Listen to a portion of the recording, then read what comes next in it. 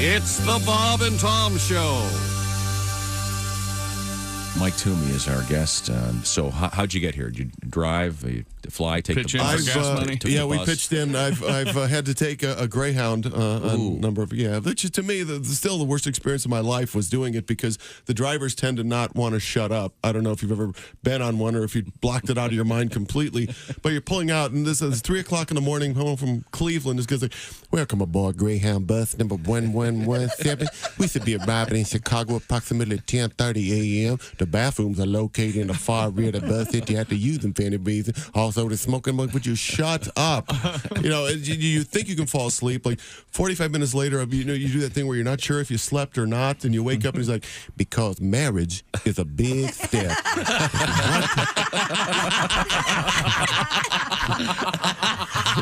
That's right. Yes, that's how that. That's right. And 6 hours later, still talking. You wake up. Trick or treating was always fun by my house. We all never seemed to get none of the candy we wanted. We was always hoping for stuff like Snicker bars and peanut butter cups, Whoppers and Junior Mint, Snow Cap, Raisinette, Goobers, Slowpoke, Milk Dud, Butterfinger, Baby Ruth, Kit Kat, Lemon Head, Red Hot, Smarties, Sweet Tart, Ike and Mike, Good and Plenty, Good and Fruity, Starburst, Now and Later, Tangy Taffy, Wacky Wafer, Bottle Cap, Big Buddy, Bubs, Taddy, Sour Bar, Are we in Jolly Cleveland yet? Rancher, Marathon, Milky Way, Free Musketeer Bar, Hershey with nuts, Chunky with raisins, Chuckles, Bitter Honey, Payday, Zagnut, Powerhouse. You get the idea. That's pretty much.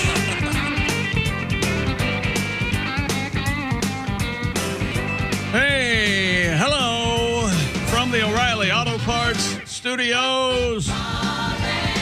Thank you, ladies. It's the Bob and Tom Show at the Silac Insurance News Desk. It's Jess Hooker. Hi. New hairdo. Nope, same hair. No, it's new hairdo today. Okay. There's Pat Godwood. Hello. Josh Arnold. Hi. Ace Cosby. Hey. I'm Chick. Hello, Tom. I have a question for Josh. Yes. Now, about, 5-10 minutes ago, were you in the building? Yeah. Did you hear Tom sneeze? I heard a sneeze, but I thought maybe it was you. No, it was Tom. Because then I saw you carrying with a box of Kleenex. Oh, well, I did run out of Kleenex. Gotcha, but that was not your sneeze. That was not my sneeze. I did hear it, yeah. And considering we're in a soundproof room and around the corner, I'm very proud of myself. Yeah, man, it sounded like it felt good. Yeah, my sneeze should be used as some kind of alarm. It really should be. Yeah, we do have alarm clock news coming up. It would be a pretty good carbon monoxide alarm. Can you still It's get coming in, you're breathing it in. Oh, yeah. So just Tom sneezing would wake everybody up. Achoo, achoo, achoo. But what happened to those alarm clocks that clicked all the numbers? They had all the numbers on them, man. And Like a Groundhog Day? And daylight savings time. Yeah, they look like the clock on Groundhogs. They don't have those anymore. Like the airport things, they do. Exactly. Yeah, but they wouldn't do that. But if you wanted to up an hour or back an hour, it took some time. Yeah. Well, it can be tricky. But they had all the numbers on every, 1 through 9. Yesterday, I don't want to go into too much detail, but I was trying to reset my watch. Uh-huh. And so I went on to the, you can go online and go to the universal clock. Yeah. Universal Master Clock. And I did. And it immediately pointed out that my computer was off by 7 seconds. Oh. I mean, I didn't just notice it. It said, your device is off by 7 seconds. It said? Yes. A big notice came up, huge. On the, no kidding. Wow, sorry. But just, I guess, time is money. I don't know. 7 seconds. Wow. We used to, every morning before the show, we would call the U.S. Naval Observatory master clock so that we could get in sync with the satellite feed by the second. And it was a lady, right? No, it was this guy. This is the U.S. Master. Oh, no. I guess the one when I was in high school was she would, at the tone, the time will be. Mm-hmm. Did you guys call the 222 number? No, what's that? We would call 222, Yeah, the beep line. 2222, and it would tell you the weather, the time. Is that the one you could talk between the? No, did you ever have that? Recording. No. Yeah, a pre-internet days. Yeah. You could call the so-called beep lines, and then between little beep messages, you could get a number of people on there together. Oh, like a party line? Yeah. Okay. So you'd be talking to strangers. Yeah. So it was sort of the equivalent of today's chat room, if you will. My mom had a party line when I was a kid. Oh, come We on. had one. No, 100%. We did too. And I would pick it up, and there would be all kinds of people. And I'm No 6 way. years old. Yeah. I never was exposed we to should a party line. we Learned had a one lot. up in Harbor Springs. Yeah, we had one, and it Not was in Ohio, though. no. But yeah, and it was that was one of the last places to get push button phones. No kidding. In the old days of landlines, but yeah, it was 2 rings was Ironsides, 1 ring was us. Ironside. The guy in the wheelchair? I know my friend Chip's house, but I mean it would be. Hey, Josh, when Tom would go on vacation in Harbor Springs, he had a buddy named Chip. Oh, yeah, sure. I Yeah. would imagine. Chip's still up there, great guy. Chip's still up there. Now Ironside. Do you know what Ironside is? The TV show. I'm familiar with it. Yeah. It was a hilarious, unintentionally. Right. Raymond Burr, who was at that point the size of Moby Dick, had to be ferried around in a wheelchair. Are you saying it had something to do with his size and getting around, and they just said, you know what, let's just put him in a wheelchair? I think so. Really? But he was a detective. I'm not sure who was fatter, Cannon or. Oh, William I would Conrad. go with Cannon, yeah. William Conrad was gigantic. Much fatter, yeah. He really got big. Yeah, William Conrad had the greatest voice ever. He did the MC work on Rocky and Bullwinkle. I've said it Oh, before, okay. and I say it again. I saw a Cannon rerun not that long ago, and he was on vacation, and he was at a lake fishing, and the sheriff came up and wanted to, can you please help us with this murder or whatever? And he goes, hey, I'm on vacation, and when I'm on vacation, I cut loose. That was the line. And then he was also in Jake and the Fat Man. He did not play Jake. Well, but originally, isn't that what you said, Josh? That he hoped that he would. When they, What do you mean I'm not reading for Jake? Yeah, it was very disappointing. And I saw him. I saw him live and in person Can I tell him? The University of Michigan at a football at a game. football game in the back of a Rolls Royce gassing up. Someone was gassing up his limo. Oh, nice. Yeah, you couldn't miss him. See, William Conrad had a driver. Why don't you get a driver? Yeah, no thanks. So exactly how did we get to this topic? Oh, I know Ironside. Yeah, the Ironside TV show, and then they tried to do a more sort of even worse version of it, Iron Lung, where he was a detective and they were That didn't- wheeling around Very cumbersome. the mast. Yeah. And there weren't a lot of ramps in those days either. The Disabilities Act hadn't really You know, in the helped fabulous- provide the necessary ramps, et cetera. In the fabulous movie, The Big Bus, the first nuclear-powered bus that goes nonstop from New York to Denver, the evil, the madman in that was Jose Ferrar, and he was in an iron lung, and his evil name was Iron Man, and Stuart Margolin was his henchman. Iron Man, I can't stop the bus. Okay, never mind. Yeah, they're going to be dusting off a lot of those iron lungs, but that's a different story. Let's just move forward Do from as there. I do as I say. There's a great story in the news today. I can barely stand it. We may have to get to it right now. Which one? It involves Purdue University and one of the great mysteries of the 20th century. Oh, I saw them getting ready, and I had not realized, I guess I knew it, but I didn't remember it, that she took off from. Amelia Earhart Yeah. was employed by Purdue University, and her plane was prepped and everything I didn't know that. at Purdue, yeah. And they, once again, they think they may have found it. So They have some sort of special pictures of it offshore, and it's like 6 feet up, but it's very plainly the outline it could be. of a plane. They don't know. Yeah. But they have satellite photographs, and they say going back more than 50 years, they've isolated. It's really a cool story. Wow. Yeah, we'll get to it coming up. But they're just so exciting. And there's also one really odd aspect to it. that we will get to coming up today. We also have your letters coming up. Any sporting news of interest? Well, we had Major League Baseball playoffs wrapped up yesterday, the wild card series. So we move on to the next round coming up on Saturday. I'll tell you who, what, and when. I will tell you the Cubs won, so they advance.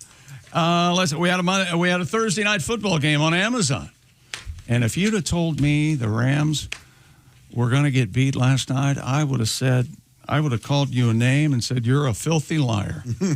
But by God, they did. I don't know how the Niners did it. And both you and Jim May. We both picked the Rams. Both picked the Rams. We were well informed, possibly too informed. So there you go. Okay, well, we got Week 5 up and running this weekend. Lesson learned. I see. Now, that's all coming up. Plus, we have an astonishing story about childbirth. And as I look around the room, I guess Miss Hooker's the only one here that can weigh in. Did you see this story? I did. What do you think about that? I think it's unnecessary. Okay, we'll see. I caught a couple. Did you catch them? Did you catch a couple or 5 or 6? Or? Let me think here. I was there for all of them. You're not catching them? Well, no, not really. I was right there down there catching them. I had a catcher's mitt. The last 2 were cesarean, so. No kidding. Yeah, I have some photographs, but from a distance. There's a lot of blood. I got to pull mine out. You pulled yours out by yourself? I did, yeah. No kidding. Yeah. The first one? The first one? Were you on a bus? Both of them. Both of them. Yeah. That's a valid question. Were you on a bus? I wasn't on a bus, though. No. They asked, do you want to? And I said, yeah. Well, I thought you meant they asked if you wanted to have it on the bus. No. Well, we can go into the delivery room, or we can hop on the 402. Were you in the Old West? Are you older than we think you are? I think she is. Is that a wig? Yeah. I knew it. Yeah. Also, another thing that always bothers me, we have one of those stories about finding a treasure off the so-called Treasure Coast of Florida. Oh, boy. Does it involve a boat? It doesn't involve a boat, but it just bugs me that when these people find these treasures, they don't get to keep them. Is that a rule? Finders keepers. Yeah, exactly. No. That's as old as the Bible. Yeah. I think that needs to be put on some kind of political platform. Admittedly, it doesn't affect a lot of people. It's part of my platform. If you find treasure, you get to keep it. So is it considered theft if you go and find a treasure and don't tell anybody and spend the money from it, like have it fenced and everything? And if they find out, they can jail time. Put you in jail? Yeah. There's a percentage. I'm trying to find the exact amount. That's all coming up. Vibrators in the news. Oh, boy. And my favorite story involves a bull bull on the loose. I don't know what you're saying, but it's not bull. I know that. We got a bear on the loose, a bull on the loose, et cetera, et cetera. And we're finally going to get this Elvis thing out so Pat can get this song out. Oh, that's okay. Oh, no, I love this. But right now, baby, if you're listening to the King, you want to listen to those Raycon earbuds. Yo, teddy bear. I got my Raycons on. Elvis wore Raycons. That's what I understand. You couldn't see him because of the sideburns. Exactly. Raycon's Everyday Earbuds Classics are updated again. That's right. They have active noise cancellation now. So if you're on a plane, you put them in your ears, you can't hear anything, including that person going, hey, what do you do for a living? Oh, boy, that sounds interesting. Ask me what I do. Multi-point connectivity, so you can pair with 2 devices at once with Raycons, and they're super comfortable. A fit that stays, get a load of this, it stays in your ears. And Raycons have all the colors, including the brand new Cool Mint. Raycons go with any outfit that you might be wearing, black and evening wear, possibly going to breakfast after a hot night with some rando. Raycon also has 32 hours of battery life, a quick charge function to get you 90 minutes of battery by charging for just 10 minutes, and the awareness mode, which is great if you're out walking the puppy dog. Go to buyraycon.com/Tom. Get 20% off site-wide today. That's buyraycon.com/Tom. 20% off. This message sponsored by Raycon. I always talk about this when I talk about Omaha steaks, so I get them as a gift. I got a friend of mine some Omaha steaks this week. By the way, they arrived. He just called me. And then I got one of my daughters a new set of Raycons. There you go.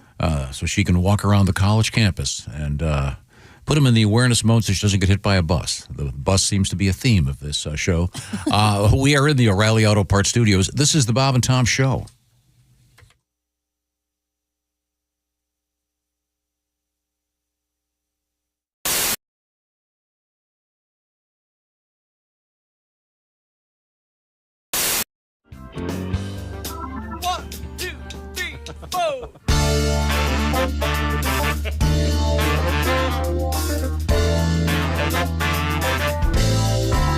I couldn't help but see OC Double D. My favorite part of you is just for me, oh my. Ooh, you know I never play. To focus on your glance, on us holding in my hand.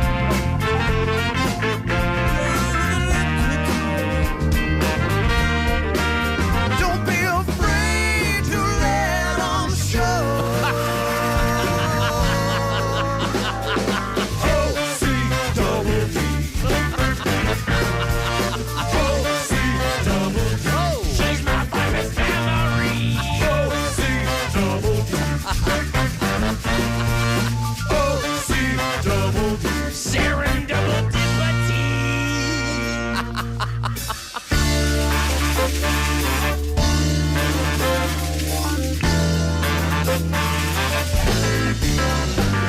She's got the Amazon swing, like a grapefruit in a sling. Mouth-watering, fleshy thing is just for me, oh my. Ooh, you know I never play. To focus on your glance.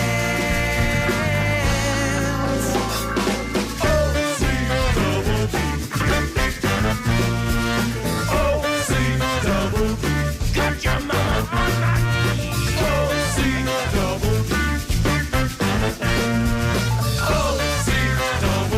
Symphony and Double D.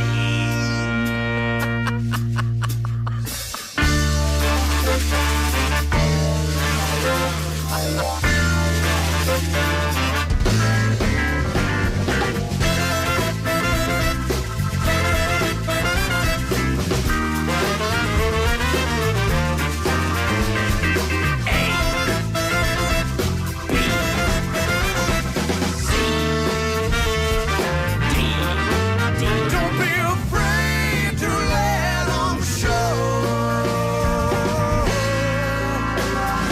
OC Double D. OC Double D.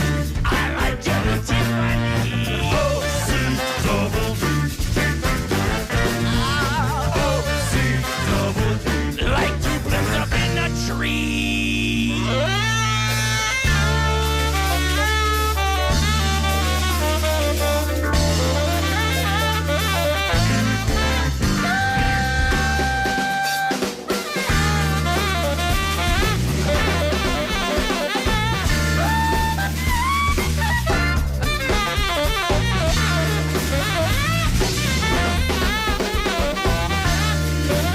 Don't be afraid to let 'em show.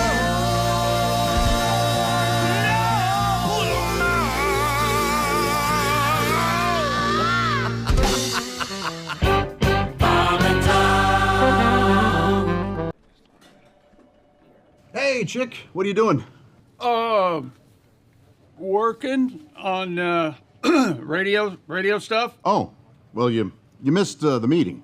Oh yeah, what'd I miss? Actually, some pretty cool stuff about Silac. Get this. All right, If people have a 401k from a former job, right. they may be able to roll it over into a Silac annuity and get a 20% bonus bump. Nah, Yeah, huh? let me run some numbers. So I've got a $100,000 401k, and I switch it over. $100,000 becomes $120,000, Yes. and $200,000 becomes a $240,000 Silac annuity. That's right, but chick, you know you have a calculator on your phone, right? Oh, I prefer this one because I like big buttons, and I cannot lie. Get your butt over to silacins.com for more info. on the 20% SILAC annuity bonus.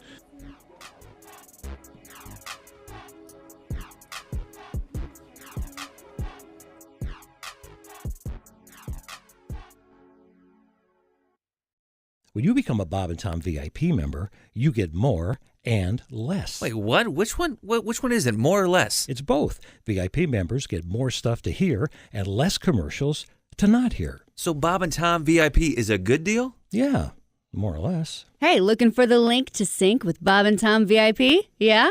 It's right there at bobandtom.com.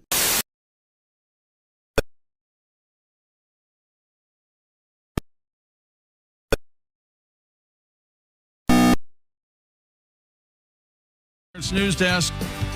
It's Jess Hooker. Hi. There's Pat Godwin. Hello. Josh Arnold. Hi there. Ace Cosby. Hello. We are in the O'Reilly Auto Parts studios. I'm Chick. Hello, Tom. Hello, Chick McGee. We have some sporting news coming up. We have your letters coming up. We have guest comedian Tim Convy will be giving us a call today. Tim is Bert's grandson. He'll be actually here in Still here. studio. Oh, he's in the studio? Yeah. Yeah. I should notice that it says in studio. You're too busy to be on the air. That's No, okay. I wanted to double check something. And I think I got this right. He is with Greg Warren at Dr. Grin's in Grand Rapids, Michigan tonight and tomorrow. And then the two of those guys, Greg Warren and Tim, are going to be at Comedy on State in Madison, Wisconsin Sunday night. So that'll be great. Mm-hmm. Some great comedy. We'll look forward to seeing him live and in person. While I'm at it, I'll point out that Haywood Banks is in Springfield, Ohio tonight and tomorrow at the State Theater. Oh, very nice. That's a great place. And then Willie G and Greg Hahn are going to be doing their thing, Comedy Off Broadway in Lexington tonight and tomorrow. And as I've said many times, Greg Hahn is one of the funniest, weirdest comedians and just hilarious. So odd. Both on and off the stage, I'll say. And then, of course, Willie will do a fine job. We're going to talk with Willie later on today, too. I'm very excited about that. Now, it's time to get to your letters. Do you want to begin, or shall I? Dear Bob and Tom Show, long-time listener, educated, and my question is, what the heck are you talking about yesterday morning? I'm 56 years old. I have no idea who any of these people are or what those references are you all made this morning. He gives me no examples. Oh, I think he meant like... that letter could be read any morning. Honestly. Yes, absolutely. No, I think the most obscure one might have been Sid Charisse. Yeah, that was obscure. Someone was she's a dancer. Mocking the way I dress, and I pointed out I was wearing a Sid Mashburn shirt. Sid makes a nice product. Sid makes nice stuff. And then Josh said, you might as well have said Sid Charisse. No, I said I was wearing Sid Charisse panties. Oh, okay. Even funnier. I apologize. Tom from Central Point, Oregon continues. Honestly, it's not uncommon for me to have to look someone or something up when you guys talk to get the reference if it's not explained on the show. But I couldn't take notes fast enough or even figure out what to search for this morning. Oh, yeah. There were a lot of them. Thanks for the laughs. By the way, Miss Hooker, Sid Charisse, Great Legs famous dancer. Okay. In the Fred Astaire era. Okay. A little later than that, I think. Maybe. Well, Oh, she was in her biggest movie. She starred with Fred Astaire. Is that right? Yeah. Okay. And was it CYD? Mm-hmm. But she was an attractive lady. yeah. Really threw it out, I understand. And as she was somewhat petite, so the fact that Josh is wearing her panties just shows he likes a nice snug fit. Well, he has a small bottom, so he might be able to wear one. Yeah. I didn't think you were going to say bottom. I was going to say, well, the secret's out. I've heard otherwise. I've heard that Josh is so modest and incredibly gifted. So a thorough and generous lover, and the generous part is actually in footage, if you will. Footage. Footage implies multiple feet. But as seen in various footage. By the way, this is a pedantic. Okay. I noticed I was reading something and they were talking about video, and they mentioned footage, and I guess it's the same thing of talking about you're going to call someone, you're going to dial their number when you don't dial anymore. Sure. And there's no more footage because it's not film anymore. So a lot of this stuff sticks around, but it's no longer valid. It's all digital. We have more letters. Now, do you want me to get to one, or do you have another one You over go there? right ahead. Okay. Actually, you go, because I've got to get this one out of the way here. Sorry. Dear Bob and Top Show, I, along with many other listeners, my friends and I talked about this last night. I would love to hear more adventures of Josh's cat Gravy. Oh, Laughing my ass off in North Carolina. well, how nice. I'm listening on the app. That is also from Josh. Anything from Gravy yesterday? Any big things? Yeah, I mean, we're still celebrating Halloween. Halloween. Now, the story you said yesterday was your cat thought she was a monster, right? She tries to scare me by Yeah. pretending that she is a monster, yes, or that telling me that a killer from a famous movie is going to get me. So, Right. like yesterday, the day before, she was telling me about how Mick Myers, because she doesn't quite understand that it's Michael Myers. So she says, Mick Myers is coming. I go, no, he's not, and it's Michael Myers. You watch out for Mick Myers. Always trying to scare me. Well, she learned about A Nightmare on Elm Street yesterday. Oh, And so now I have to watch out for the Krugers. the Krugers. Yeah. And she pretends because she has claws. Oh, yeah. So she'll lift one paw and go, I'm the Krugers. And I have to go, no, you're not, Gravy. Stop trying to scare me. Do you remember the cat? Every now and then there was a cat on Warner Brother, the Bugs Bunny cartoons that would press his paw, the middle of it, and all of his claws would pop out. Oh, which is Ding, funny because ding, that ding, is ding, essentially ding. how it works. Yeah, Yeah, you pick up a cat, press that little button. Okay, this letter involves the fact that Christy is on vacation in Europe.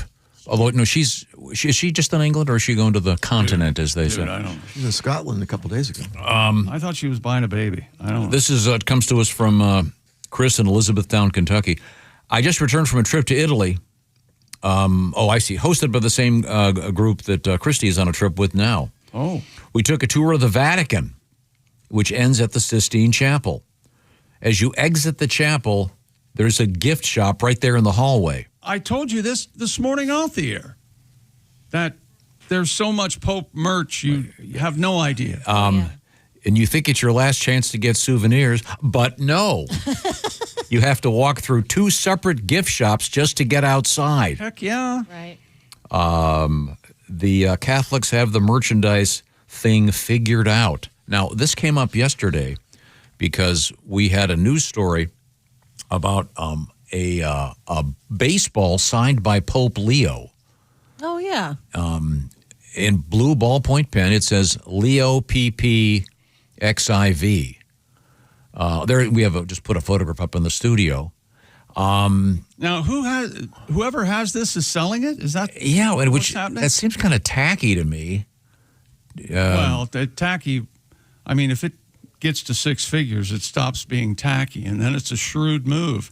And then I was joking, saying, "Well, what's next? A Pope Leo bobblehead?" Well, guess what? There are several. Oh, yeah. They're out there.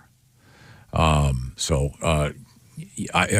let it, whatever merch works. You can get bobbleheads. There he is. You can get bobbleheads of yourself. Of if you're a couple, you can get about. Sure. Yeah. Your office, you can get a bobblehead of everybody. Yeah. It gets a little pricey when you get above two people, but. But who knew? All you have to do is send them a picture, and they send you back a bobblehead. Pretty cool. Yeah. I mean, do they do a Jesus bobblehead? Oh, yeah. Heck yeah. Somebody probably does, yeah. Sure. A Marie Antoinette? About before, yeah. Yeah. Or she's holding her head in the crook of her arm. That'd be funny. Okay. What else you got over Is it there? Anne Boleyn? Is that the one who got her? Dear Bob and Tom Show, specifically, Chick, you ignorant son of a bitch. Huh. This is from Derek. Polish folks do not eat popcorn because the butter-flavored topping prevents them from gripping light bulbs and bowling balls.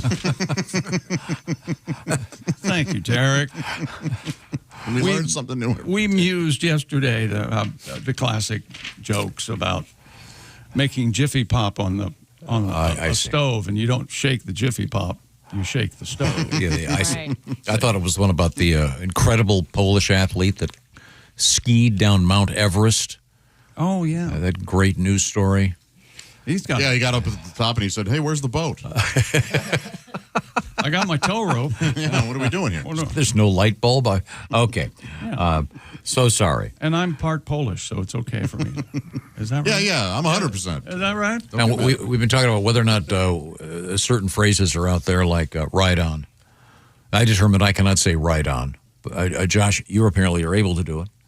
From Leland, North Carolina, Laura writes, I'm sending you this message in regard to Tom properly using the expression right on. And, quote, doing me a solid.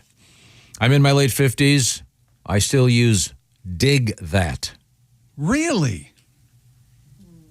I do not use that. That sounds odd to me. You use that, don't you, John? Dig that? Yeah. Or dig. I can dig that. Dig this? Oh, yeah, I kind of dug it. Yeah, I'll say it maybe every now and again. But I won't just go, hey, dig this. Yesterday, Yeah. I see. And then we also got into the really confusing world of 6'7". And that is as confusing as anything of all time. You know, it's just not for us. Yeah. We just can't get a beat on it. Apparently, math teachers are having a problem with students, and when they mention 6'7", the kids lose their minds. Yeah. In school. That's so funny. Yeah. See, that's the thing. The kids, part of the kick has to be these people have no idea what we're doing. Yeah. And we're not really doing anything. But we think it's a secret code, and it actually, if you Google what it means, it says it's intentionally vague. Yeah. And in some, more or less meaningless. Yeah, it's like Skibbity Toilet used to be the last one that the kids did. That was that. Did Jimmy say that? Absolutely. Yeah. And there's the origin. This goes real deep. It may be an NBA player who was 6'7". You can read about it forever. It's a meme thing, but it's part of it is you don't get it. Right. My favorite one was the band director, Aaron Burkhart, that was here. He said his niece is having a 6'7" themed birthday party because she's 6 and she's turning 7. Ah. And so that's the theme. This term is the theme of her whole birthday, which I think is adorable. And it's kind of like saying I'm in on the joke. Right. If you just say it's like if you know, you know. Yeah. Yeah. 6'7", and then you just move on. Just say it out like that. Do your girls say we it? know. I heard it for the first time a couple weeks ago. And I said, "What are you doing? What does that mean?" But I know you, and you're not going to rest until you get a definitive answer on what it means. I can see it in your eyes. But by the time I know what it means, it will no longer be cool to use. No, it doesn't mean anything ever. Right. It nothing is what it means. Right. Right. So sometimes silence is an answer. So right on. Can you dig that? I can dig. I can dig it. Dear Bob and Tom Show. Oh, Tom, writes Jeremiah. Tom. With his forearm against his forehead. Yes. As a self-proclaimed sailor, how can you be unawares of the phrase going around the horn? Oh, K-porn. Ugh. UGHHH. K-porn? Yeah. K-porn. I thought you said K-porn. Yeah, you're going around the horn. Yes, as any real Cape sailor Horn. can tell you, going around the horn refers to passing under Cape Horn. Well, in sailing, but we were talking about it in baseball. Well, I think that's where they it started got in it. sailing It started for sure. about going around the horn. Pre-Panama Canal, Right. Well, sure. I mean, duh. But I mean, Well, you didn't say it yesterday. All of a sudden, No. you got 20/20 hindsight. no. My question was, no. Someone asked, "What's around the horn in baseball?" And that's where the That's catcher. not what somebody asked. This is the biggest problem with this letter segment. Oh yeah. I'm coming in at 7. Oh yeah. I will take a Josh, 40% pay cut. someone asked, Oh. "What is it? What is it? Wait, what?" I will take a 40% pay cut to come in at 7. 50. Yeah, I'm considering it. Catcher throws it to the third baseman. You see. No, I'm aware of Cape Horn. I didn't know. I don't understand the connection between that and baseball. That's where the phrase came from, was Cape Horn. And then they just used it in baseball. Let's go around the horn here. It didn't come from baseball. But going around the horn was famously dangerous. Throwing the baseball around after the guy's out isn't all that dangerous. I don't understand the connection. You know what, Tom? If you keep paying me, I won't commit at all. How about that? 50%. I would really enjoy that. And oh, by the way, Pat, if you could you please play the rectum of Ella Fitzgerald. Did you have to read that? And out loud? a salute to Who's this from? sailing. Jeremiah. All right. Thank you, Jeremiah. Thanks, crew. Keep up with the laughs. Oh, and he sent us a photograph of the Northern Lights, which are that's cool. Incredible. Where does he live? What's his address? I mean, no, did you take it? I mean, if you took the picture, that's amazing. They just So put the cool. picture Hell up. of a shot of Wow. Aurora. Does it say where this guy's from? It doesn't say in the letter, no. He might be lying. He says he's from Topeka, Kansas. He just said went out and photographed the Northern Lights the other morning, heard a bull moose on the prowl. Oh, right. And he has a trail camera set up for motion. So the trail camera got a picture of the bull moose. Did this guy send you his journal? PDF of his diary? Oh, here we are. He's in, it's way down at the bottom. He's in Homer, Alaska. Everybody's heard of Homer, Oh, Alaska. Jeremiah, thank you very much. Wow, that's great. That's pretty. Speaking of mooses, Yes, that is correct. Go ahead. is mooses the correct plural of moose? Yes. Yes. You know, I saw 3 deers out there today. 3 deers. Deers. Oh, dears. Oh, dear. Now, if you have 3 tractors, is that 3 John Deeres or 3 John Deere? I'd like an answer. Yeah, we need to hear it. Yes. Yeah. John Deere. Well, we'll cover that. This is, wait a second, I hear the sound of the carpenter's building something for Josh. What's that? A gallows? 3. We'll cover that on Monday's I like letter that segment. question. Is it 3 John Deere? That's a fair question. That was funny. We should call the John Deere plant. How many John Deeres do you have there? You mean John Deere, illiterate? And what do you order chocolate mousses for the table?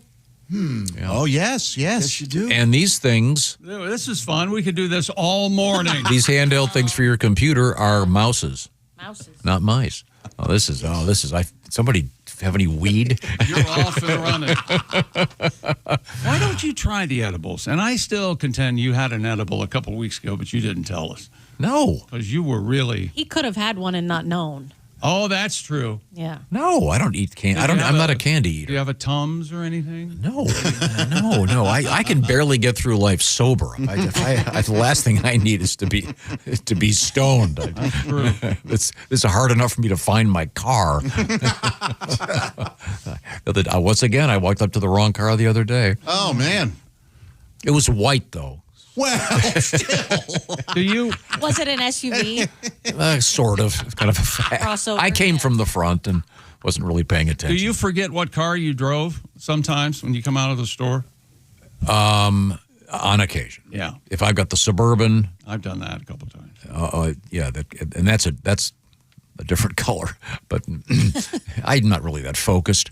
We have some cool stuff to focus on today coming up in the news, which we'll be getting to. Do you want to highlight a sporting Major headline? League Baseball last night, I will tell you this. The Padres were eliminated last night. The Cubs advance. Yankees do away with the Red Sox, and the Yankees have a brand new star. His name's Cam Schlitter. Wow. Boy, Cam Schlitter sounds like someone's taking pictures in the men's room. I think Chuck Berry had one of those. Yeah, the Tigers- the Cam Schlitter.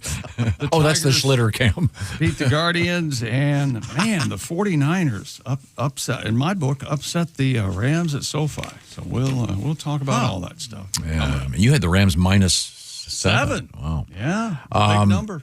The Bob and Tom Show, brought to you by BetterHelp.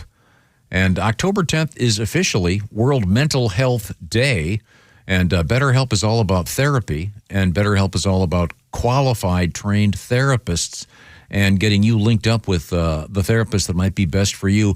Over 5 million people worldwide have been using BetterHelp. And like I said, it's all about getting hooked up with the right therapist, someone who's a pro. Sure, we talk to our friends about stuff. We may have issues we want to deal with.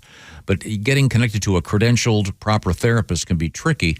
And BetterHelp has made it a lot easier. You fill out a short questionnaire that ideally will identify your needs and preferences. And then BetterHelp will hook you up with a therapist. And you can change therapists anytime. And the interesting thing about it is the therapy's done online. So you can do it wherever you want to do it. You could be at the shop. You could be at work. You could be in your car in the parking lot. You could be at home. You could do it with your phone. You get the idea. World Mental Health Day. So the folks at BetterHelp celebrating the great therapists who've helped millions of people take a step forward. So if you've been thinking about it, it's a lot more convenient and also a little more focused on getting someone who's the perfect one for you. That can be the most difficult thing. I was just talking to a therapist about this the other day, and it's finding the right person for you. And that's what BetterHelp is all about. Bob and Tom Show listeners, by the way, get a nice break, 10% off their first month if you go to BetterHelp.com/BT Show. So check it out. Get the information if you've been thinking about it. That's BetterHelp, HELP, BetterHelp.com/BT Show. Coming up, we have escaped animals, including a little critter I'd never seen before that is on the loose in Connecticut right now, and fascinating. I think you'll be Dangerous thrilled. Possibly. Oh, my. Poisonous? No. Hairy. Hairy. Oh. Very hairy. We have It's got to be Bigfoot. we have two hairy critters in the news. You ever seen a yak? Oh, those are hairy. Hairy critters. No, but I think it's the funniest animal name. Well, we have yaks loose in Ohio. Those are like Afghan bulls. Exactly. Can we hear Yakety Sax when we come back? I love that song. Yakety Sax. Oh, we can. Playing in my brain 24/7. We can hear Yakety But Sax. only when Tom talks. Yeah. There it is. Boots Randolph. I mean, we're into the next break. So. Yeah, okay. Oh, sorry. Oh, you're one of those. Oh, fine. We have a schedule. These are the O'Reilly Auto Parts Studios. This is the Bob and Tom Show. This is the Bob and Tom Show. Reach us toll free at 1-888-BOB-TOM-1 or at bobandtom.com. This is the Bob and Tom Show.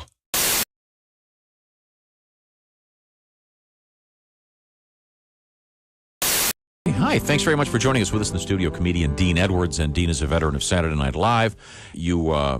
I know that you mentioned you didn't mention you did a great Chris Rock, Dead on Chris Rock. Yeah, I did a little bit of Chris Rock. Have you worked with Chris? Yeah, well, Chris and I, being both SNL alum, it's funny because I used to see Chris in the clubs all the time. Mm-hmm. But once I got cast on SNL, then Chris is very sort of reserved into himself and cool with his friends, and he's very, very polite, but if he doesn't know you, he's looking at you like, I don't know you, Mm-hmm. So once I got on the show, every time I saw him, he was very sort of big brother, very strong with his advice. I remember one time Tracy Morgan and I are sitting in this comedy club in New York, the Comedy Cellar, and we had just had Jack Black was a guest host, and Chris walks in. He's like, you know what? I never watched that show. The one time I watched them, they still don't use black people. I was like, actually, Chris, I was in 4 sketches this past week. He's like, you wasn't in them. You're just in the background. Don't ever be happy they throw you a bone. You got talent. Only the dude without talent is happy they throw him a bone in, which I appreciate. And then he sat there for a good 35 minutes lecturing me on gotta keep writing hard. Just every week, write 2 sketches and an update. 2 sketches. Meanwhile, Tracy Morgan is sitting there. Chris, you ain't never gave me that advice. When I started on the show, you never gave me advice like that. I'd appreciated some of that advice. Mm-hmm. That's how Tracy is, though. That's how he is. Hi, he's Bob. I'm Bob. And he's Tom. And I'm Tom. To conquer and win, we're gonna be in the Super Bowl game.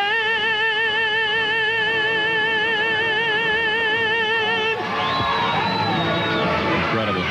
Ladies and gentlemen, Q95 with Luciano Gaspacho in praise of the Indianapolis Colts. In a great praise. Phenomenal. Here's to a big Super Bowl win this next year. We hope that you get to sing the national anthem at the Indy 500 next year, Luciano. Big a star like me, how are they going to refuse? Bob, a lot of celebrities were in town for the Indianapolis 500, which of course took place yesterday, including a guy from the National Association of Broadcasters who has honored us by stopping by our show this morning. Of course, I'm talking about Mr. Ralph Bonarama.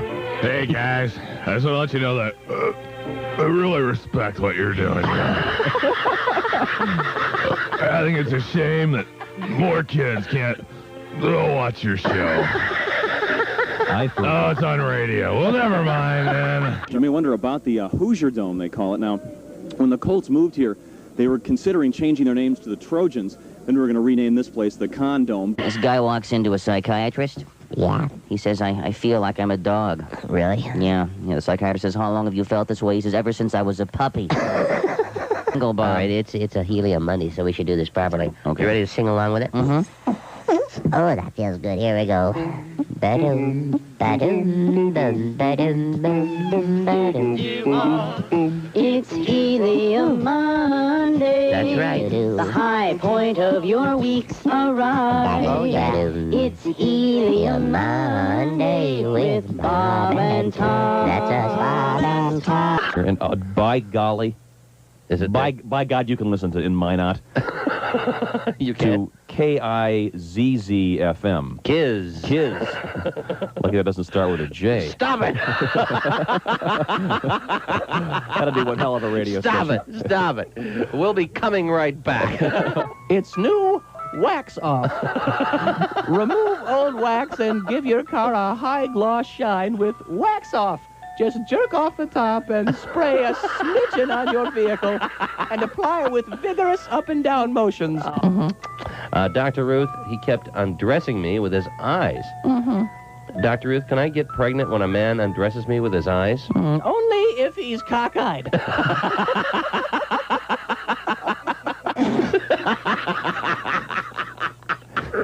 Continue. Yeah. Put a little extra menthol there on your cigarette. That's right. Oh, yeah. Yeah. Haji, put that shaving foam down. Haji, would you like to give your street address? Maybe that'll help some people contact you after seeing this tape. Dick. But the type of people that will be contacting you are medical experimenters, okay? Dick. I wonder if they replace his heart with a gallstone, if his body will still work. This portion of our show is brought to you by Walenda Brothers Coffee. Good to the last drop.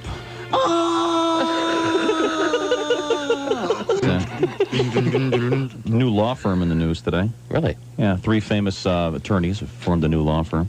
Oh, really? Who are they? Gary Hart, Ted Kennedy, and Richard Nixon. What's it called? It's called Dickum, Dunkum, and Cheatham. I wish you wouldn't make fun of Gary Hart anymore. Why? The guy, I mean, he was 6 inches away of becoming president. You know what I mean? Keep it in your pants, Jimmy. Get on your knees and pray. And when you get a Woody, take it home to Penny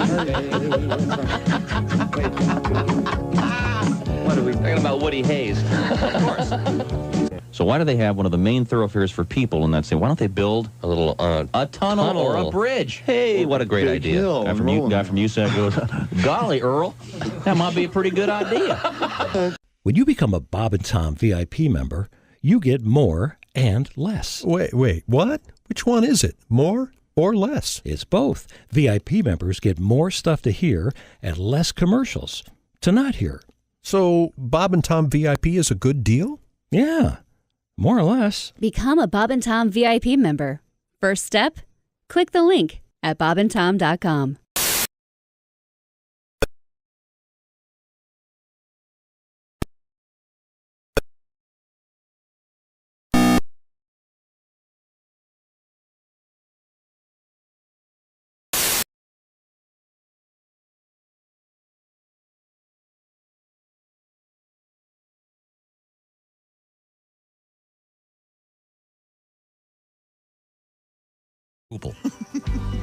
Hello, and welcome back to the Bob and Tom Show. And I like to say this at least once every day. Calm down. We all hate each other. Don't worry. That was I derailed whatever just happened there. We're in the O'Reilly Auto Parts Studios. Think O'Reilly Auto Parts for all your car care needs. Get the parts and service you need fast from the professional parts people at O'Reilly Auto Parts. Jess Hooker at the news desk. Hi. There's Pat Godwin. Hello. Josh Arnold. Chick, are you wearing glasses any time these days? Every now and then I'll have my glasses on. I've got them over Readers? here. I got readers. Cheaters. What do they call them in 40s? 42s. 42s. Because I just looked over and I saw got these. These help me read. Hooker was cleaning her glasses. Godwin's cleaning his. Oh, you were? And I thought maybe we were missing out. Maybe so. Oh boy, this does bring everything into view here. I've got a letter for us, Tom. If you'd like to. I do too. You go first. Dear Bob and Tom Show, I love when you talk about your pets. I am a truck driver, says Russell. the love muscle. I have a little dog that travels with me. All right. Cool. You love that. Wouldn't you do that? Oh, absolutely. Yeah. Her birthday was is October 31st, and she'll be 13 years. Oh, wow. There she is. I love smiling. She is super spoiled and has been to all 48 states. She's the best thing in my life. Oh, she's got a special pillow she's snoozing on there in the cab. Sure does. I love her. Her name is Haiku, named after haiku, the Japanese poem. But instead of an I, we used a Y. Love you guys. That's Russell. Well, that's very sweet. And that is Haiku. Hi, Haiku. Good doggy. There's your good Old road dog. baby sweetie. Now, I don't know if Miss Hooker heard this yesterday. We had a really odd news story. A guy was it in Thailand? Probably. He was Russian, and they described him. I'll have to find the story. They described him as a what do they call it? A content creator. Okay. Which is kind of vague, and God knows what that means. To me, I think that's from the Latin meaning unemployed. You most might of the as time. well have just said it's called horseless carriage. Content creator. I believe this guy had specifically an OnlyFans, right? Oh, okay. And sexual thing. Yes, and he made a video of himself. He apparently he hired a sex worker. Okay. And he is in the back of a pickup truck. The pickup truck is in motion, and he is having committing the marriage act, if you will, with the sex worker. What's the position? From behind. From behind. So is she braced on the cab of the truck? She's braced against that back and it's window in motion. of the pickup. We just had a letter about a dog in a truck. Tom thought doggy in a truck. Thank you for that. I was wondering how my mind got there. Right. But see, to me, doggy style in a truck would be you're in the back seat with your head out the window. But this guy was arrested, and he's in jail in Thailand. Oh, that can't be cool. That's the Russian guy. All the things that are okay. I know. They put him in jail for that. But in it's Thailand. out in the open. Yeah. And I guess he posted it on whatever, and Thai authorities. And this is where we got into trouble because the name of the place it's PHUKET. K-E-T. Phuket. Phuket? Yeah. Okay. It's not Phuket. Where we went back. No, it isn't. See, No, it's for not. sure. But I like the foo. Yeah. Because PHU for me would immediately be a different sound. I've heard Phuket my whole life. Have you? My whole life I've heard that. Really? Yeah. Phuket. People who've gone, I've heard them say that. Oh, okay. But what about the noodle dish or whatever? Pho, right? Or pho. It's pho. It is pho. Vietnamese, yeah. Yeah, Vietnamese noodle dish is pho. And that's spelled PHO. PHO.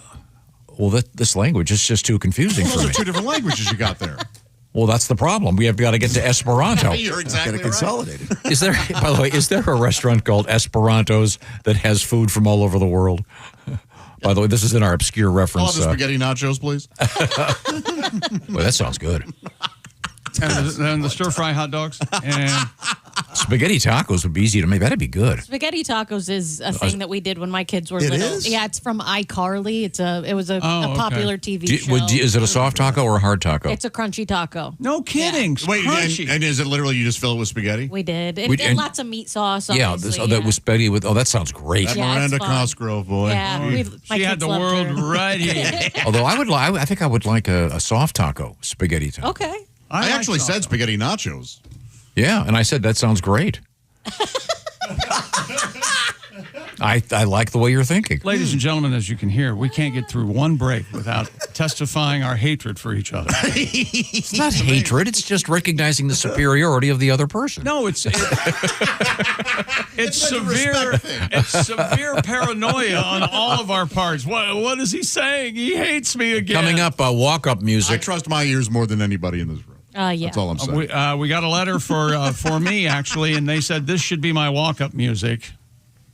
Oh, God. Music Quattro!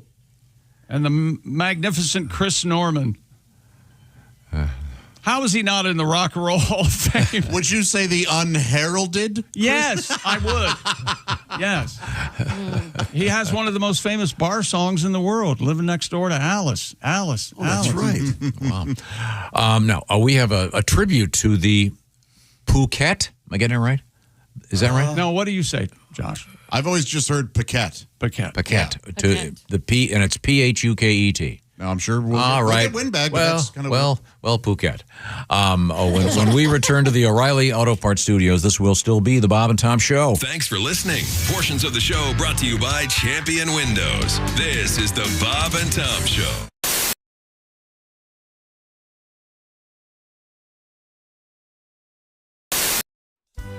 You know, here at Charlie's Tavern, I stay mighty busy making drinks, but the phone, it never stops ringing.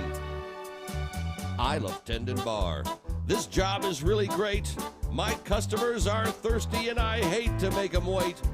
But it always seems the phone rings as I start to pour a beer. It's some fella asking me to page his friends he says are here. Okay, buddy, you hold the phone and I'll check to see if they're here. Is Seymour Butts around? Have you seen Dick Peter? Are you Jack Hinoff? Is anyone Sharon Peter?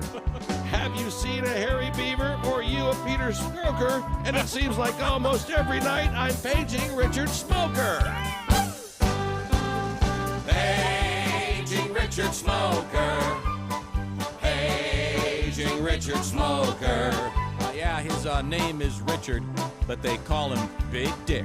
I'm looking for a Big Dick Smoker.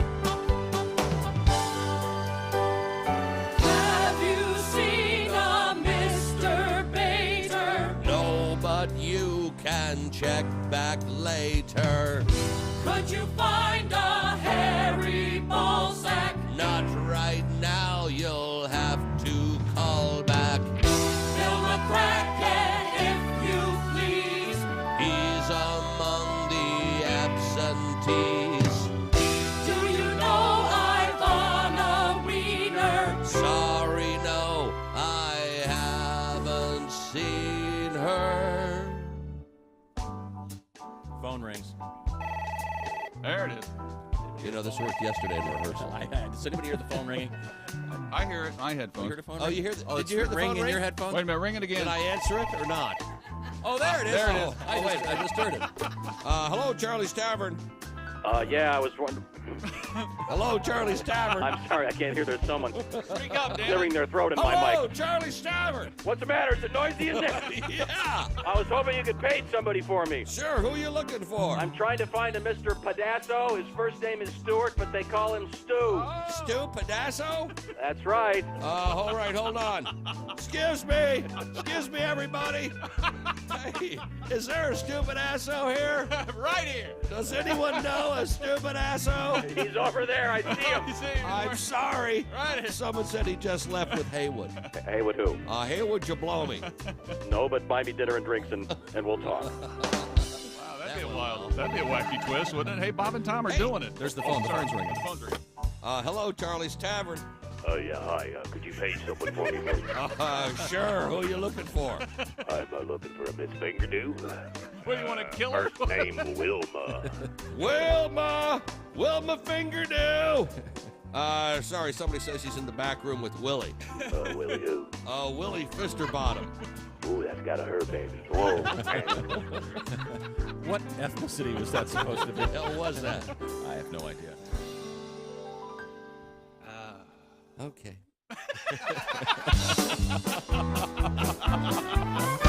They call here several times a night, and it's always the same.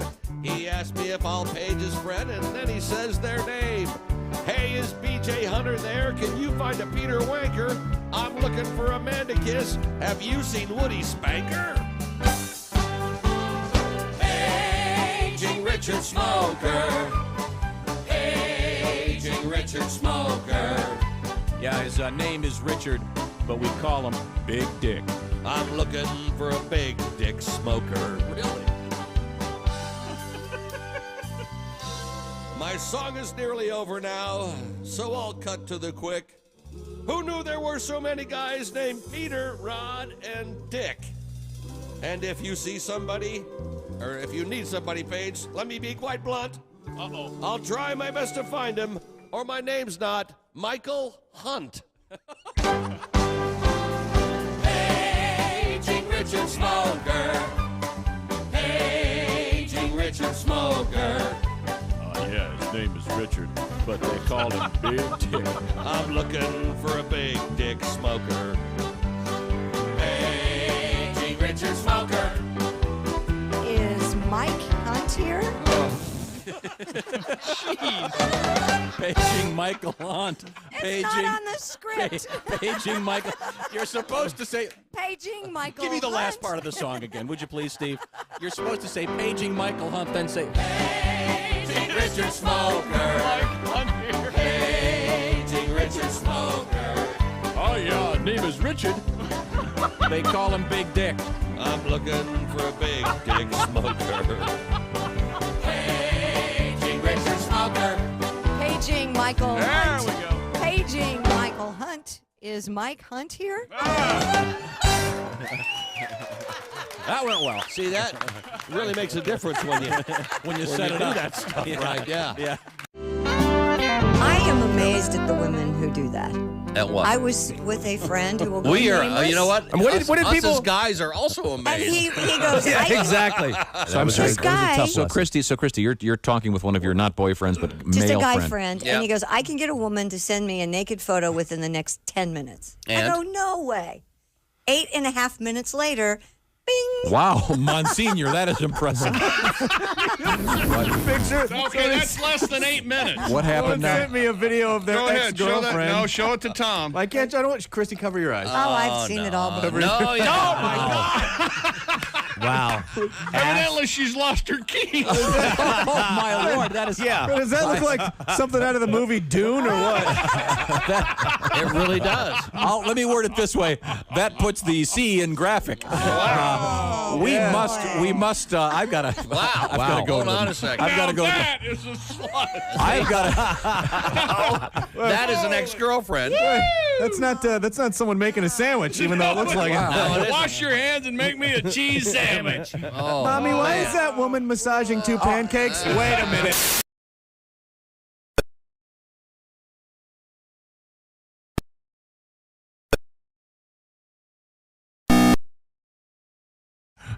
Sorry. Hey, welcome back to the Bob and Tom Show. Jess Hooker at the Silac Insurance News Desk. Hello. There's Pat Godwin. Hey, chick. Josh Arnold. Hi there. One of your buddies this morning, right? Can you vouch for this guy? Yeah, sorry. Is he a friend of ours? Yeah, he's one of my best friends, and All right. Oh, he's great. Tim Convy? I had nothing to do with him being on, though. No, he's terrific. I don't care for his comedy at all, but I do. He's related to Bert, right? Is that his granddad or something? We'll have to ask him. Bert Convy. There's Ace Cosby. Hey. I'm Chick McGee. We're in the O'Reilly Auto Parts Studios. Hello, Tom. Hello, Chip McGee. A couple quick things. We had a great chat yesterday with Gianmarco Ceresi. How did I do? Ceresi? Yeah, there you go. Stop putting flavor on it. Yeah. He's got a comedy special out there called Thief of Joy. Highly recommended. And he's so funny. And he was great yesterday. But if you get a chance, check that out this weekend on YouTube. Thief of Joy with Gianmarco, and it's Gianmarco Polo. And he's going to be in Rochester tonight. On the road, he'll be in Des Moines and coming to Fayetteville and to Boise. Check him out. By the way, this weekend, Tim Convy, who's going to be here, is working with our good buddy Greg Warren at Dr. Grins, and then those two guys are going to be Sunday, State Street, Madison, Wisconsin, for a great show. You know what we may have to ask Tim about? On a recent episode of The Consumers. Jess, you were just telling me about this. Yeah. Of the podcast The Consumers with Greg Warren, Tim Convy, and Sean O'Brien. He confessed to liking something. I don't know that anybody in this room likes it, so we may have to get his opinion on it. Yeah. What did he say that he liked? He said he's ladies, I'm talking to you for a second. If you haven't seen Tim Convy, he's beautiful. He's tune in, go to the YouTube, watch the show, go to his live shows. He's just handsome man. Very handsome man. And that's why I listen to the Consumers. And sorry, Greg. But he was talking about he likes black licorice. Isn't that something? And so I was at the grocery store on Sunday, and I saw a bag of black licorice, and I was like, is this going to be weird if I get this really hot comedian that's coming into work? It's not going to be weird until now. Now it's weird. It wasn't going to be weird before. You could have just given it to me. I could hand it to him and say, I hate black licorice, and I hate people who like it. Did you bring black licorice in? I didn't do it. I didn't do it. You didn't. No. Wait a minute. Who's the... Drew Hastings, isn't he a black licorice? Yes. Big time black licorice. What is the actual herb? Aniseth? Yeah, I think it is like anise. Yeah, so I love. No, that's a pill, Anison. No. No, anise. Oh, like anus? Yeah, it's a Butt juice? it's a crossword puzzle word all the time. But isn't anisette there's a liquor that also... Yep. Yes, but I like the tea, like the tea like that. I don't like black licorice. Yeah. Do you like? You seem like you would. do, yeah. Oh, okay. Yeah. I didn't realize you were a fan. Yeah, I haven't had it radishes. in a while, but I like it. black Oh, licorice. I love that. I had some last night with some butter. A lot of people got into it because they say it makes your penis longer. So people, young men start eating it. They develop a taste for Good it. and Plenty. Good and Plenty has black licorice. That's the worst candy of all time. Twizzlers still does. Yeah. Twizzlers does. Yeah, they Okay. still- Good and Plenty should be bad and too much. That is a crappy candy. No good. Coming up, by the way, the list of the top 10 candies in America, and you told me off the air For Halloween. that I will not guess number one. No. Mine is... No, you might guess number one, but I don't think you'll guess any of the other candies on the Mine is on the list. the Nestle's Crunch Bar not on there? No, it's not. Okay. Is that surprising? You were talking about more for you. About walk-up music. Yeah. Oh yeah. And I decided Lou Reed, Intro Sweet Jane. It's yours. Guitars. On that live version. The studio, I think, is a little silly. Oh, yeah. But Flourishy. got this nice letter from Mr. Matthews from Eaton Rapids, Michigan. Hi, Dave. He said his this is his walk-up music. Oh, sorry. No, that's not it. Can you do me a favor? Don't run the equipment. But see, it's... Oh, you got it. I mean, this goes for a good minute, doesn't it? Yeah. You got to get to the... Oh, well, that's... Yeah. Remember this one? You know what this is? Scoot it up to... It's getting ready to come. We promise he'll be coming to the plate. Yes. Any minute now. Any minute. Ladies and gentlemen, be sure to tip your waiters and waitresses right here. Do you think this is good? Walk-up music is too slow. I think it's a terrible choice for walk-up music. I think he thinks a lot of himself. Oh, the guy's right in that it's one of the greatest intros of all time. Yes, yes. Yeah, that's locomotive breath from You didn't even get to the good part. Aqualung. I have mine. But even to start it, I'm sorry. Oh, you think that? Even to start it right there, yeah. Cheats. Yes, It's yeah. Enjoyment of the build-up. Yes, yeah. Sure. You want the buildup of the orgasm. You don't just want the... No, that's the most fun part sometimes. Right, the tension building. Here it comes. This part? Edging. The edging. Yeah. Edge. You like to edge, The Tom? lights go off. This works. you go. Although it's short. He starts singing real soon. Well, wait, are we talking at bat? Yes, In yeah, the that's what I was curious. It's not madness. stage. Yeah, It's not stage or... No, but you can do your Change walk-up the music. rules on us. No, up to bat. Of course, I allow myself to do that. I don't mean to... I apologize for caging you in. I'm free. No, What would your walk-out music be? You mean when you're leaving? Like you're like, I am, you know what? Kiss my ass. I'm out of here. Yeah, Oh, that's easy. See ya. Losers. See ya. My goodness. I had Geisen put my walk-up music on. Yeah. Oh, this? Yeah. Pretty strong. Yeah. Suffocation. No breathing. That scared that. Yeah, he got it. Nice edit. Oh, my God. What is this? Papa Roach.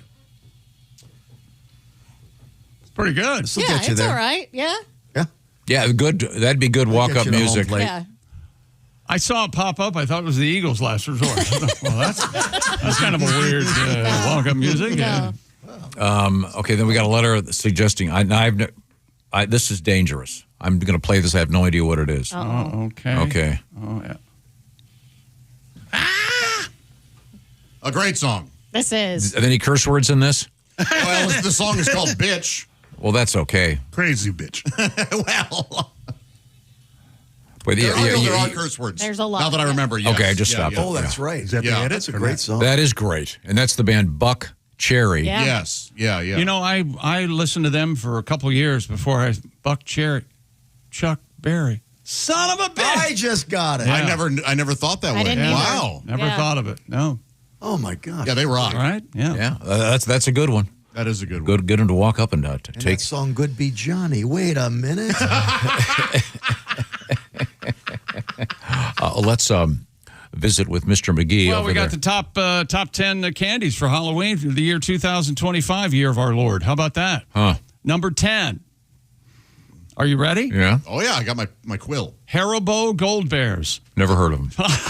You have definitely seen the commercials with the football players and with the kids' voices. I love these bears. They're so great. Yeah, I'm not a candy guy, so I'm not really eligible to vote. You're like the biggest commercial guy I've ever met. The guy who was making this list said gummy bears, they're number one for me. The gummy bears, Haribo gummy bears. Okay. Number 9, Twix. That should be higher. Twix should be higher. They're good. You ever had the Twix ice cream bars? Yeah, they're very good. Man, really, really good. Number 8, Milky Way. Number 7, Hershey's chocolate bar. Number 6, Sour Patch Kids. Tom, your thoughts? Kids love them. Not for me, but I'm glad the kids love them. You are aware of. Yeah, I've heard of those. Okay. I'm a big Hershey bar fan. Just plain Hershey bar, no almonds, please. Yeah. I love almonds, but not in my Hershey bar. No, keep them out of my Hershey bar. I like. Number 5 is Snickers, thicker than a Snicker.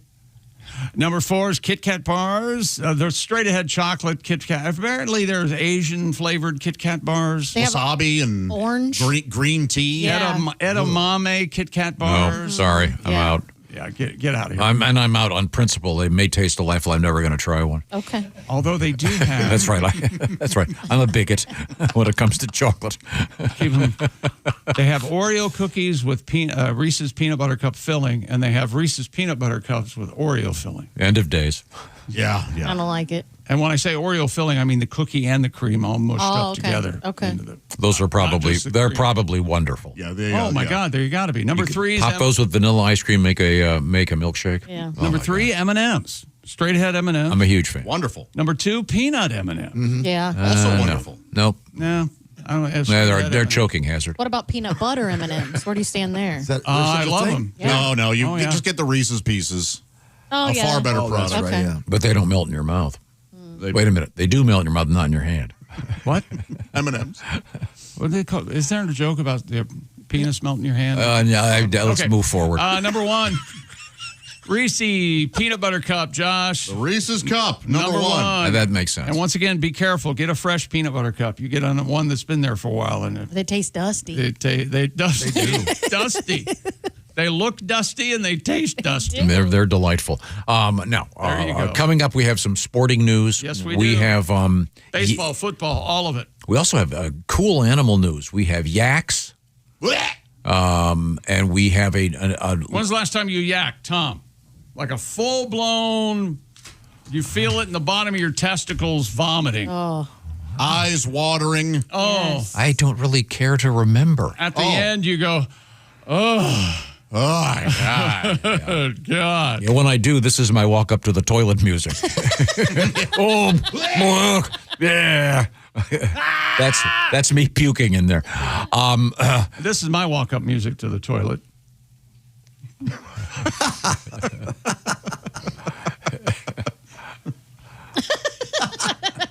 Barf. That's right. Here's your cue. Where are we? All right. Where are we going, Nancy? Come on. I'm going to Schlittertown.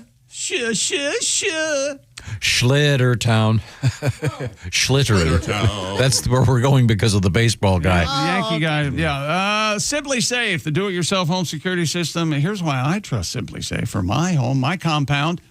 And we use Simply Safe here at the Bob and Tom studio. Simply Safe can actually stop a crime before it starts. Precog from Minority Report? No, it's Simply Safe. They take action while a criminal is still lurking outside your home. The moment somebody steps onto your property, Simply Safe has AI security cameras identifying the threat and alert Simply Safe's professional monitoring agents. Those agents take action immediately, confront the criminal if they need to, triggering sirens and spotlights and dispatching the police. Unlike other systems, SimpliSafe doesn't need you to see the alert and confront the intruder yourself. Oh, no. With their 24/7 monitoring agents, it's like having your very own security guard stationed right outside your home. Please state your business. That's why I use SimpliSafe at my compound, and you should too. And SimpliSafe has a 60-day money-back guarantee and no long-term contracts, and an amazing deal just for you. Bob and Tom listeners can save 50% on a SimpliSafe home security system. Just go to simplysafetom.com. That is simplysafetom.com. 50% off. There is no safe like SimpliSafe. Thank you very much, Chick McGee. We're in the O'Reilly Auto Parts studios. This is the Bob and Tom Show.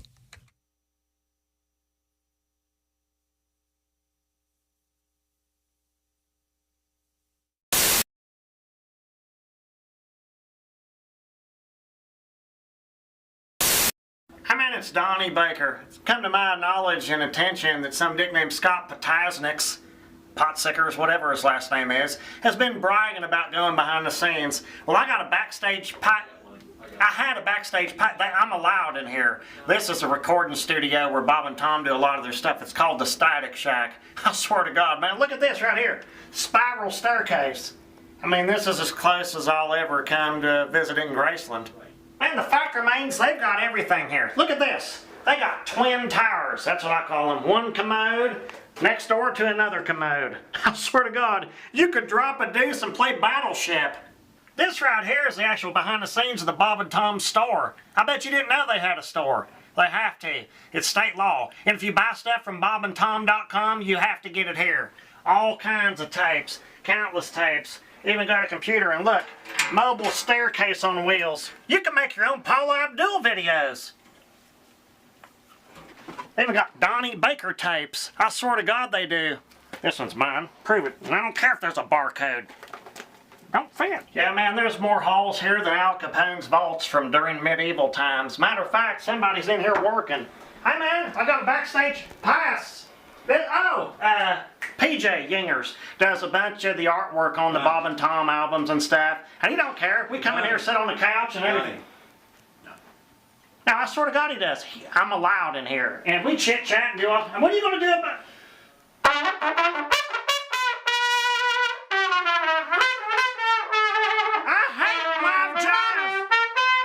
Man, they've got everything here. This is basically Bob and Tom's Hall of Fame. You can see the Bob and Tom band, and obviously you can tell Bob's a big fan of the Beatles. There's so much in here. This is going way back. This is basically Bob and Tom's version of the History Channel. Archival tapes back before AM was even a band. I swear to God, I've looked for my roots in here. It's a lot better than Ancestry.com. Matter of fact, I got a membership and a password, and when I uploaded my picture, they transferred me to Ancestries.com. Explain that, chick. Come down here. Tell me this ain't badass. Bob and Tom got their very own strobe light. I got one too, but I still got 6 more payments at Spencer's. But there is probably the best place in the entire recording studio to shoot a porno, right here in this hallway. And with the strobe light, you can make the good ones. Anal. What's in here? I think this goes right into... Oh, hey, it's Alan Jackson. He's the recording master here at the Static Shack, bragging about how he has Dolby sound and bass, whatever. Donnie. I got better on Pioneer speakers. He probably makes $400 grand a year just sitting there. Again? Huh? Look, I told you I need at least a 5.5 week notice before you show up. Them faders need WD-40, and they're supposed to be even. I swear to God they are. Well, some people call them faders. I call them sliders. Those will give you farts. I swear to God they will. Alan Jackson. Get it, Donnie. We're busy. Okay, whatever. Prove it. Well, we've basically reached the focus point of this entire tour. This is where it happens. Right here. These are real drums. This is where bands come in to record acid rock tapes. You can name them all. Most of my bands, Dirt Knuckle, Hood Snot, Mucus Plug, but that was during our Christian rock days. But you can tell, real pine wood recording panels. They've even got soundproof herpes. There's everything in here. And this is where the music is made.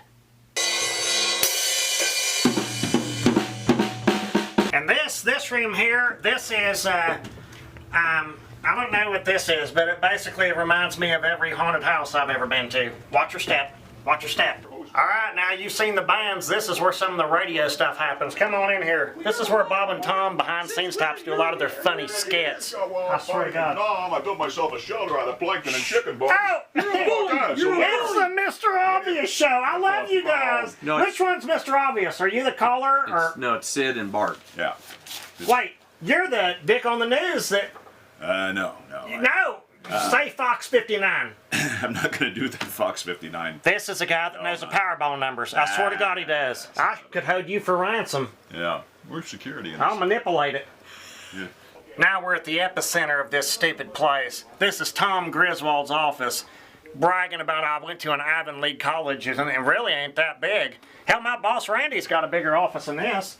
Look, got aluminum siding for walls. All these stupid pictures that he thinks are cool. Anybody can own a cartoon. And look, I'm glad to see Tom saved up to get Liberace's jacket. I'll say it right to his face. I swear to God, man. I just ran into Donnie Baker in the parking lot. He said he was giving a tour of the Static Shack. Yeah, and the dumbass didn't even go into the main studio. You know we don't let Donnie into the main studio. Besides, I've got a session for Tom in a few minutes with 6 oboe players. Here at the Bob and Tom Radio Laboratories, we've discovered that if you listen to the Bob and Tom radio show in the morning, you're going to be all right. However, if you don't listen, there could be some serious side effects, including general discomfort, memory loss, head spins, confusion, memory loss, itching. Bob and Tom Mornings on 104.7 WTUE. Confusion, itching, bloating, crap!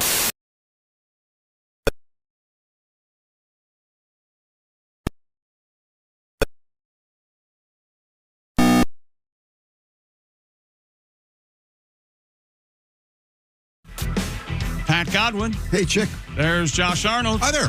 Get a song out of Pat this time, Tom. Write that down. There's Ace Cosby. Hey. I'm Chick McGee. We're in the O'Reilly Auto Parts studio. Quick question. Yes. We were talking about candy and the number one candy for Halloween this year based on a recent survey. Candy. I need a judgment call, yes or no, on candy corn. I'm a no. I'm a big no. I'm a big no. But somebody did introduce us to a handful of peanuts and candy corn, and that really works. Yes, it is very much like a payday. A payday bar. Yes, that's exactly what I was going for. Do you remember the trick? Yes. But we would never be able to eat the candy corn because it would be loose. Sure. And now they have the candy corn packets. Yeah. And they have a chocolate candy corn. That one of the layers is a chocolate flavor. Yeah. How's that? I'm trying that. It's okay. Does that come in little packets also? Yes. What about circus peanuts? Where are you on those?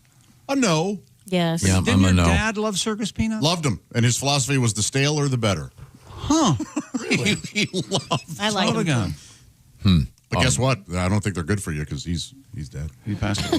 They killed him. Yeah. Really? Hardening of his peanut. He died of the circus peanut. You know, planters ain't got peanuts Circus like these. peanut allergy? What was it?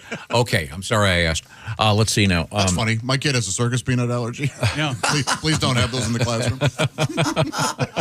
Yeah, we don't, ever. I'm just saying, don't. Don't even think about it. The next time you're at a restaurant and they say, any allergies? I dare you to go, circus peanuts. Yeah. I'll go. I can't be around it. I can't be around circus peanut butter. They wouldn't laugh. It's so serious. What are they made of? It's like just sugar and they spin packing it, material. spin it into a peanut shape, the comical peanut shape, I might add. Yes. Yeah. Wasn't there a brief fad where people were actually packing things in actual popcorn? Yeah. Oh, no kidding. And, and there were supposed to be better. Hey, why do we have all these mice? Yes, and that was exactly what there were vermin all over the warehouses. Yeah. Turns out vermin love popcorn. And it's easy to access. They just eat through that one layer of popcorn, and voila. Time to check in with the sporting scene. Now, what's this thing about the guy named Schlitter? Let's do it. Cam Schlitter has become an instant star for the New York Yankees. A dominant performance against the rival Boston Red Sox, a playoff elimination game last night in the Bronx. The 24-year-old rookie pitched 8 innings, 12 strikeouts, no walks. New York beat Boston 4-0, advancing to the divisional series against the Blue Jays. So the guy's name is Schlitter. Schlitter, who grew up a Red Sox fan in Massachusetts, prepared by speaking with Yankees great Andy Pettitte. Schlitter's fastball right around 100 mile an hour The right-hander struck out more batters than any other Yankees pitcher in a postseason debut. And Pettit's awesome. So Schlitter could technically be taking on the big dumper? Sooner or later, yeah. Maybe. You know who the big dumper is, Miss Hooker? Yes. Nice round ass. Yes. It's Cal Raleigh. Yeah. Cal Raleigh. Schlitter versus the big dumper. Yeah. Boy, that sounds like a really unpleasant porn video. Well, unpleasant for some. He could have said sex move, you know. Or band. No, it's a coprophilia thing. Horse at the Kentucky Derby. See, Schlitter and Big Dumper would be seriously unpleasant to watch. Cubs eliminate San Diego 3-1. 3-game series had only 11 runs. And Dylan Dingler That sounds like a porno name. grew up rooting for the Cleveland Guardians. How many times can I show you my dingler? That's Dylan Dingler, everybody. Very nice. That's what he said. The answer, my friend, is blowing. Tigers win 6. What would you like me to do, Dylan? 6-3. The answer, my friend, is blowing in my dingler. All right. A friend of mine went to a recent Bob Dylan concert, and you couldn't see Bob the whole show. Why? That's odd. He had a hoodie on right over his face. And he was, wouldn't come out where the lights were. Really? Yeah, Still a weirdo, huh, Bobby? Yeah. Hi, I hate the audience. Thanks for your money. I hate all of them. Here's a song that you used to know, but I screwed it up so much you won't recognize it. But you wish you were listening to my kid in his band right now, don't you? They're good. Yeah, they're quite something. They care about that. That's blowing in the wind. Oh, no kidding. So, Tom, you got the Tigers in Seattle, where the big dumper plays. And then you got the Yankees and the Blue Jays. That's where Mr. Schlitter plays. And isn't it time we got the World Series trophy back in Canada? It's been too long. Yeah. That's right. Oh, wait. The Phillies and the Dodgers and the Brewers and the Cubs. Milwaukee and Chicago. Let's get this straight. Those two just don't like each other. That's a fun series, isn't it? That's going to be real fun. Tom, you going to be watching the baseball playoffs? Nope. And you know their fans are going to go to every game. Oh, yeah. Right, up and down Mighty 80 or 95 or 84 or one of those. Far too busy. Sure, they'll be delightful. Hey, Pat. Yes, sir. I was just thinking about something. We were reviewing that it's always dangerous. News story about Phuket. Say it, Josh. Oh, Phuket. Phuket. Yeah. Once again, it's P-H-O, right? No, U. Oh, it's P-H, oh, dear. P-H-U-K-E-T. But it's in Thailand, is that right? Or is it its own country? Thailand. Pat, if you looked it up and it says Phuket, do it that way. I've heard three things. The first one I heard was Phuket. Yo. And we went with that yesterday. Well, I looked it up and it said poo. Oh, did? Oh, I think the real answer is what helps the rhyming in the song. Yes. You have full comedic license here. All right. But once again, the essence of the story is a Russian content creator, so-called, was having himself filmed while having intimate relations in the back of a pickup truck while standing up. It was a dog fashion, if you will, as Floyd would have said. Make me like a dog, Elvis. Yeah. Dog fashion in the back of a pickup truck, standing as the pickup truck is moving in the aforementioned Phuket. That's what we're going with. I like Packet. What is it? P-H-U-K-E-T. Right? Yeah. The casual traveler will just say Phuket. But the guy was he's been arrested and he's being held in a jail in I would imagine the jails in Thailand are not quite as luxurious as the hotels. The revolving door. They reek of bleach and they haven't cleaned them, if you know what I mean. Yes. Okay. Pat, did you have a thought? You might get it in your hair. Oh, little Grateful Dead. They're in the truck and getting it on, cameras rolling. It's 15. The deed in the town of P-H-U-K-E-T. I come from Russia to be content creator. Check out the clip, I'm a player, don't be a hater. Doggy style with a girl in a moving truck. Caught at the airport, now I am Phuket. Handcuffed, charged with a crime, public indecency, 12,000 rubles in fines. I'm surprised Thailand is shocked. Have they ever seen what goes on in Bangkok? All right. Hey. By the way, there's a little more information here. The woman, the sex worker, was paid the equivalent of $30 American. Oh, my God. Jess is disgust. It's what I was hearing in my head, and then you verbalized. Yeah.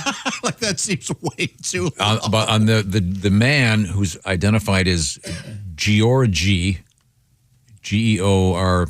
Oh, he's famous for those Georgie orgies. Yeah, that's his main claim to fame. Really? Well, he was apprehended while trying to leave the country. At the airport, at the gate. Yeah, they got him. So, would you ever go to Thailand? No. I was invited once when I lived in Korea. My Canadian buddy Dave, he goes, "Hey, you want to go to Thailand with me this weekend?" And I go, "I don't know." And he goes, "I'm going to do mushrooms and ride an elephant on the beach." And I went, let me think about this for a second. That does sound like quite an experience. It does. But I'd like to ride an elephant. That sounds like fun. I know. yeah, I'd be saying to myself, nothing can go wrong with this. And then 4 days later, he came back. And I go, "Dude, how was your trip?" He goes, "It was awesome. I did mushrooms and rode an elephant on the beach." Wow. You think they had the little table or the little chair that they put up on top of the elephant? You don't have to ride it bareback, I wouldn't think. He right? said it was bareback? like kind of a bareback type thing. Yeah, you ride like right behind the head, by the ears. You steer him with the ears? I don't know. You'd have to be out of your mind. That's so dangerous. Oh, he said I it would was do it. amazing. Was he high at the time he was on the elephant? Yeah, he claimed he was, yeah. Have you ever gotten steered by your ears, Tom? You know, a woman takes a hold of your ears. I'm all for it.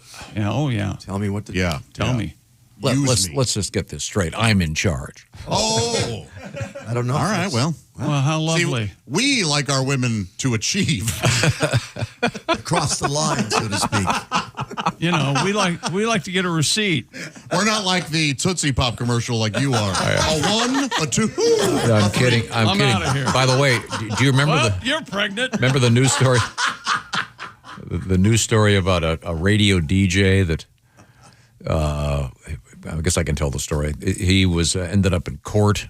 Did he do that on the air? No, he said to one of the ladies, what was it? Wasn't she wearing a T-shirt that said that or something? No. I think he suggested that she was when she wasn't. Okay. And she took exception to it. And it was the essence of what he said was, "Don't pull on my ears. I know what I'm doing," or something like that.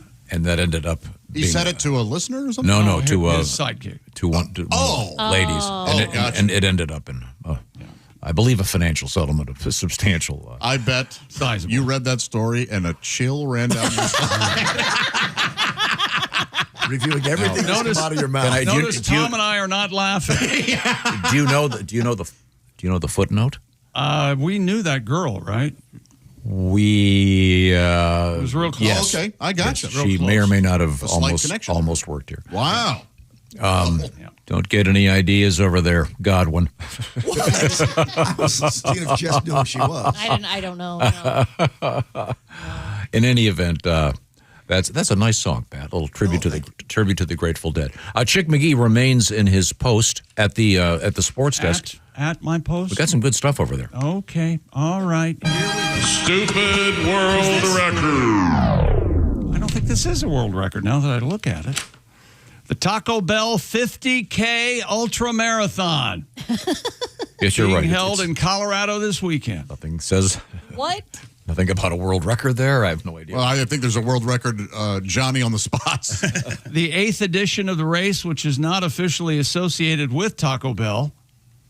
How are they getting away with that? Will take place in Denver this Saturday. Tomorrow, to coincide with International Taco Day. Tomorrow. This is a cool thing. Hot damn. Taco and college football. Oh, that's great. Yes, please. Competitors will have 11 hours to eat a menu item from at least 9 of the 10 Taco Bell stops along the nearly 31-mile-long course. Participants are barred from using cars, over-the-counter medication. Wait a minute. Yes. Okay, then I'm out. They can't use any of these medications. I'm getting the feeling I know why Taco Bell is not affiliated with it. They can't use these meds. Pepto, Alka-Seltzer, Pepsid AC, or Mylanta during the race. Steroids, though, fine. All you want. Yeah, go for it. By the fourth stop, in fact, get the steroids Belgrande. all entrants must have eaten at least one Chalupa Supreme. Okay, that's or it. one Crunchwrap Supreme. Big fans of both of those. Yeah. And by the eighth stop, they will have had to consume at least one Burrito Supreme. Love it. And Nachos Belgrande or Nachos Belgrande. But then you got to eat it and then get back to running. Yeah, that can't be easy. The 50K isn't hard enough. Competitors also tack on additional challenges. The Diablo Challenge, lather all the items with Diablo sauce. And which is their spiciest. Yeah. Do a Diablo shooter at the end. Oh, can you imagine? And the Baja Blast Challenge, drink an aggregate of 2 liters of Baja Blast during the run without vomiting. Oh, my gosh. I mean, that's 2 liters of soda. Yeah. That's, Other rules, drinks don't count as food, finish in under 11 hours, keep all receipts and wrappers for confirmation. I don't think I could do this even while driving. I don't think I could do this in front of my TV tomorrow for no football. kidding. Yeah. You got to keep that means the person who gets the Nachos Belgrande has to run with that plastic oval. Yeah. The cardboard box. Yeah. Man, that makes me want Taco Bell. Yeah, I love it. Yeah, I do too. But would you say tomorrow is International Taco Day? Yes, sir. All right. I had no idea. I had tacos last night. You like a 7-layer dip? Like a taco dip, essentially? I do that. I haven't had that in a long time. Please make us one today. Okay. You know what I don't like? Are those piles of stuff where the chips get all soggy? I don't mind a soggy nacho. You know what? They're not going to call a meal item piles of chips. I don't. And what he just described, what he means to say are nachos. That's what those are? Okay, good. They get soggy at the end. Because then you take a crispier chip and you use that as a shovel for the bring it into soggy. the old environment. Yeah. How do you feel about chips and salsa? Oh, yeah. Yeah, man. Usually stalling while they're waiting for the queso and the guac to come. That's a great stage play, by the way. Waiting for guac to come. It is good, yeah. A lot better than that other one waiting for what's his face. Way less boring. Way less boring. But you need a little Spanish. You need to know how to speak. Of course, yeah. Bueno. Thank you very much. What's coming up in sports? That's it, Tom. You don't have a world record today? News, not so far, unless you find me one. I can certainly do that. Did I not? I thought I gave you one. Coming up, we have a really cool animal stuff. We've got robots in the news. Are they robots or just levers and motors? It has to have a face to be a robot. They do. Oh, so they're proper robots. Yeah, they're proper robots. Yes, you're gonna like these. When we return to the O'Reilly Auto Parts Studios, this is the Bob and Tom Show. For a complete copy of the Bob and Tom Show contest.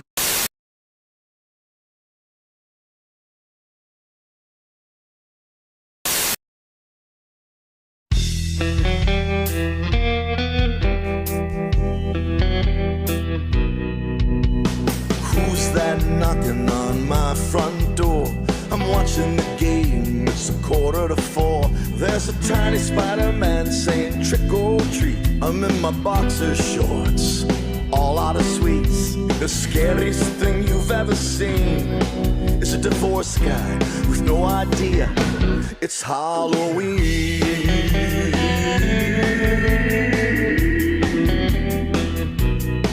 I've got no candy in the house, man, that's a drag. Cause Baby Yoda's on my porch, holding the bag. I've got no Snickers, Reese's Cups, or Hershey bars. I have Chinese takeout and a couple cigars. The lights are off so I can't be seen.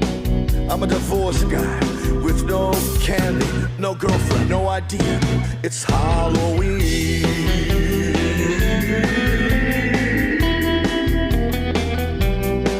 I've got toothpaste, vitamins, and pizza crust, Advil, Sudafed, and Cheeto dust, a fifth of Crown Royal and a couple of beers, unpaid bills and a summons to appear. The scariest thing you've ever seen is a divorced guy with no candy, no girlfriend, no job, no idea it's Halloween.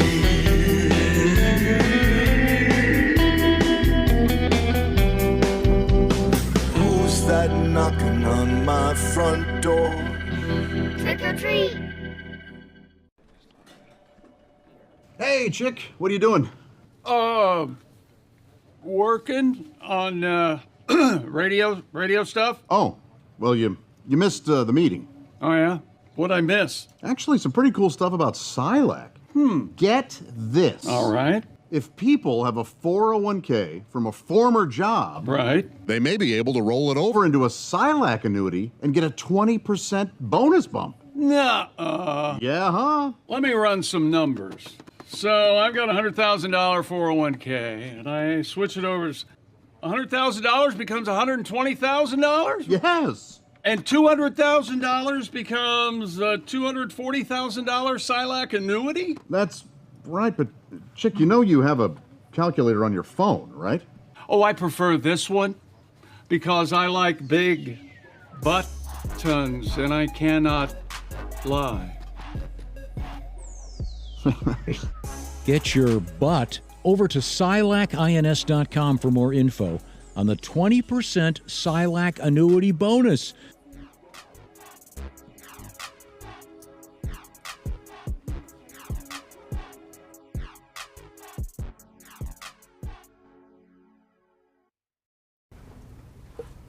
Hey, Christy, Hey, chick. you seen the banana video? Who hasn't?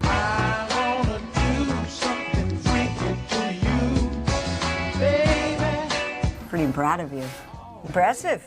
Thanks. Yeah. I was just wondering what you could do with my banana. Your banana? Yeah. Well. Now the Bob and Tom Show presents Christy Lee eating a banana.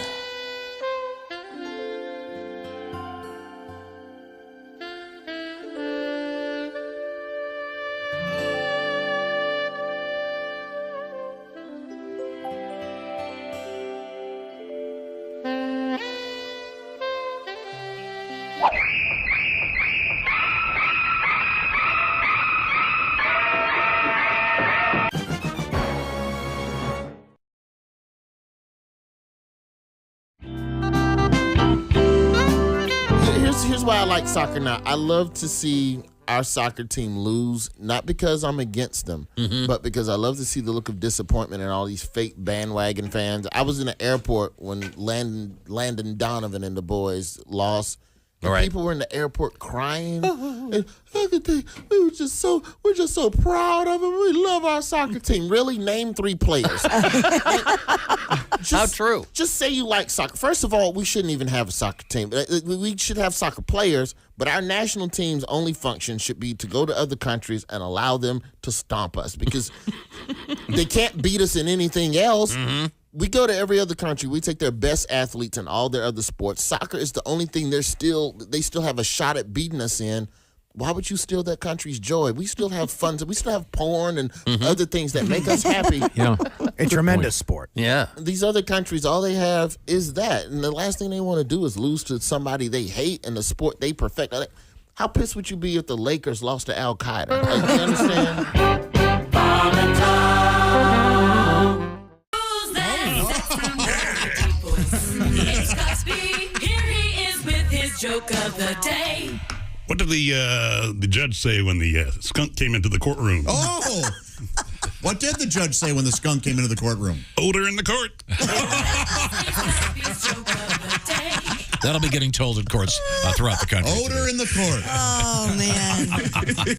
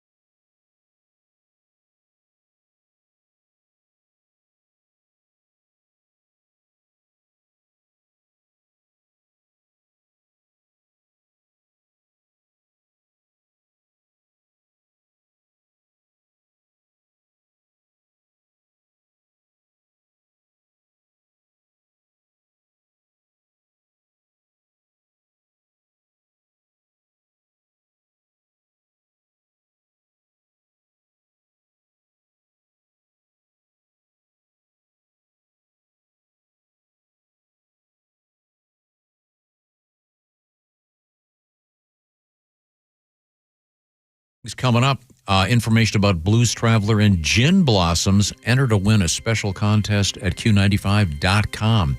Blues Traveler and great band Gin Blossoms. Hey, welcome back to the Bob and Tom Show. Jess Hooker at the Silac Insurance News Desk. Hello. There's Pat Godwin. Hi. Josh Arnold. Hi there. Ace Cosby. Hello. We are in the O'Reilly Auto Parts Studios. I'm Chick. Hello, Tom. Hello, Chick McGee. I believe we're going to hook up with our satellite connection. There we go. There we go. It's comedian Jeff Oskey. When he wears a bow tie, his beard is so substantial that it covers. Yeah, pull it down. There you go. Lean your head back. That's great. I love that look. It looks like Orville Redenbacher had been kidnapped and kept in a hut while awaiting proof of life. And then they let him out and said, here, read some news. Well, that's not hurtful at all. Hey, I'm Jeff Oskey at the Failed to Mention News Desk. We give you a lot of the news. We don't give you all the news, so I'm here to give you the news that we failed to mention. Here's Jeff Oskey with Failed to Mention News. I'll be honest, I'm skipping the first joke. I've read through it. It sucks. I'm going straight to the second joke. Let us be the judge. You're welcome. Okay, you want to hear it? I want to hear it. Yeah. A new poll shows that the younger generation watch more movies and shows with subtitles on. What you failed to mention, it helps me being deaf in one ear. I never realized how off I was on things. Did you know it's Miami Vice and not Miami Mice?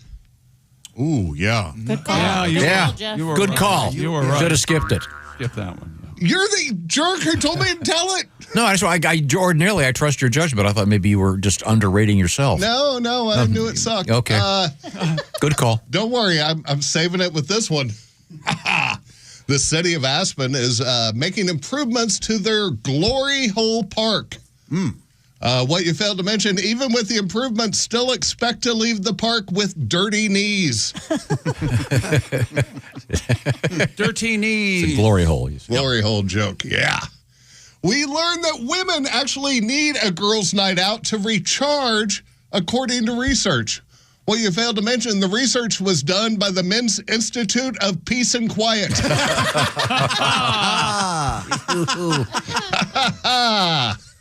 Hungary recently held its annual grave digging competition. What you failed to mention, the winner again this year, a Caterpillar backhoe. They need to stop allowing that. Yeah, it really takes. You think you got trouble with steroids? What we're up against. Oh, you're going to love this one. You won't. But some nuns that had been relocated keep returning to their old convent. What you failed to mention, they keep returning to the old convent out of habit.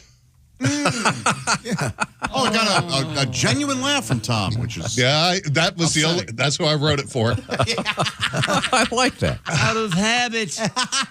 An influencer is in trouble after cooking a pasta dinner while flying on a commercial plane. What you failed to mention, well, she's influenced me to fly private. That was the only thing stopping you. Yeah, it wasn't the lack of money. And finally, we learned the term jazz comes from baseball. What you failed to mention, as in put some jazz on that ball. Hey, why is your member out, Mickey? I said jazz. I'm Jeff Oskey, and this has been the news that we... to mention news. Jeff Oskey. Thank you, Jeffrey. Did you know that about the word jazz? No. I didn't. What is it? I haven't seen the Ken Burns documentaries, baseball or jazz. I went down that rabbit hole. But yeah, I always assumed it was... Where did it come from? A short form of something else that sounds a lot like jazz, that we'd cleaned it up. Jism? Yeah. Newspapers began referring to the peppy music as jazz about 1915. But prior to that, it was being used in baseball. For what?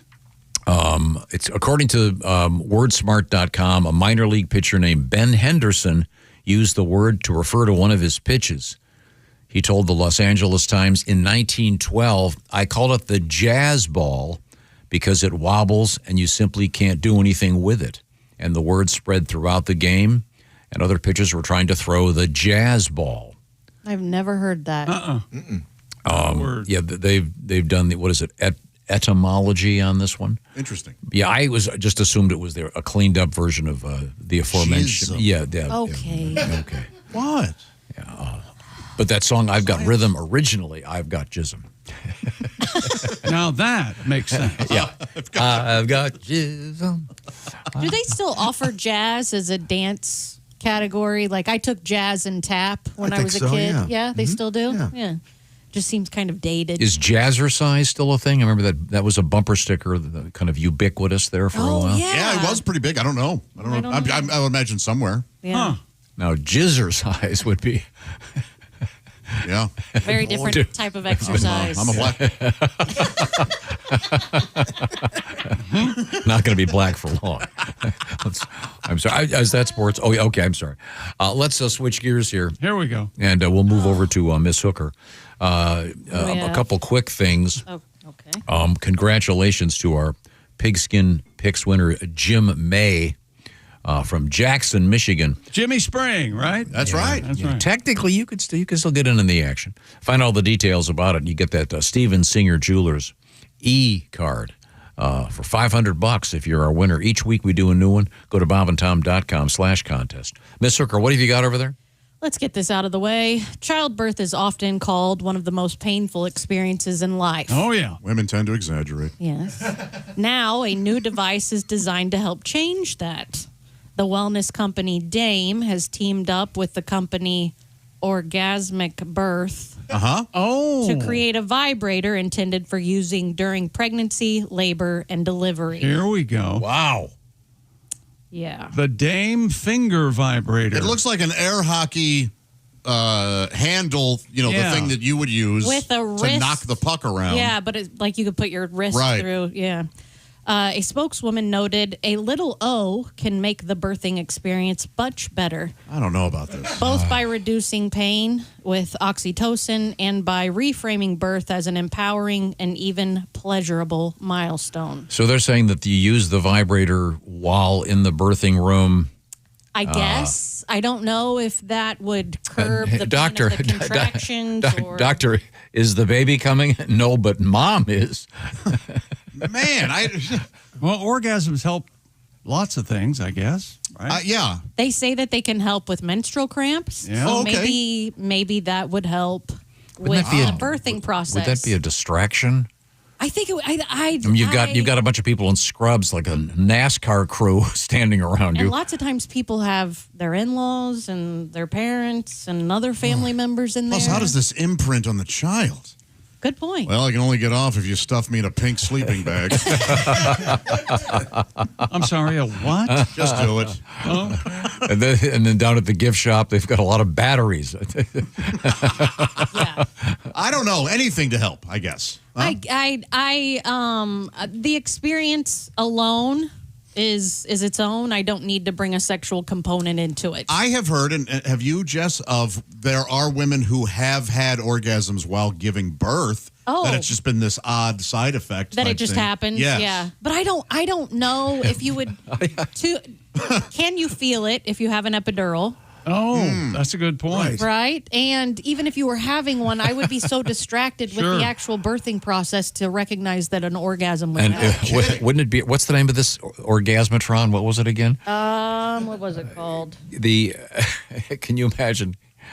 Wasn't the company like Orgasmic Birth? Yes. Dame Orgasmic. finger vibrator. Yeah. Yeah. Can you imagine putting that on your list for the baby shower for? Yeah. Well, as your grandma, I decided to. I went over and I did a little bit of work.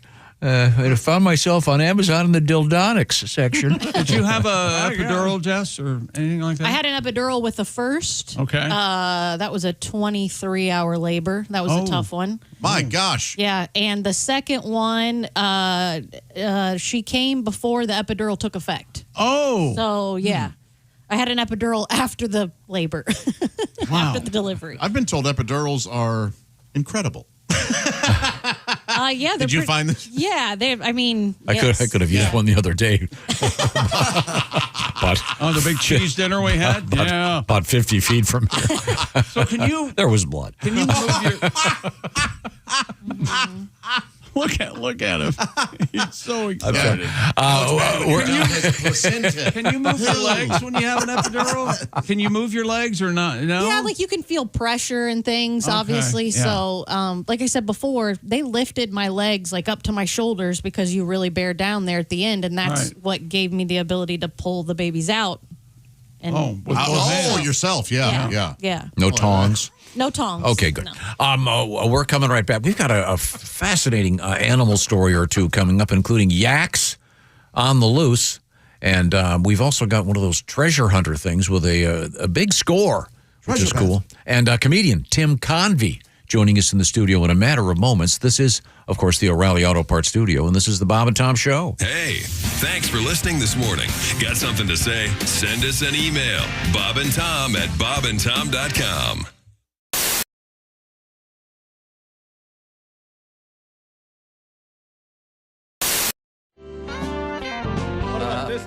Well, is that Christopher Walken? The tribute to Christopher Walken. Marsupial. Designed by one of your fans. Indeed. Beautiful. Christopher Walken, one of your main men. Oh, yes, please. Every morning is good. When you're him. Celebrated a birthday this past week. Feel younger. Not sure how. Must be booze. Could be. Because it ain't the vegetables. I can tell you that. And you met Christopher Walken long after you developed the impression, Didn't you do the whole star ceremony with him on Hollywood Boulevard? Bigger. He had his hands and feet and signature in the imprint of cement in front of the Chinese theater there. Oh, that is big. Yeah, and they asked me to be one of the two speakers at this thing, and I'd never met him. You I was honored, and yet I couldn't help think, how far down the list did they have to go? Before you pick the guy down to the P's who impersonates you, right? In fact, deep into the P's. That's way over half the alphabet, I think, isn't it? Yeah, I believe it is. We got to D, De Niro. Can't make it. So I show up to that thing, and they take me inside the theater where they had him before the ceremony out front, and I see him in the flesh for the first time, and he looks over and sees me, and he goes, "Hi! They told me you were coming. Thanks." And I'm thinking, he's doing the voice. That's the best. That's the best. It's way better than mine. He's nailing it. Yeah. But I did see him coming out of a party not too long ago in Los Angeles. I don't know if I told you guys this. When I was walking out of his house, they're standing at the end of the driveway alone. Was Christopher Walken. I hadn't seen him inside the party, but here he is, looking completely lost. I'm not sure why I was surprised at that. But so I told him to him, "Hey, Chris, everything right?" Stranded. Stranded. I've been searching for over an hour for the bastards who brought me. It's clear to me now. They're gone. Oh, my God. And my first thought is, who would ditch Christopher Walken? Yeah, no kidding. Who brings him to a party and says, he's at the bar, let's go? They ditched him. Yeah. Wow.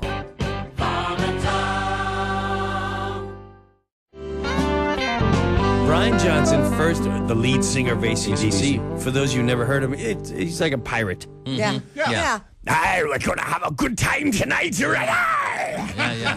Hey, matey, we're going to roast up Sean and give him a nice concert for a good hour and a half. And he can like it. Yeah. He goes. That's what he sounds like. He comes and he goes, Jimmy, me son, I'm somewhere in Europe, and someone said that there's a guy named Jimmy Brewer doing a hokey pokey. Because I challenge you to come up on stage with me at the show I'm doing. Oh, my God. Yeah, sounds amazing, right? Sounds amazing. Right. We're at a club, and he's doing a benefit, and so some of the guys from AC/DC and Deep Purple and all this just... And Brian Johnson goes up on stage, and we rehearse for about an hour. He's like, okay, I'm going to go out, and I'm going to bring you out. And I'm like, are they going to like this? Oh, they're going to love it. They're going to love it. They're going to love it. Uh-huh. I said, okay. All right. Well, when do I know to go? The guy will come, and he come and get you, and you'll be on the side of the stage. He come and get you. All right. So I'm on the side of the stage, and I get engulfed in the show. Lights go down. The first song. Oh, wow, they're playing Shoot to Thrill. The floor's rocking. Next song. Back in black. Wow. Chicks are now climbing men's shoulders. I want a better view. Third song. It's silent for like an hour, for about 3 minutes, and then the bongs of the bell. Bong, bong, they're playing house bells. Place is ready to riot, and the guy comes and gets me, and he's like, all right, kid, get on the side of the stage. Hokey pokey right after hell's bells. All right. I said, no. He's like, yeah, no, they're going to love it. They're going to love it. So I'm literally watching them like, Satan coming to you. Hell's bells. Like, there's no way that put your left foot in, your left foot out is going to go up. Oh, my God. Did you get, I mean this in kind of an odd way, I would imagine you probably had a lot of guy groupies, but not like in a traditional group. You know what I mean? In other words, dudes coming up to you. Rod McEwen. Guys who want to party with Rod, them? Rod there's a reason why they call him Rod. Rod waited for us in Hawaii. We were on our way to Australia, and Rod heard we were coming to, stopping in Hawaii. Mm-hmm. He waited. At the airport? He missed. Yeah, at the airport, he missed his flight to meet us because he thought we were one of them. Oh, that's interesting. Because of the bits we did. You know? What I meant was, as Christy, in other words, you guys were like, clean it up now. I want to party with these guys. Party with these guys. I mean, I imagine that would kind of be a buzz. kind of be a burden though after a while. Oh no, it was we just like, I don't think so, man. We got a lot of bits from these parties.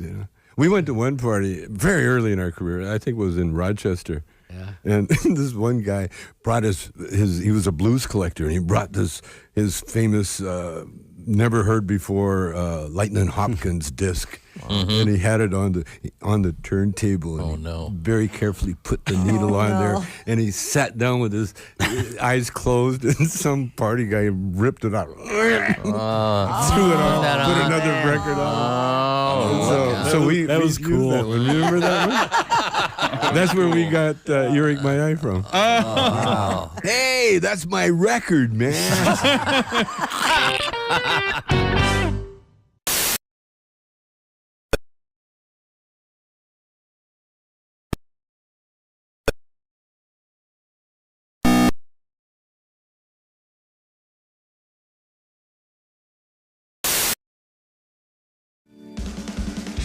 Welcome back to the Bob and Tom Show. Jess Hooker at the Silac Insurance News Desk. Hello. There's Pat Godwin. Hello. Josh Arnold. Hi there. Ace Cosby. Hey. We're in the O'Reilly Auto Parts Studios. I'm Chick. Hello, Tom. We have a special guest. Joining us in the studio, comedian Tim Convy is here with us. Good morning. He's on the road with our good friend Greg Warren. I know you'll be at Dr. Grin's in Grand Rapids tonight and tomorrow. Then a special show at Comedy on State, Madison, Wisconsin. Mm-hmm. Tim Convy and Greg Warren coming up this Sunday night. All right. Then you guys are heading to Toledo next week, and then Omaha, and eventually in Columbus at the Funny Bone. Yeah. Bunch of shows coming up. Yeah. Good to see you, Tim. It's good to see you guys. Thanks for having me. I was overhearing part of the discussion. I was busy over here doing something, but apparently Tim is are you a vegan? Vegetarian, but I don't eat a lot of dairy. But I eat eggs and then like baked goods and stuff I'll eat. So I'm not super strict. Okay. And yours is more health reasons, not any sort of. Oh, well, you hate animals. I do, yeah. So I wear as much leather as possible to make up for what I'm consuming. That's good. No, it's health stuff. Yeah. It's like 17, 18 years, so like before it was cool. Wow. Yeah, man, you were way ahead of the curve. Way into it. Yeah. Well, McCartney was probably a little before you, but he was early. Yeah. I see. He wrote some good songs. What do you think about the guy? They don't wear.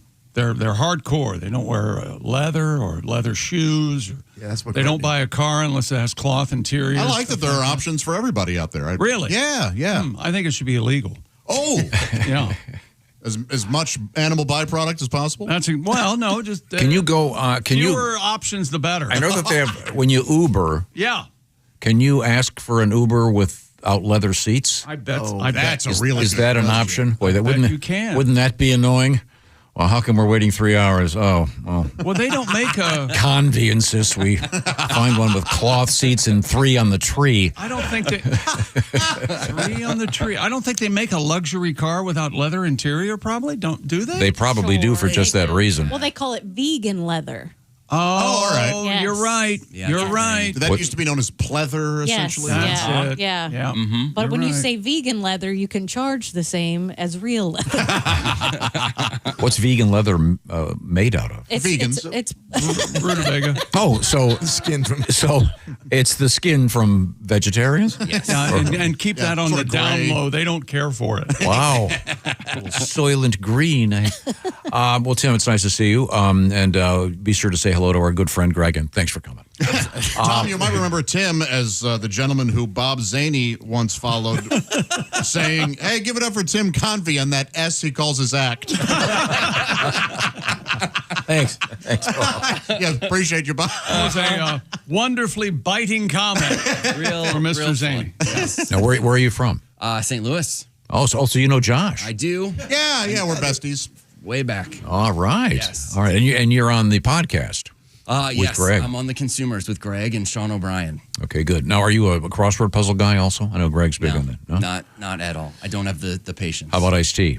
I like iced tea, but I've witnessed Greg. So Greg loves his iced tea, and I've witnessed.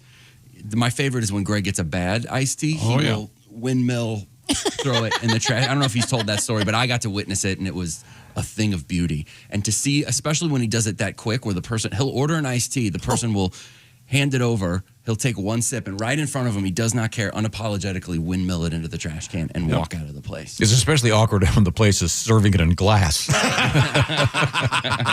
Yeah, we have a secret iced tea thing we share. You and Greg. Yeah, if I get a good iced tea, I'll take a picture of it and send it to him. No comment necessary. But you went back on this whole thing because you made a diatribe, if you will, about flavored iced tea and stop doing it. And now you do like a flavored. No, I don't. It's just it's the presentation of the iced tea.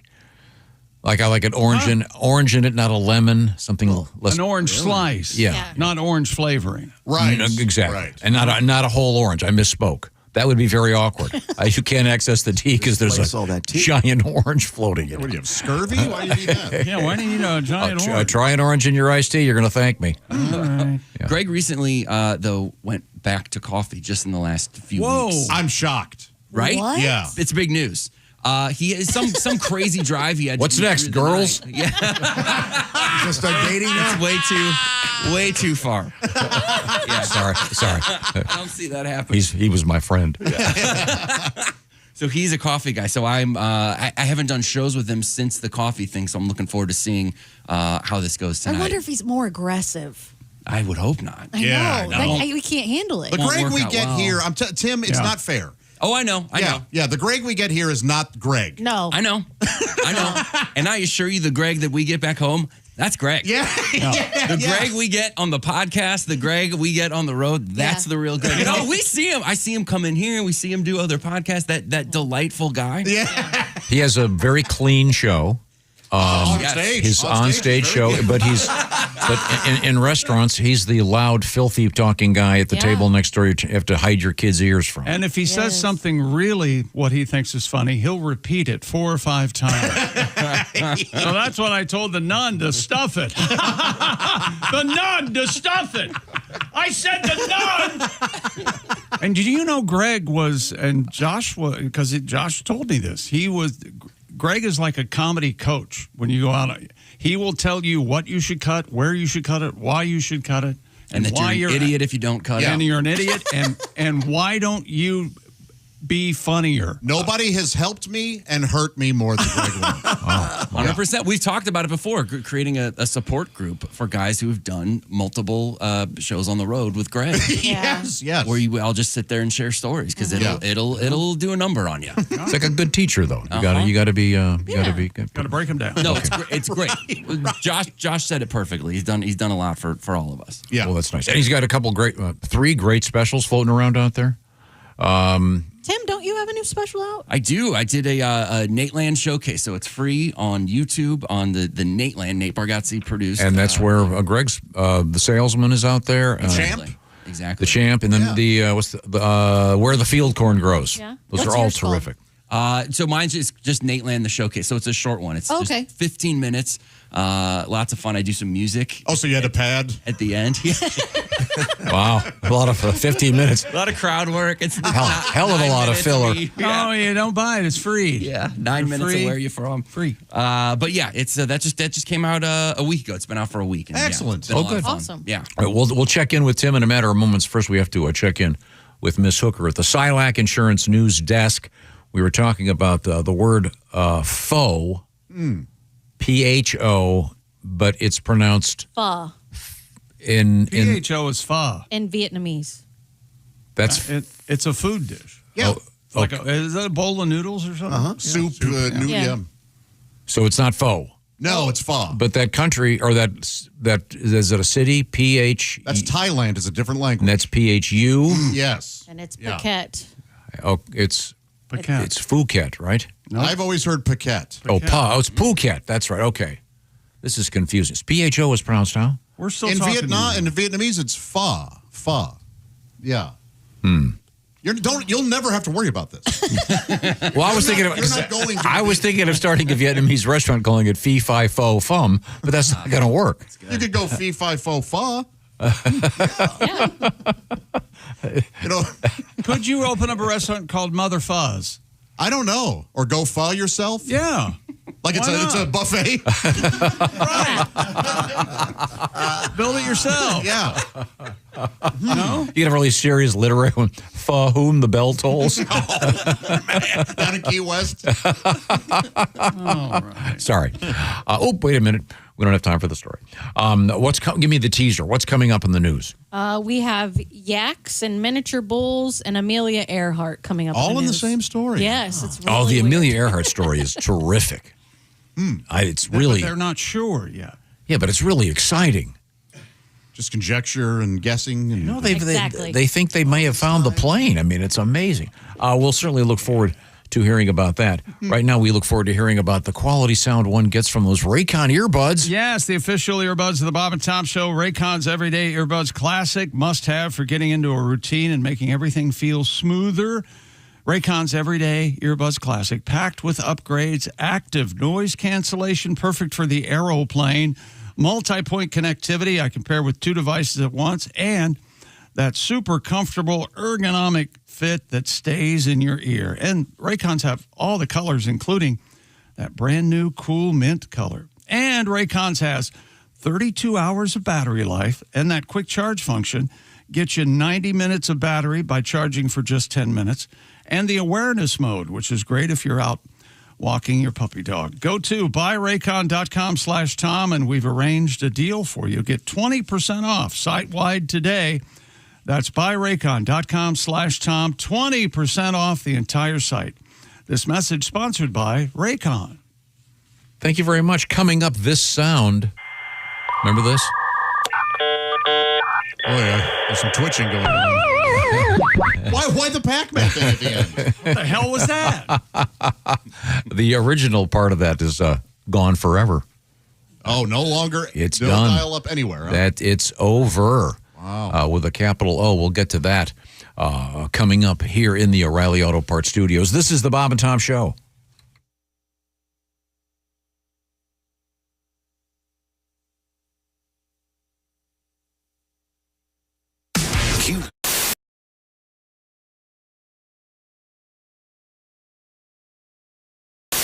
But I get a lot of time with my kids because, they're busy. I get, playing sports. I got one in hockey, Oh. 4th grade. Had to try out. Can you believe that? He had a Fourth tryout. grade? Yeah. Try out to make the hockey team. He's in fourth grade. You know what the tryout was? Can you come up with $2,500? Yeah. That was the tryout. He came home. He's like, Dad, I made the team. He's like, I know. I got the fraud alert from Chase.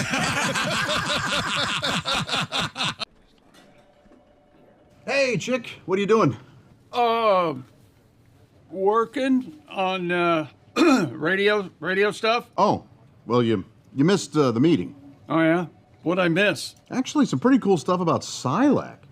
Get this. All right. If people have a 401k from a former job, right, they may be able to roll it over into a Silac annuity and get a 20% bonus bump. Nah. Yeah, huh? Let me run some numbers.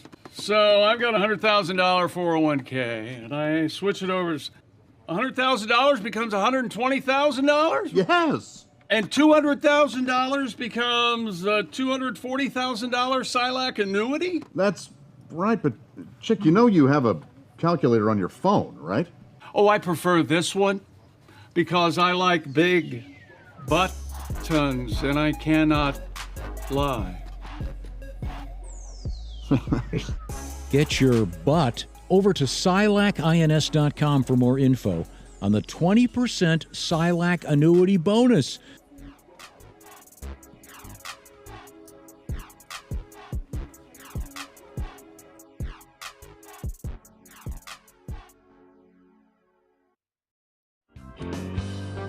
Really is. I blame Dan. So Dan, you're getting divorced. Huh? I know. Yeah. But I mean, really, even on like careers, I mean, it is tough, on the road, but we're just so different too. Like, comedy, and she is an electrical engineer. Very, very different worlds. Okay. Wow. And I probably should have listened more too, because I realized after her doing that for 9 years, the only thing I know about her job is that it has to do with electricity and engineering, and that's it. Like,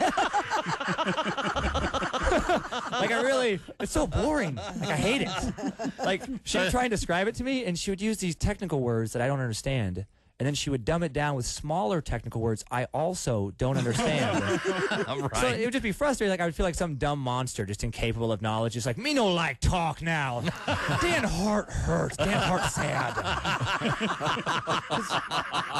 I mean, seriously, the things she would say.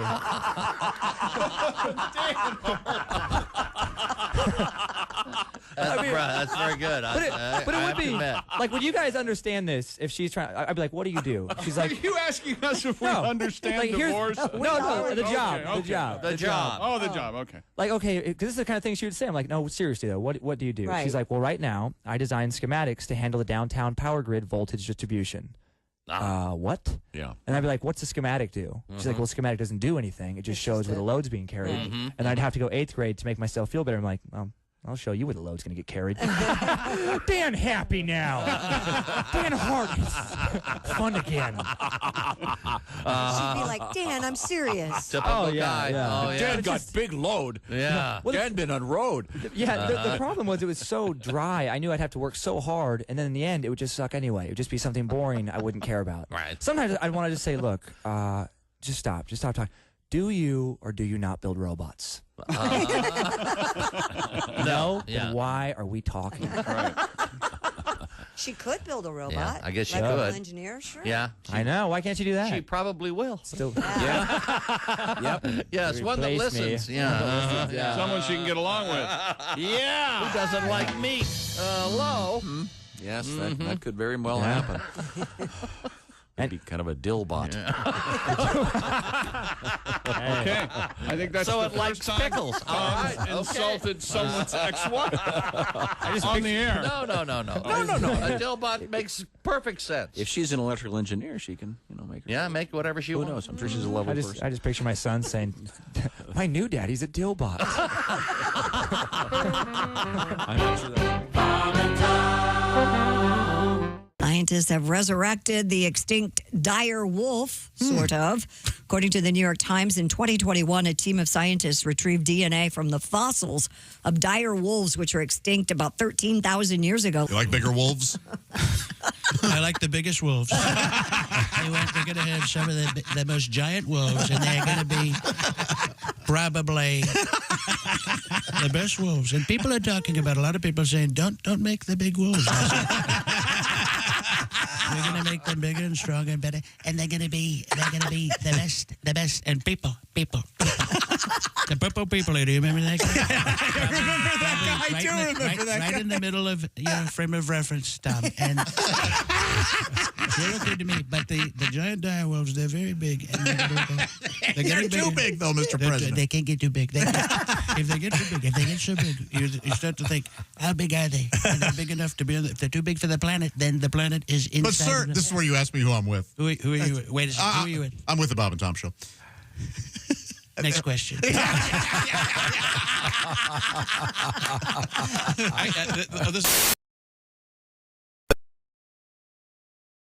Tim Convy? Possibly, but I think it's really the subtraction of... Welcome back to the Bob and Tom Show. We're in the O'Reilly Auto Parts studios. There's Jess Hooker at the Silac Insurance News Desk. Hello. Pat Godwin. Hi, Chick. There's Josh Arnold. Hi. Ace Cosby. Hey. I'm Chick. And Tom, introduce our guest again. He is comedian Tim Convy. Handsome young man. Joins us in the studio on his way to Dr. Grin's in Grand Rapids, Michigan, where he'll be associating with our good friend Greg Warren. Grand Rapids. What did I say? Rapid. Grand Yeah, Rapids. they still have the multiple, don't they? Yeah, they've put No, in they more. no, they closed the north one. Oh. Did they? Oh, That's yeah. only temporary. Well, Yeah, you're of up course. to date. Yeah, of course. You guys are going to be on State Street in Madison, Wisconsin, coming up on Saturday night. Sunday night, excuse me. Sunday night, 2 shows. There's an afternoon show. Oh, wow, that's great. They added one. Go see Greg and Mr. Convy as well. Yeah. What do we need to know about you? Married, single, happy, sad? I am jumping soon? relatively happy. I'm married. So much has happened to me. I was here 5-6 years ago, and I got married. I had 2 kids, and I waited until my 40s. I didn't know, like, if when I was here last time, if you guys had asked, I would have thought all that stuff wasn't going to happen for me. But got married, had kids, and it was so I didn't know if it was going to happen, so it was overwhelming to talk about. When we first found out we were pregnant, first person we told was my brother, and I didn't say, we're having a baby, and I didn't say, you're going to be an uncle. I said, Emma had a positive pregnancy test. Like it's COVID or something. Emma's tested positive for pregnancy. It was a breakthrough case. You should get tested. You've been within 6 feet. It was, but yeah, it's great. Remember the commercial back in the day? That commercial for the pregnancy test? And They advertised those? Yes. And yeah, I always thought it was interesting that They always ended with in a happy. they were happy. Yeah. They never showed the one. Hugging and crying. Relief. Yeah. Where the guy's packing his bag, running out the door when And the she guy, runs up with the stick. And the guy says, "Are you sure it's mine?" Or something. Yeah, they like never that. ran that They never commercial. run that one. Yeah. There was never one where it was just a woman by herself going, well, I guess I have to quit nursing school. Yeah. Ooh, that's right. And then she winks at the camera. and then it cuts to the Brady Bunch. That's right. Or wink. Well, Tim, now, so how many kids do you have? 2 kids, 2 little boys. All right. 1 and 3. Ooh. Wow. Yikes. Yeah, we're in it. It's a handful. Holy So hell. you love being on the road. Yeah, I mean, there's always stuff back home, so it's a lot of phone calls. But yeah, I mean, to just like sleep in and not. Yeah. One of them still wakes up several times in the evening. So yeah, it's So nice. they're cruising and they're touching your stuff and they're throwing things and they're spilling. Yep. And Now, when you get off stage, it's usually pretty late. Do you call your wife, or can you not disturb her? I would be concerned about that. I will. I'll send a text if she's up. I'll hear from her. But no, typically she's out, because especially when I'm gone, because she's dealing with them all day. Mm-hmm. Yeah, you got to sleep when they sleep, man. That's No, I know. I'm just saying. key. So you can't have like sweet talk. It would be the kind way to say Phone it. sex? Phone sex? I don't be Is that so. what you're- Would I approach one of our guests You with don't- something that vulgar? You don't look like a phone sex guy. I'm to not. me. No, I know. Are you sure? You're. No. I think you doth protest too much. No, I didn't protest it at all. I was just. I don't think phone sex is a thing anymore with FaceTime. FaceTime, yeah. It's all face to face. There's no yeah. phone ananymore. Wow. Well, and obviously, if you were listening, in Tim's case, he's going to be looking at a black screen. Well, she's asleep. I'll just use the phone just because. Boy, there's a Cosby phone sex. Sound asleep. Yeah. Wait a minute. That joke deserved a much bigger laugh. Oh, it's fine. Cosby No, phone it's sex. not. It's fine. Huge. There are guys who don't wake up. That's their Yeah, thing, yeah. Right. Well, Sound asleep. But the reference kind of leads to the sound effect that I played a few minutes ago. Oh, yes. This one.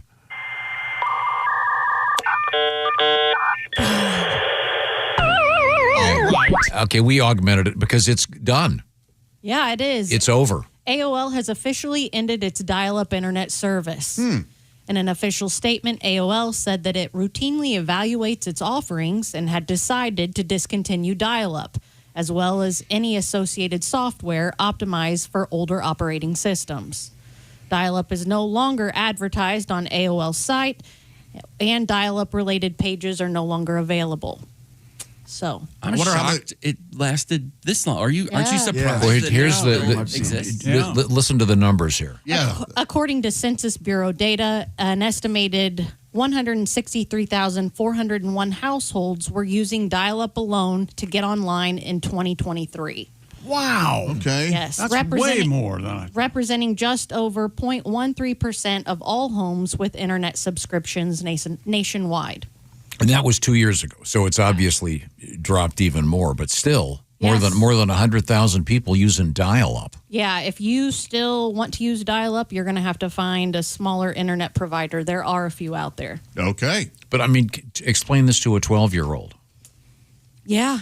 Hey, using dial-up. How does that work? Well, it goes through our landline. What's a landline? Yeah. Does anyone here have a landline? No. I don't know. Do they even install them anymore? I'm not sure. They do. I think as of a few years ago, they would try to sell you on that, because everything's bundled. So when Yeah. the cable, they're like, and your phone, and everyone's like, no. So when you build a new home, is it just an automatic? Do they put it in or they? Yeah. not? Now, when I redid my previous house, we put in a bunch of phones, and it was stupid because we never had one. Okay. And what about this most recent house? Only there's a landline kind of for a security thing. Okay. Oh, okay. But Gotcha. there's no phone. I mean, it really is technically it's a phone, but it's not. There's no telephone on it. Does that make sense? Yes. Yeah. I said to my kids recently, I said, well, when I was a kid in the computer room, and they were like, what? And I was like, yes, we had a designated desk in a room with a computer. Oh, yeah, and yeah. they were like, why? And I was like, because you used to not be able to put them on your lap and just type. Yeah, blown away. They were like, a computer room. Yeah, we all shared it. Yeah, that's a waste. And do you remember that? Well, like if you get anything from Apple, like an iPhone, it comes in a really nice box. Yeah. It's just beautiful. But back in the day, when you'd get the big VTRs. Yeah. And if the thing was the size of a bale of hay, the box was the size of a shack. Right. They really want those things to survive Yeah. the transport. What was the computer? A Gateway? Do you remember that? And it had the cow print on the box, and it was huge. I Yeah. remember, dude, you're getting a Dell. Remember that? Yeah. That was big. Yeah. But your point was, I think that when you hear that sound, for some, there's kind of a like a Pavlovian. When you said I'm twitching, there was a point at which for someone to, in those days, what would you would download pornography? Sure. And it was slow. And by you, I don't mean the collective you. I mean Josh. Yeah. The video would just sort of come down very slowly, and it would start at the top, and then it would start to fill in. Like, well, her eyebrows look out. I guess I'll continue this for the next 15 What's the minutes. movie where the fax machine is... Remember that when the movie and the fax machine is Usual Suspects has a very big fax machine scene. Yeah, when the it's starting to show the face, what line by line. That's Usual Suspects. But but we remember when the fax machine was the biggest thing in radio because it was so cool. You could finally hear from intelligent people. Well, no, because before that it was just the request line and okay, sir, we'll play Ozzy for you. Okay, sir, we'll play Ozzy for you. Okay, sir, we'll play Ozzy. You could finally get some neurologist could he would text in or fax in rather. Anyway, goodbye AOL. All right, Tim, are your kids on devices? I know they're pretty little, but Yeah, but still, the iPad and certainly our phones. And we had a guy putting in trees in our house last week, and he cracked our internet. Oh, good Lord. So no. just see ya. They couldn't come over for 4 days. You can't explain to a 3-year-old that he can't watch Spider-Man. And he's like, what do you mean? And just, we can't. It was terrible.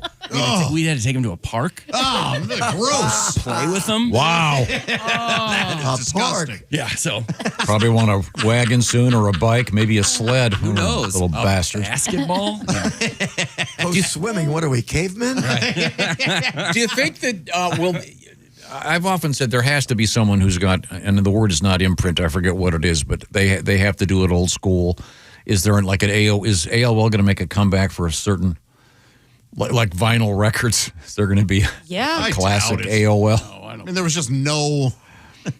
There's no reason. Yeah. But, but there's speaking of, when you would do the adult sites and have to wait for it, we talk about this with music a lot, that it was, you miss the chase. Sometimes you find that favorite record you're looking for. Right. And it's more satisfying because you got to go find it. Was that the case when you were waiting for the women to download? No, it was terrible because like Jess said, there was a computer. Yeah. And so my parents would leave, and then it was just me racing to get porn before their grocery store trip was done. It was awful. Hey, Josh, I forgot my purse. Ah! Jeez. Oh. And I assume you had to fight your brothers for screen time, right? You know. You have a sign-up sheet?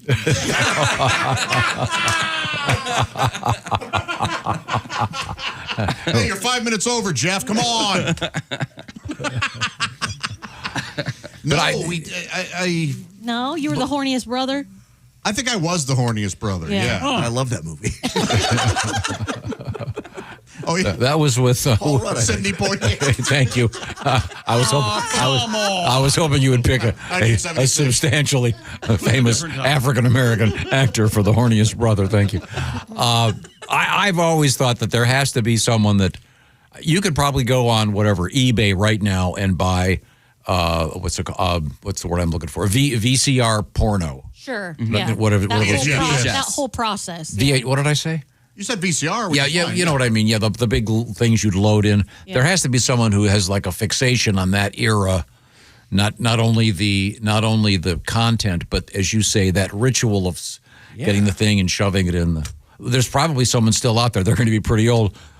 That has to have a 16 millimeter projector, and then the smell of the film and the is part of the whole thing. Ugh, I don't know. Anyway, so long AOL. Yeah. How many thousand of those? Remember those? What were they? CD-ROMs? What were those things? Yes. You'd get them in the mail constantly. 100 free hours. Yeah, something like that, right? Yeah. Yeah. You get the DVD, the CD in the mail. Oh yeah. Okay. Well, speaking of old times, why don't we check in with Today in History? How about that? What do you say? think? Okay. Sure. Right now? Yeah. Go for it.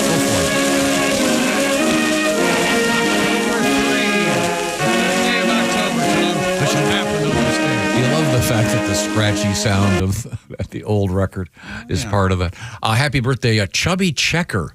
Not as old as I thought he'd be. Come on, baby. 78. Born in 1941, so he's about 74. 74? Wow. Both feet still? Real name, Chubby Checker's real name, Fat Ass Phil. Oh, okay. Yeah, that didn't play in Peoria, though. They had to change. They had to clean it up. Yeah. They just made that name up because of Fats Domino. Fats Domino. Isn't his name like Richard Diamond or something? Dick Diamond. Dick Diamond. You've been on this show too long. I have, yeah. Even my guesses are just filth. Roy Horn of Siegfried and Roy, famous magician and tiger treat. 1949, Lindsey Buckingham. She is terrific. The great guitar player and singer. Wait a minute. What year did you say Chubby Checker? It says here is 1941. So That's what I said. I said 41. So 84. We were what did way I off. say? 74, I think. We were way off. We have, let's see, Lindsey Buckingham from Fleetwood Mac. Stevie Ray Vaughan, great guitarist. Died in a helicopter crash. Very sad. Al Sharpton, the Reverend Al Sharpton, who used to be kind of heavy, and now he's super skinny. Chubby Checker's real name is Ernest Evans. Oh, okay. Ernie. I like Chubby Checker. Yeah, that's better. Yeah. Let's see. Gwen Stefani. She's ain't no holla something. Holla back girl. Yeah. No, she ain't. What does that mean? So if I see a woman on the street and I'm driving by and I holler at her, go, hey baby, where are you going? She's not going to bother with me. She's not going to holler back. That's what that means? Yeah. Oh, I thought it was like a store. I don't understand that. Like, like I'm not a Hollister, Nordstrom. ain't no Hollister. Yeah, or like a Nordstrom's, or I had no idea. Okay, no, I'm not surprised you had no idea, but I am. There's so much you don't have any idea. So is it spelled holler back? No, it's holla, but that's the fun way. The parlance. Trying to fool us with your bad spelling. You're not kidding me. No, she kidded you for years, apparently. Really did. You thought it was a Nordstrom. There's a sale at Holla's? Hollabacks. Hollaback sounds like a store. Hollabacks, pick some things up. I'm going to go to Hollabacks. Why don't you stop at Holla's? Come on. 1863, President Lincoln did what on this day? Did not keep his head down. No, Yeah. I don't know. Refused to remove his hat during a play. That's right. He declared officially the holiday of Thanksgiving. Oh, that was Lincoln? Yeah. Son of a gun. Yeah, and interestingly enough, he also had the U.S. government take 10% of honey baked ham. A smart move, though. Yeah, they're really getting delicious and You had delightful. honey baked ham back in stock in 1863. Boy, I bet it'd be worth. Yeah, that's a good ham. That is a fine ham. I lost interest right there at the end. 1941, the Maltese Falcon premieres in New York City. So you're a Falcon guy, not a Falcon guy. Falcon, the Maltese Falcon. Were you Falcon Crest or Falcon Crest? Neither. I would never watch that stupid Do you show. find Lorenzo Lamas sexually stimulating in any way? No. Okay. Oh, he said it too quickly. I think he did. Maltese Falcon, a great movie. You ever seen that? I haven't. Humphrey Bogart, Sidney Greenstreet, Peter Lorre. Sounds great. Right? Sounds great. Is what she We all have disconnectedly IMDb. said. And that's the movie, I think, in which Humphrey Bogart is. You see him fill out a letter, and he just writes the name of the person, the street, and then city. Well, I mean, just write CITY. And I don't know if you can still do that. If they see that and go, that means it's within the city limits. I thought that was cool. I think if you put a guy's name and the zip code, it'll get there. They don't even need. I don't think they need city or state.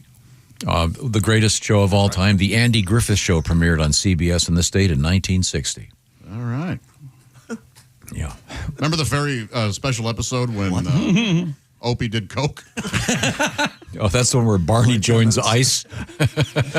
Well, you know who was a cokehead was Barney. He was so nervous and jittery all the time. Jeez. Hey, Andy, you holding? He was tweaking. Lay off the powder this morning, Barn. And then a year later, It was a big pot. Hey, how you doing, man? Okay. a year later. Bald, man. I'm sorry, what did you say? I bald. I bald Aunt B is what we're saying. This is one of the. I bet Aunt B was a fun. No, she was impossible. Andy hated her. In real life? She was really difficult on set. What are you talking about? I get the Andy Griffith newsletter every month. That's not in any That's not a newsletter thing, that is Aunt it? B was a bitch. That's not going to come. What? Well, read about her. She was pretty hot when she was young, right? As an actress, right? They show photos, swimsuits. Not so sure. Jugsy, I would imagine. Oh, Jugsy. This is an amazing day because on this day, Dick Van Dyke appeared, the great Dick Van Dyke Show in 1961, and at the same day, Mr. Ed, both on CBS. Good Lord. Two of the greatest shows of all time. You know, are you familiar with Mr. Ed? Two of the greatest shows of all time. Oh, are you kidding? That was a big Nick at Night. I mean, Yeah, just for sure. Constant when I was a kid. I watched so much Mr. Ed. And then O.J. Simpson found not guilty of murder on this date in 1995. Oh, son of a gun. He did a show called Mrs. Dead. At first it was called Mr. Behead. But Oh, no, keep trying. I keep going. Yeah. It's very unpleasant. Very, very Tonight's episode. And then, unfortunately, on this forgot his sunglasses. on this date in 2003, the tiger attacked Roy Horn Oh. on his birthday, no less. What a way to celebrate. Yeah, not. And he's no longer with us. Are they both? They're both gone. They're both gone. Oh. Yeah. The Tiger and Roy? Yeah. The Tiger, What I about don't know. Siegfried? I don't know. Siegfried's still alive? No. No. Well, how do you know so quickly? Siegfried's. Although in the What, do you state, get a Siegfried and Roy newsletter? maybe. All right. But yeah, no, the Tiger attacked him. And, You know, Bob and I went to see Siegfried and Roy in Vegas. We were we were stage side. It was really near those two guys. Was the show just Tiger tricks? Or did they do magic? They did magic and things like. But they both had like giant cod pieces on. It was crazy. It was. They were really large. Was it a good show? It was okay. Yeah, But it was real. was there a flashy. fence? So if the Tigers, Yeah, there was something that was keeping them out of the they could run into the audience. out of the audience. Yeah, And were both of them just gay as old Paris? gay as geese. Nice that they found each other. I think. Yeah. Oh, were they Sad lovers? about the.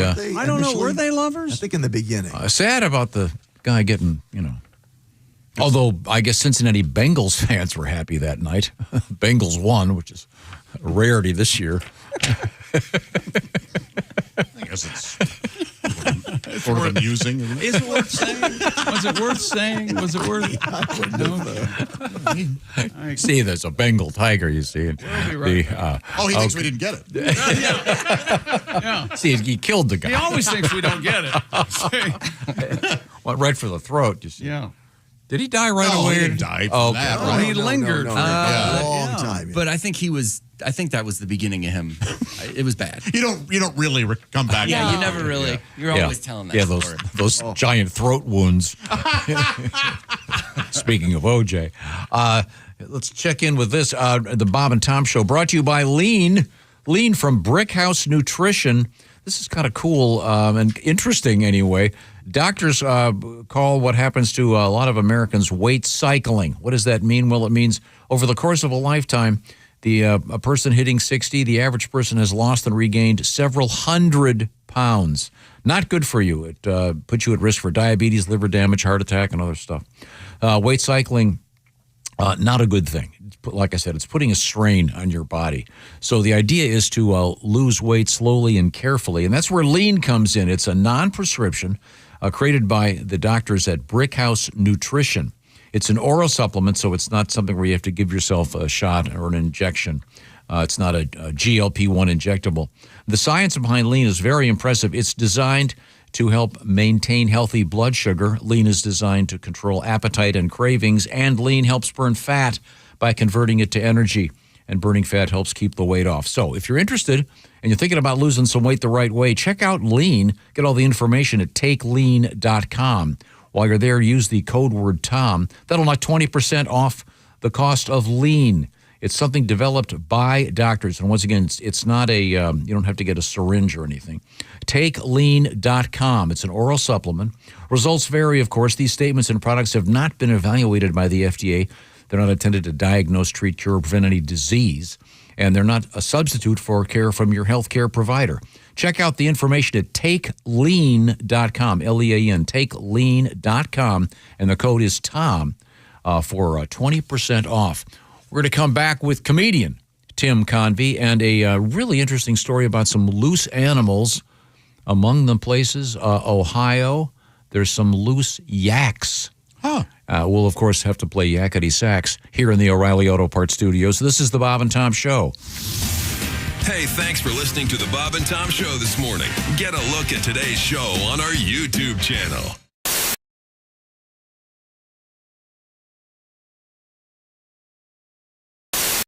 Even the title, Love Actually, and none of it could actually ever.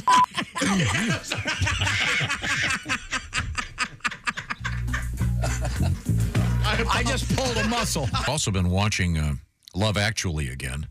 That's a big debate in this room, by the way. Josh, correct me if I'm wrong, Josh. Josh hates that movie. No, It's Josh flawed. loves it. It's flawed. Yes. It is utter garbage. But it's hard for me to get mad about it. I mean, it makes a lot of people happy. I think you said I don't care about any of these people. No one is real in that, and that's the. I could go. I really am thinking about doing like an hour and a half podcast about why it is absolutely so bad, and why its thesis is a total lie. I like the idea of you. I like the idea of you doing that podcast because that'll take 3 or 4 people to put that together, and they won't be on the roads in my way. It's not a documentary. Well, here's the problem. It's bookended with real people meeting in an airport. Right. And then the thesis is, now I'm going to show you some more examples of real love, and it's the fakest BS you've ever seen. That you can't do that. If they hadn't done that. If the movie, and even the title, Love Actually, and none of it could actually ever.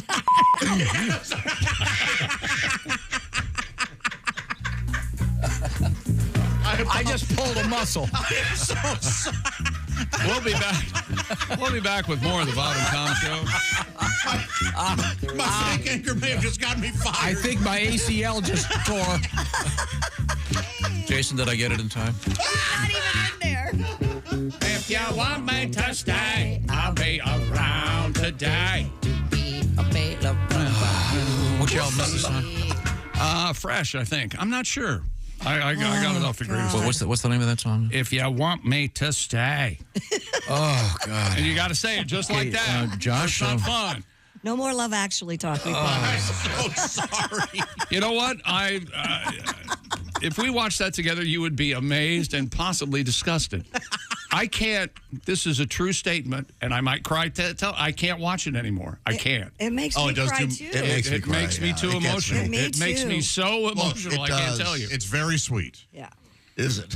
Yes, it's very sweet. Although I initially did had a problem with Hugh Grant dancing around whatever the hell he was dancing around. And I don't care for the Pointer Sisters. Don't care for it. But yeah, he's playing it in one room, and all of a sudden he's dancing around the house. You can't hear the music anymore, Prime Minister. What are you dancing to? So you've got a problem with housewife sound But don't system. you like the old guy, Bill? What is it, Nighy? Whatever it is. Singing away, and then the. No, not really. No. You don't like speakers all throughout the house? That's not what's happening. All right. You don't think 10 Downing has a pretty good speaker system? It's never established in the movie. I think one could assume that 10 Downing Street might be the now keep in mind also most heavily wired that Josh building is in all of England. One of the top 3 foremost authorities on horror movies. Yes. And you're. I love a lot of garbage. So do keep that in mind. That's another chapter title. I got to start writing these chapter titles down. I love a lot of garbage. Dear Allie, I went on a 1-week cruise with my wife on our honeymoon. I got sick for 2 or 3 days, so my wife was on her own. I found out now 2.5 years later that she hooked up with a guy on the ship. No sex, but they dined together and they made out and had romantic evenings. She said that she stopped it before anything serious happened, and it's my fault for leaving her alone on the cruise during this romantic period. And what else was she supposed to do? What else was I supposed to do, Josh? Sickness and health. I had a honeymoon with someone. I only found out because I happened to glance at her Facebook messages. Should I forgive her? Yikes. They only made out, I guess, if you can. But what's that Facebook message say? Like, are they still in contact? No, it sounds like from past Facebook messages, because I would think it would be a problem if they're still in contact, but I'm not positive. Well, who believes they didn't have sex? I mean, come on. Wake up and smell the shrimp on the buffet. Yeah, that's a tough one. Yeah, I didn't even think about that. Yeah, Chick's right. Probably if they were going to get that romantic and they had his own cabin. And she seems a little bit defensive. What else was I supposed to do? Yeah, that's weird. That is wild that your husband, it's her husband, it wasn't her boyfriend, it was her husband, was sick. New husband. On her honeymoon. Oh, I missed the honeymoon part. They were on their honeymoon. Bail, get out. Yeah. No, I mean, Done. if you're asking, then you don't want to forgive her, so just go. And the guy who she hooked up with, what single male goes on a cruise? I think lots do. Really? Yeah. Pat? That's a fair question. Yeah. You don't see a whole lot of that. What do you mean? Okay. Alternative Well, lifestyle there could be men? Is that groups what of you're guys talking or about? girls. Yeah, That's groups true, of guys. too. On a group vacation, yeah. Well, no, I'd get out. Go. Ugh, On a honeymoon, I think that's a deal breaker. Yeah. Yeah, you're kind But it of... was 2.5 years ago. He just found out about it. But I'm still with you. That's honey, I don't think our marriage is what I thought it was. No, you have set the tone. Yeah. She's not a And she good wasn't like, person. I'm so sorry. It was a mistake. There was a lot of booze. It was romantic. I was missing you and really horny, blah, blah, blah. But instead it was like, well, what do you expect me to do? Yeah, that's right. Yeah. So how many other times Not did she be a cheated? whore. That's what I expect of you on my You would expect that. I know that's weird. Those are fair.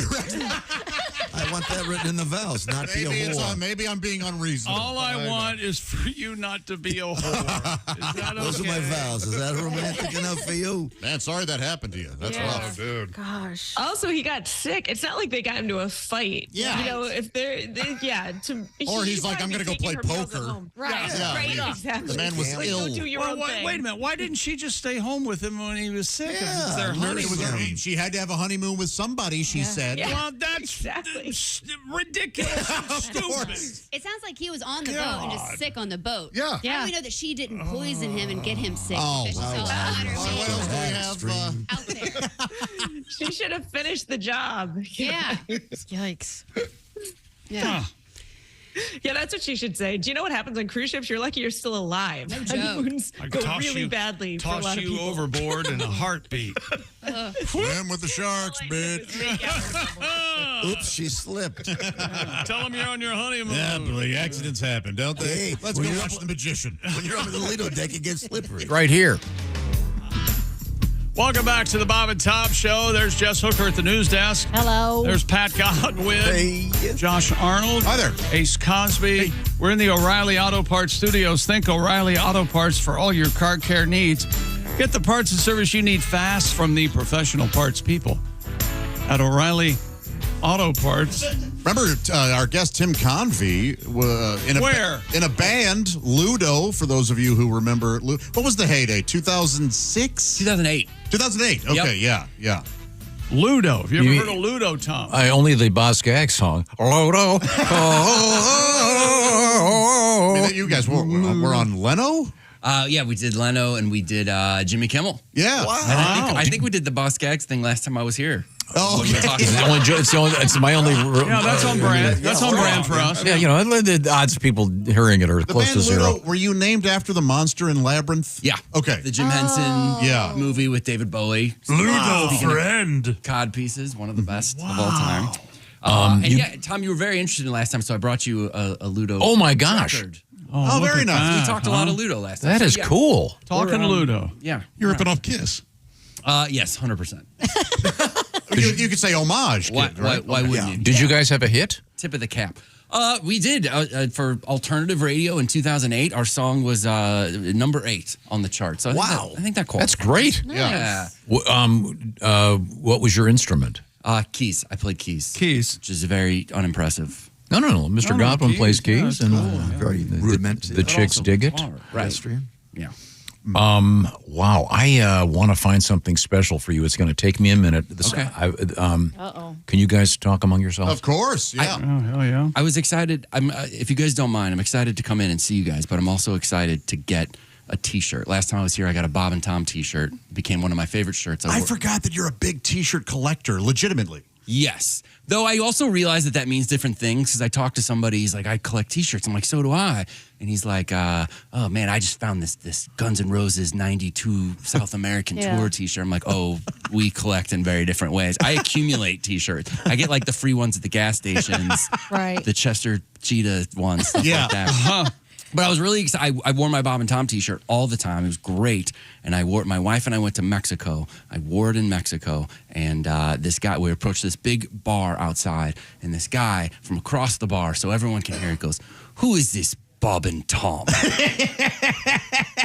Like threatening. Wow. And then I'm like trying to figure out how to answer that. And another guy at the bar goes, it's a comedy show. It's a radio show. It's a comedy. And they're barking back and forth. And I excuse myself from the conversation. But I wore that shirt to smithereens, so I got to replace that. Nice. Because my wife and I always say to each other, every time I'd wear it, we'd go, who is this Bob and Tom? I hope it was sexy time. It was good. And that's why you are the godfather of my son, Tim Jr. Tim Jr. And we were having a discussion out there. I learned something interesting. You one of your sons. Your name is Tim. It is. And one of your sons' names is Tim. Yep. So he is Tim Jr. He's the third. But he's the third. Okay. So I was asking, what's the distinction between the second? He could be Tim the second. Yeah. I looked it up, and it's usually, if someone is the second, it's like their brother's kid, right? Oh, okay. But it's not necessarily so. So you could be Tim the second, and some people prefer the second to Junior, et cetera, et cetera. But you're named after a family member that isn't your father, then you're the second. If you're named after a grandfather or an uncle or something. Yeah, but it doesn't always stick, so it's not written in stone. Now, we have a couple stories I want to get to in the news of interest, but let's find out more about you.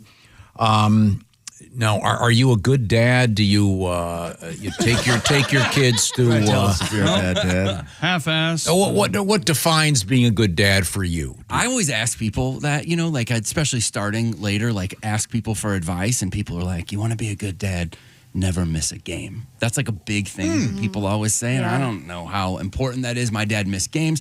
My dad did real estate. My dad missed a game one time because he was closing a deal on a big industrial space, so he missed a game, and we went to Disney World that year, so it worked out pretty well. Oh, yeah. I'm like, There you Dad, go. take next season off. I want to go to Euro Disney. Let's see. Yeah. My buddy's like, I had a great dad. My dad never missed a game.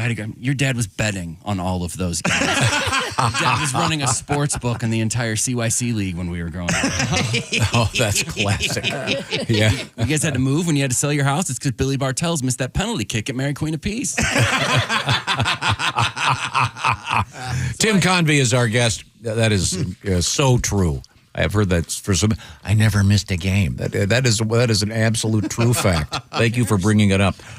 Tim is doing his thing with Greg Warren at Dr. Grins in Grand Rapids, and also Sunday 2 shows in Madison, Wisconsin at Comedy on State. Mm-hmm. Now, is your show as user friendly as Tim's, as Greg's, with respect to the quality of the language? Oh, yes, for sure. Yeah, and the name nice and clean. Special for sure. Yeah, very clean and yeah, it's not like for children or anything, but it's something. The stuff. Yeah. You can listen to with the kids. It's not as offensive as this program. We're going to talk to Willie G coming up. He is on the road as well. We got a bunch of great people out there doing comedy. Willie G and Greg Hahn are in Lexington at Comedy Off Broadway tonight and tomorrow.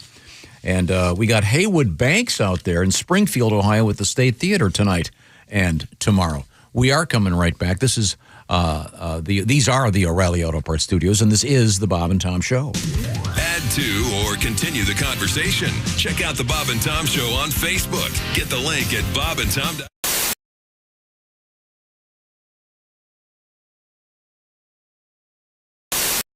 We have Gianmarco Ceresi.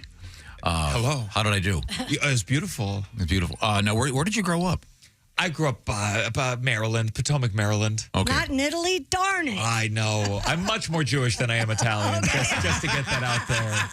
So what? So Dad was Italian.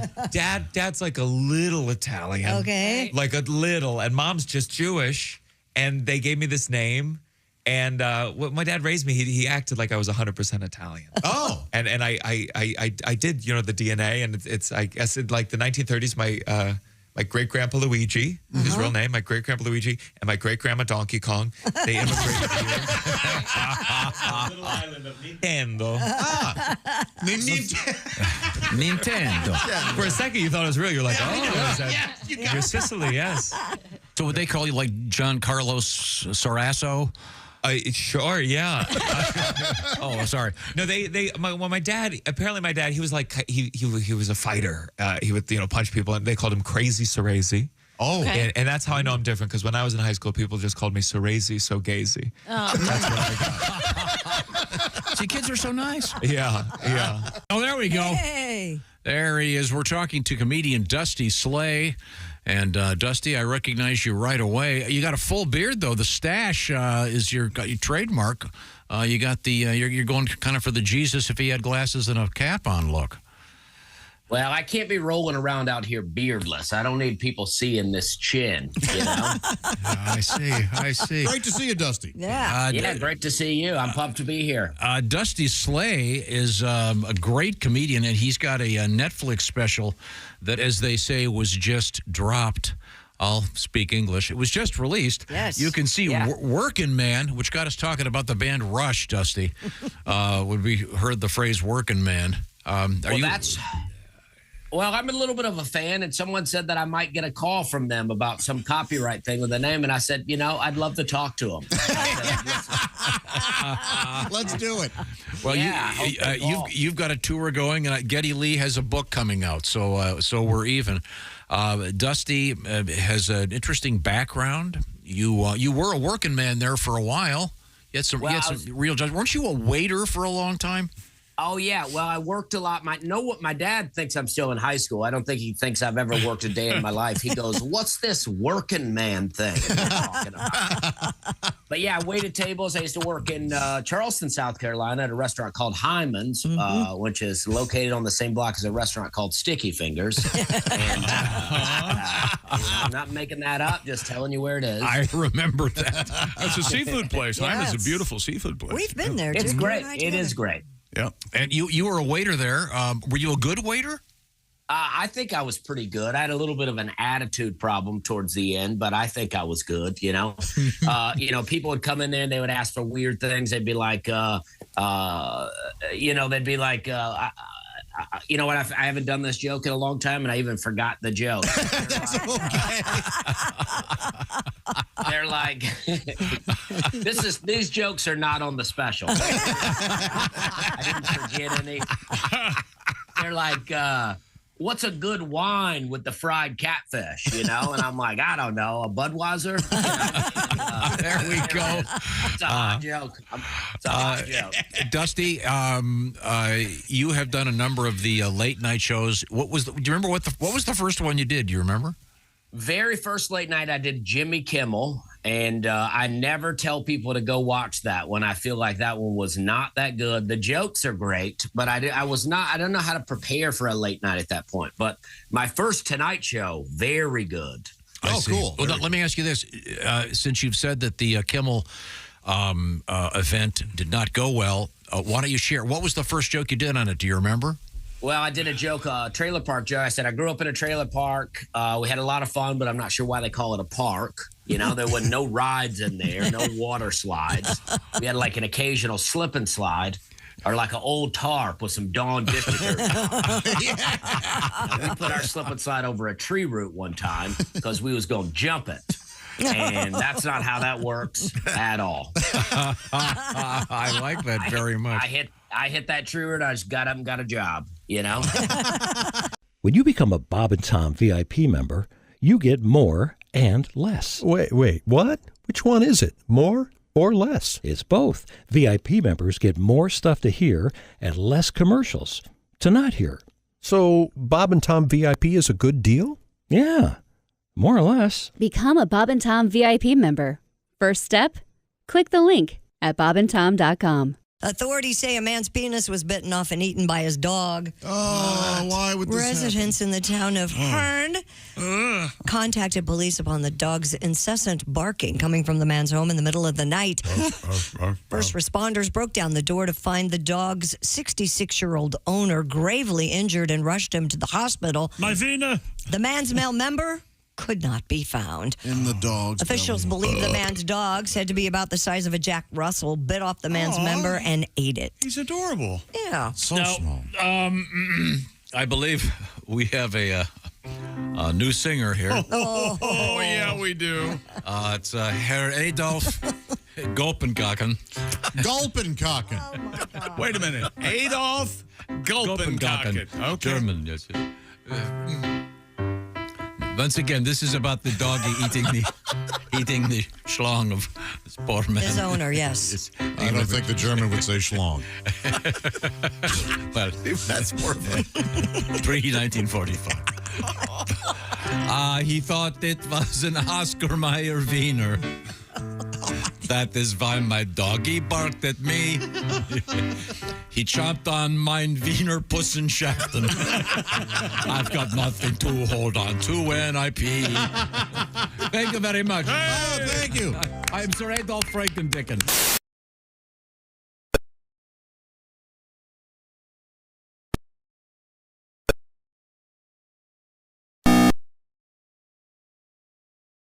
Word this hour for money is money. Log it on to Q95.com. All right.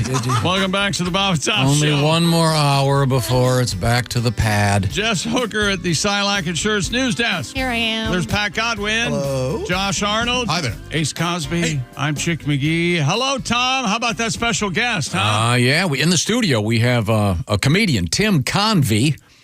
He is en route to Grand Rapids, Michigan, tonight and tomorrow. Then Madison, Wisconsin, Sunday. A special show added with Greg Warren Sunday afternoon. And I believe calling us from Lexington, Kentucky right now, Willie G. Willie, are you there? Hey, how you guys doing? Very good. Hey, very Willie, I good. have a proposition for you. Yeah, go ahead. It's a new stage name, and I just want to know how you feel about it. This is for you. How do you feel about going by Willie G. Willikers? Or even just G. Willikers?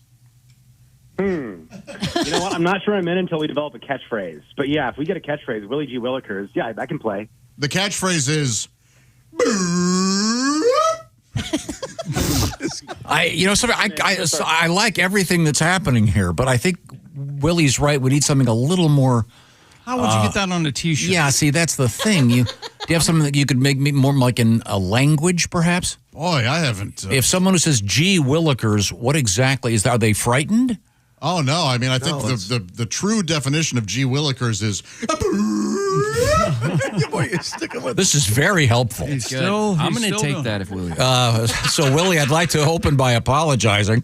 How's it going? You're working with Greg Hahn, right? Am I getting this correct? Yeah, we're in Lexington. It's beautiful here. I wanted to open by apologizing to Tim. Tim, sorry my dad asked you, are you a good dad? I wanted to get some pointers. No, yeah, you got to understand. Tim, I got an old dad. My dad had me when he was 40, so he was already old when I was growing up. And then when I was 20, my dad had a new kid. I was in college. You know how awkward it is to go to your dad and be like, hey, man, you got to be safe out there. You got to I appreciate that. I tried my best, Willie. I did. You should have seen Tim's face when I told him, well, I still have a 9-year-old. And he gave me the what? I get that a lot. I have kind of a funny story that starts as not a funny story. But Tim, about 7 years ago, my little sister Finn had to get a tumor removed, had to get brain surgery, and it was really scary, and I wanted to be there that morning, so I drove down, and it was me and my dad and my stepmom in the elevator. And I don't know if you know this about old dads. When they have a new kid, they get rid of old mom. They get new mom. New mom's a newer model. She's a little younger. So we're all in this elevator. It's not funny. It's tense. You can feel it in the air. I'd imagine it feels a lot like the room you're in right now. And the nurse is trying to make my little sister feel better. And she goes, honey, I know it's a scary day, but look at how many people love you and want to support you on your big, scary day. She goes, your mom's here, points at her mom. And she goes, your dad's here, points at me. And she goes, and Grandpa loves you so much. He woke up at 4 a.m. just to be with you, and then pointed at my dad.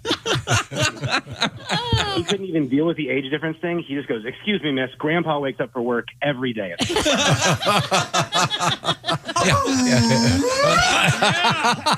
Then you do your sound effect. Gee, Williker. It kind of works. Willie G. Son number 2 joins us from Lexington. How's Mr. Greg Hahn doing these days? Man, Greg's great. He's moving and shaking down there in Florida. He's always got a million different things going on. He told me about he's hanging out with some 32-year-old girl that smokes the Delta 9 weed, the legal weed. He's all over the place, man. It's fun talking to him always. Yeah, everyone knows with Hahn, he always has some weird project involving his condo.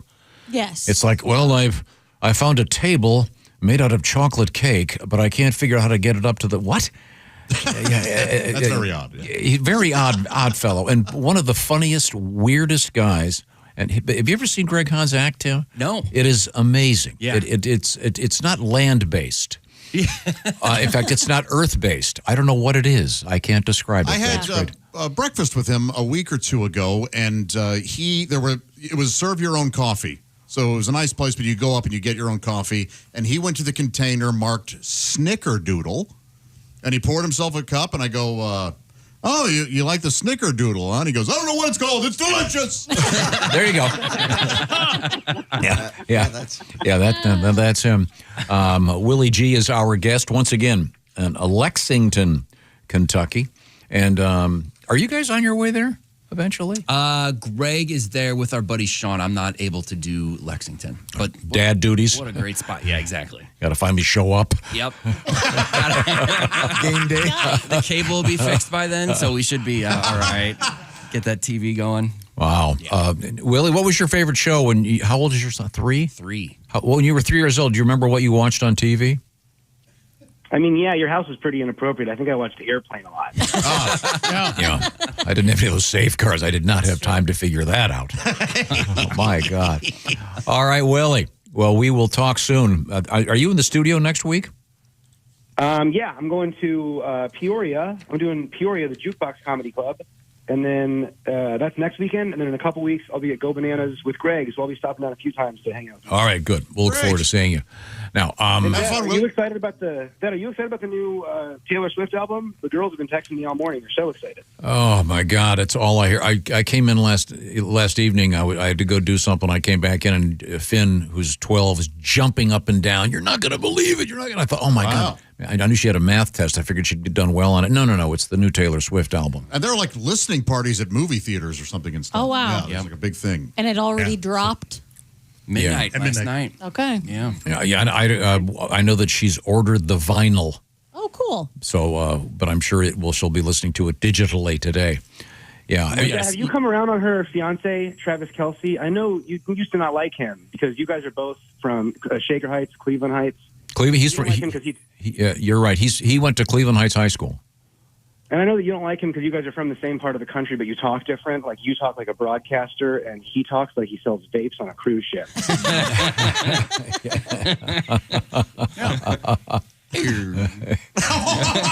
the noise? All right, you guys, that's Willie G. Willikers signing off. All right, Willie G. Willikers. I'm seeing merch. Willie G. Willikers T-shirts. Willie G. Whiz. What about that? Yeah. Well, No, I think Willikers is. Willikers is too clunky. Okay. Willie G. Whiz. Hey, look, he's got a lot to think about. Yeah. Don't you, Willie? Mm-hmm. That's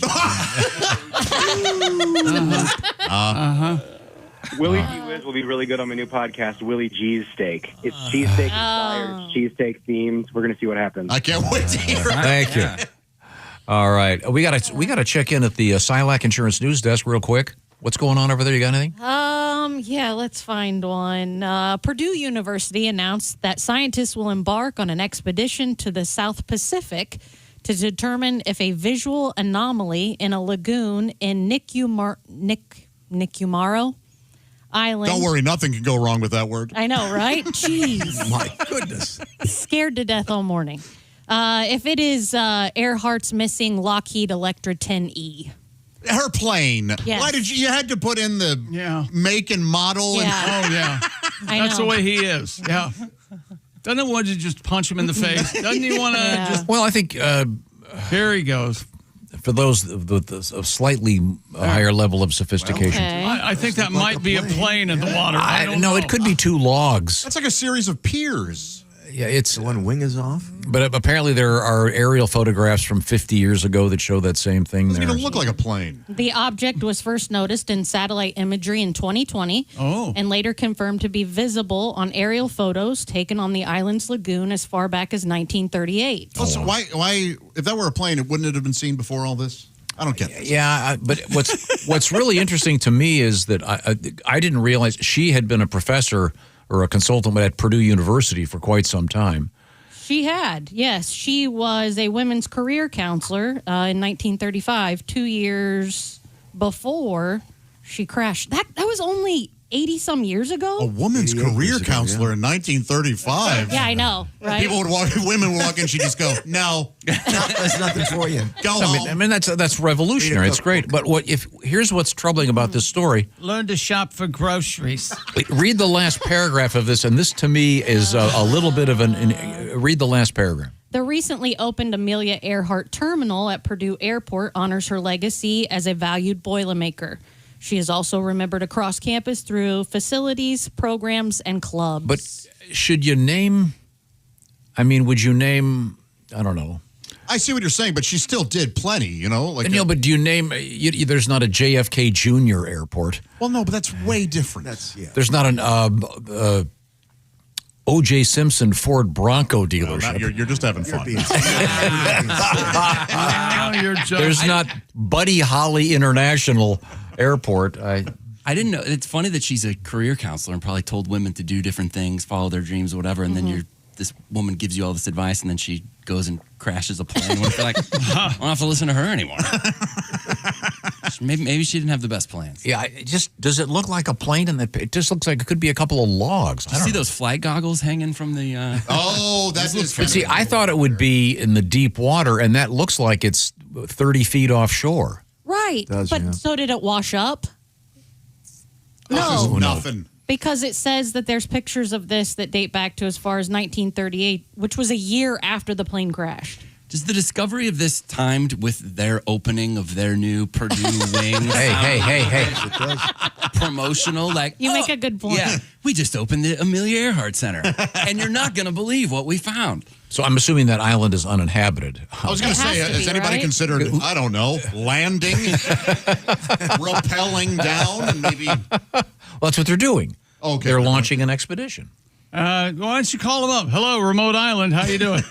What's going on? Can you run out in the bay and check and see if that's a plane? Oh, yeah. Hang on just a second. Nope, it's just logs. But that would be interesting if she had gotten that close to shore. Yeah. Maybe she's out. Maybe she's on the island somewhere. You don't know. Well, she would be quite elderly. You know, they 128. Yes, but it's a magic island where the water, you drink it and... Oh, there's the smoke monster. Oh, my. Remember John Locke? They call her Old White Devil Lady. Ah. She's impervious to poison tip arrows. That's right. Noonan's dead, though. Noonan's long dead. Yeah, you can still see his skull on a pike. Oh, yeah. Yes. It's an interesting story. I hope they find it. That'd be great. But we'll see. Well, you didn't want to have fun with that story, did you? No, you really Very didn't. serious about this. I am completely serious. I just think naming something at an airport might be a mistake. I don't know. Just saying. Ace is pointing to me. They don't have a brand of Kool-Aid named after a certain country in Central America. You mean Guyana or Go Juice? Jonestown, yeah. I'm just saying. Hey, we're all in this together. It's about time for some Guyana Go Juice. And, it wasn't Kool-Aid either. It was a lesser brand, but drinking the Kool-Aid has become the way to go. I think somebody complained, hey, this doesn't taste like cool. There are lesser brands of everything out there. You can get a lesser stereo. You can get a lesser car. Yeah. But if you want top of the line steak, you go to Omaha Steaks. I was expecting more for that seamless segue. That's all. Oh. You don't want a lesser steak. No, not at all. God, no. The holidays are still a couple months off, but here's the thing. Time flies. Halloween. It's time to really start thinking about this stuff. You get to remind everyone you're the best in the kitchen with Omaha Steaks when you get yourself some and when you order some for them. Omaha Steaks offers an exclusive lineup of USDA certified tender steaks and their fan favorite filets mignon. That's right, Tim. That's the plural of filet mignon. Sure. Filets mignon. They have achieved the distinction of USDA certified very tender. They also carry mouth-watering burgers, air-chilled chicken, pork, seafood, and delectable desserts. And right now, During their early Black Friday sale, get 50% off site-wide and an extra 20% off select favorites at omahasteaks.com. Plus, our listeners, that's you get an extra $35 off with promo code BTS at checkout. The early Black Friday sale is the perfect time to shop for the best deals, and orders placed by 6 p.m., guess what? They ship same day, so get them in. 6 p.m. Eastern, that is. You're going to get them same day shipped. That's right. Now you can save big with Omaha Steaks. Visit omahasteaks.com for 50% off site-wide and an extra 20% off select favorites during their early Black Friday sale. And for an extra $35 off, use promo code BTS at checkout. Now, terms apply. See site for details. That's 50% off at omahasteaks.com. Promo code BTS at checkout. Delicious. Makes a perfect gift. And I suppose you could do kind of a Halloween cookout. Kids come by, you give them the chocolate bars, and Mom and Dad, how about a delicious Omaha Steaks Frank or a little bit of fillets mignon? Yes. One per customer, please. Thank you very much. Delicious. We're going to hang out with comedian Tim Convy. We've also got a great story about yaks coming up, the critter, and another critter in the news, and a song from Pat Godwin. I'm very excited about that. We're in the O'Reilly Auto Parts studios. This is the Bob and Tom Show.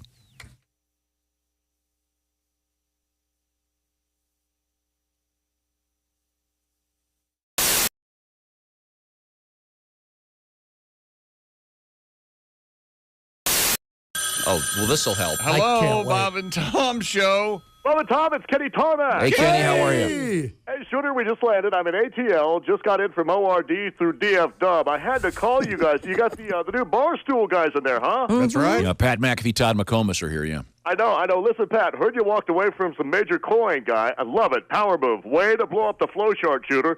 Now, get this.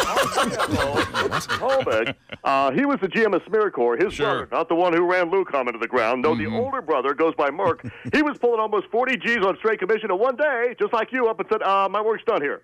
Didn't even give the standard 2 weeks notice, and word has it he's making twice that much now with the remote-controlled chip clip people. So almost exactly like your deal. Dot to dot to dot to.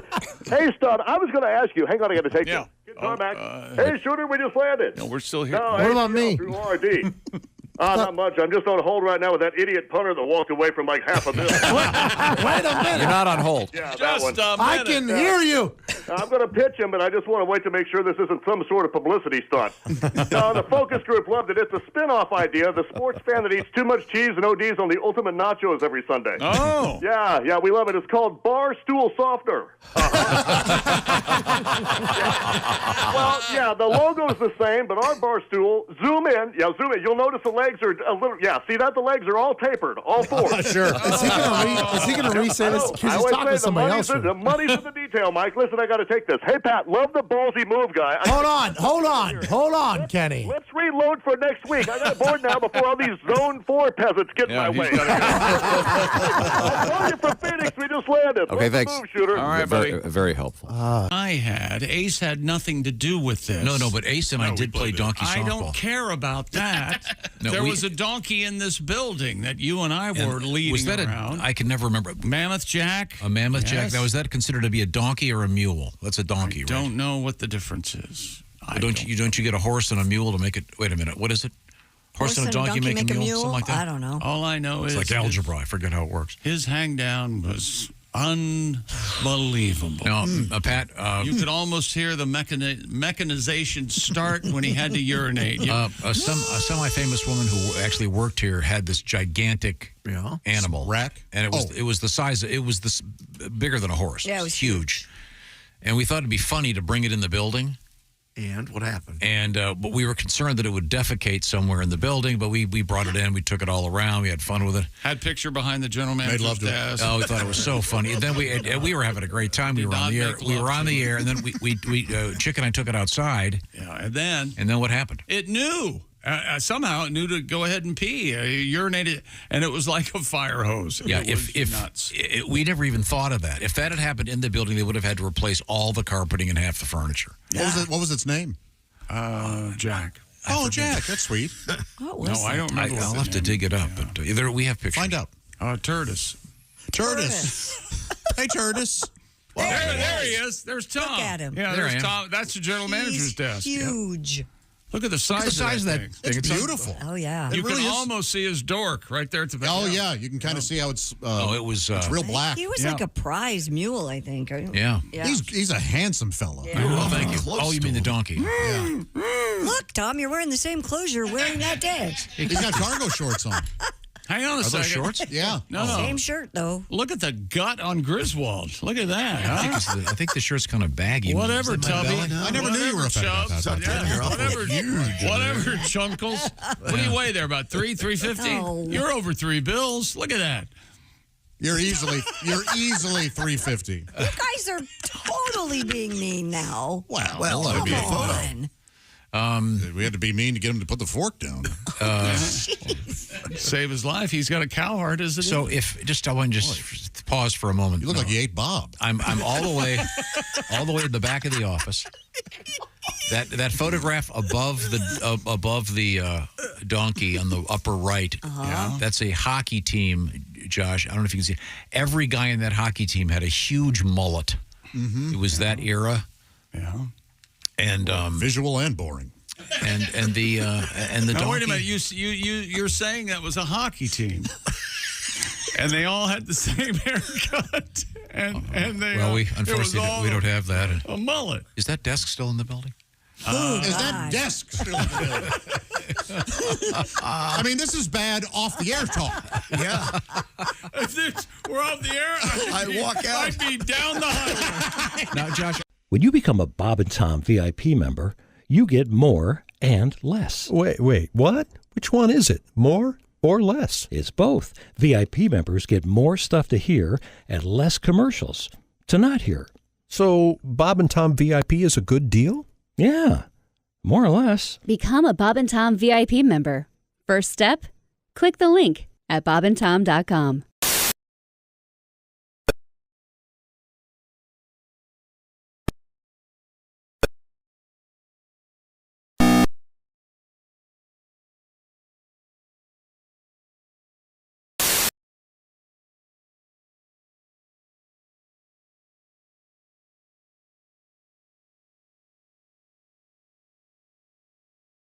They do. They really do. There's Jess Hooker, Pat Godwin. Hello. Hi. Josh Arnold. Hello. Ace Cosby. Hey. I'm Chick. Hello, Tom. Hello, Chick McGee. In the studio with us, comedian Tim Convy. Good to see you, Tim. On his way to Grand Rapids, Michigan. Then Sunday, Madison, Wisconsin, with Greg Warren. And Tim, father of 2 young boys. Would you say 1 and 3? 1 and 3. See, a lot of diapers.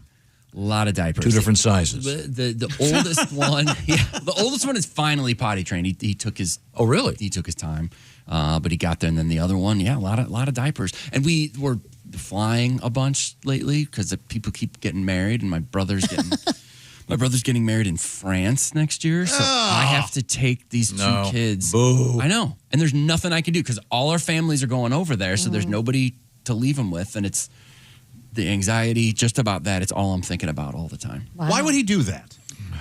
He's inconsiderate and selfish. Because he doesn't have kids. He doesn't know. No, yeah. And his wife, like, they want to get married in France. Okay. So what, The destination weddings should be illegal. It's illegal. Unless they provide the plane a charter, one nonstop. It's going to cost you a fortune. Unbelievable. And I won't have an ounce of fun.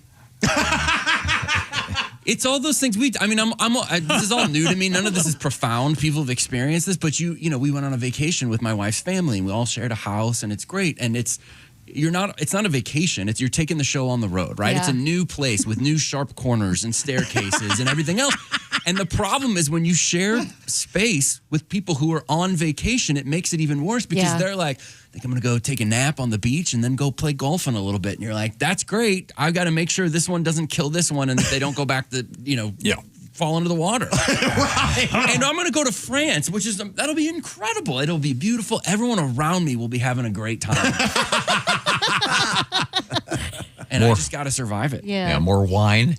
Oh, thanks. Yeah, everyone's talking that gibberish. Yeah. French. Yeah, Kelka shows my ass. We have a Miss Hooker over there at the Silac Insurance News Desk. What's happening?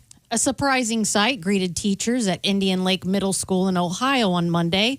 A herd of escaped yaks grazing on the school grounds just before lunch. The yaks had escaped from Hidden Nook Ranch, located about a mile outside Lewistown. Hidden Nookie is what I call it. Yaks are large, hairy animals. If you didn't, You know, they sure are. If you didn't know, are you serious? There we go. Look at the size of that thing. Look at the horns on that thing. Look at the. Look at that. That's Look his. at the wang That's on that that's his thing. leg. Oh. They've got that hump on the back. What hump? Yeah, they can weigh up to 1,200 pounds. School officials immediately alerted local authorities. Deputies blocked the exit to the school and cleared traffic along County Road 91 to ensure safety. Do we know how many yaks in the herd? Oh, I love this. Yeah. It doesn't say. Heard of yaks? Of course I heard of yaks. All right. And they're scary. They could have hurt somebody. I mean, I think they are massive, aren't they? Yeah. Would you say how much they weigh? 1,200 pounds, Yeah. up to 6 feet tall. Fat. Yes. When ranch owners arrived, they attempted to corral the animals back into the trailer, but the yaks were not cooperative. They didn't want to. Oh, man. They hate that trailer. I don't know what's happened in the trailer, but they hate it. Faculty, staff, fight like deputies, anything to get out of there. and ranch hands used portable gates to guide them back home. No students were hurt, and they were able to attend lunch in the cafeteria. Oh, All right, well, that's good. If it was like my high school cafeteria, there were more yaks after they ate after they ate Gunther's Goo Goo gravy. Wow, they're huge. They are. They're pretty. Yeah, you like those? Yeah, they look like they have a fringe on pretty the bottom, coat. Yeah, like they're wearing a skirt. Yeah. They do look like they're wearing hairy skirts. Yes. No, the other. Speaking of hairy, this is the other. I was unaware of these guys. Did you have the story about the bull that escaped in Connecticut? Yes. Now, were you aware that?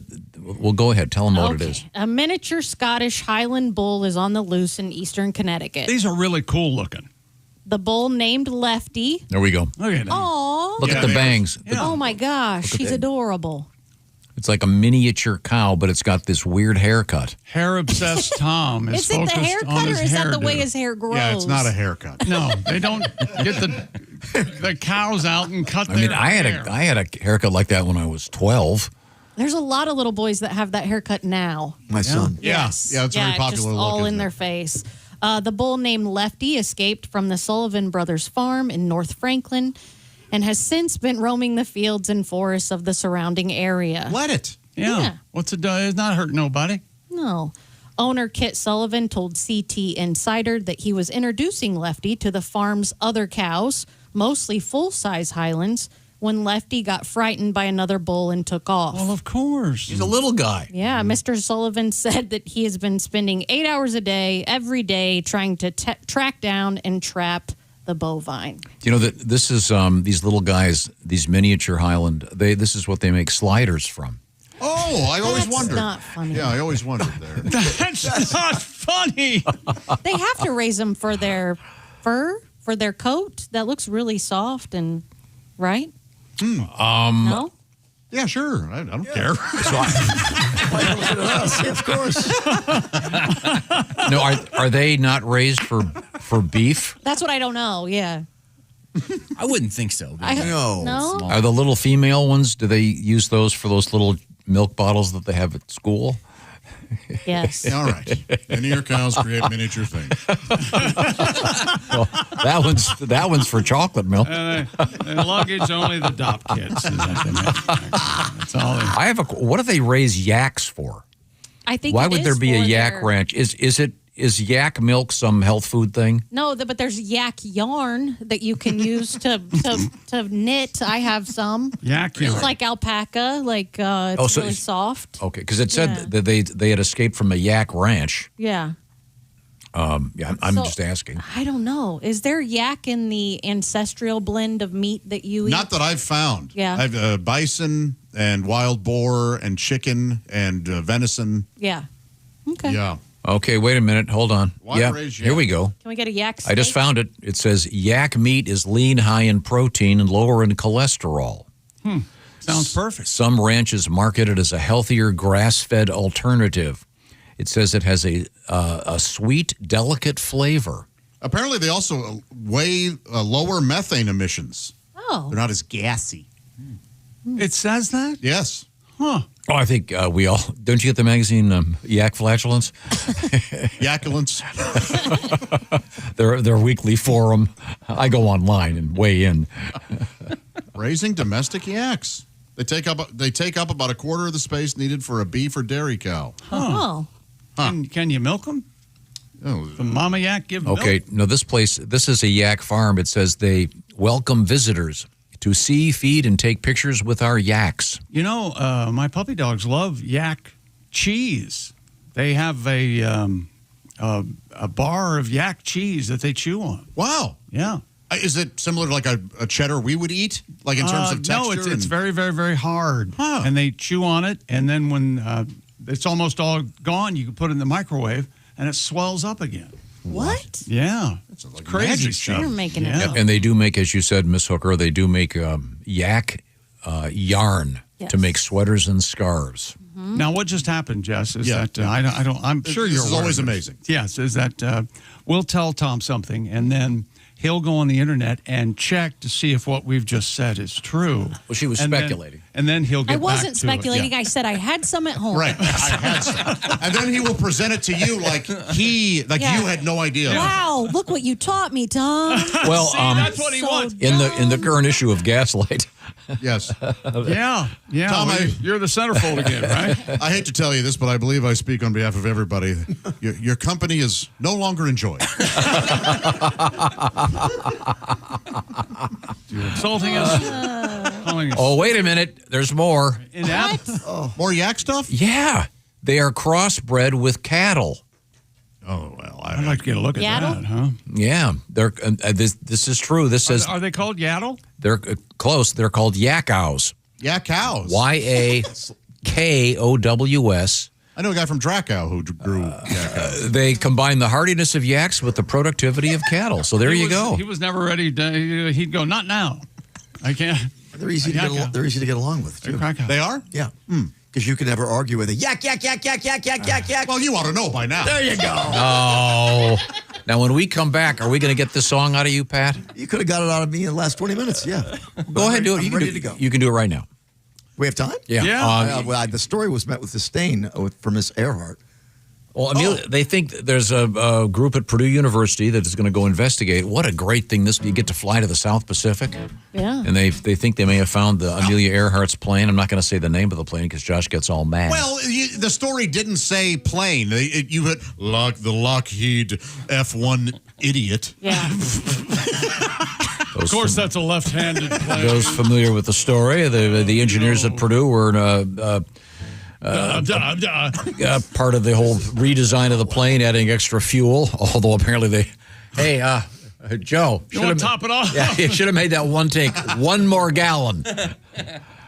This is a song about Amelia Earhart's aircraft. Oh, Amelia, you crashed in a plane. For 88 years we've been searching. Oh, Amelia, so sorry we're late. If you're still alive, you'd be 128. Making plans to find that plane. Or Amelia and Fred Noonan's remains. Her love life shouldn't matter to you if she was sleeping with Fred or LGBTQ. Oh, Amelia, you flew around the globe, so brash and so bold, you dressed plainly. Oh, Amelia, it's your plane, they say. Did you end up like Tom Hanks in Castaway? Bring it home. Yeah. All right. Well worth it. Thank you very much. Thank you very much. I think this is a great story. I don't know why you guys aren't excited about it. Well, the photographic evidence is lacking, I think. That may not be a plane. Yeah. But if it is, you'll be wrong. But it may not be Amelia's plane. Many, many planes go missing. Yeah. They do? Approximately 27,000 a year. Are they? Okay. It's in his new book. Well, we speaking of missing, Anomalies in the we may have time to get to the missing gold that's been found, and I've got a special treat for our guest comedian Tim Convy. And speaking of gold and money, you need to hook up with Prize Picks. Football season is in full swing, and Prize Picks can make your decisions into money. Moolah, Geach, Scratch, and Prize Picks available in 40-plus states, including California, Texas, Florida, and Georgia. And you don't want to miss any of the action this season with Prize Picks, where it's good to be right. You get $50 in bonus credit instantly in lineups when you play your first $5. Plus, the Prize Pick app is so simple to use. Pick 2 or more players across any sport, more or less on their projections, and if you're right, you could win big. And get $50 in bonus credit instantly in lineups when you play $5. Win or lose, $50 bonus credit in lineups just for playing guaranteed. Just download the Prize Picks app today and use the code TOM to get the $50 in bonus credit instantly in lineups when you play $5. Must be present in certain states. Visit prizepicks.com for restrictions and details. Thank you very much. Check out Prize Picks. When we come back, a little treat for our guest and a treat for you, I think. From the O'Reilly Auto Parts Studios, this is the Bob and Tom Show. Just got to get a hold of us? Call, text, or email. Get all the contact information.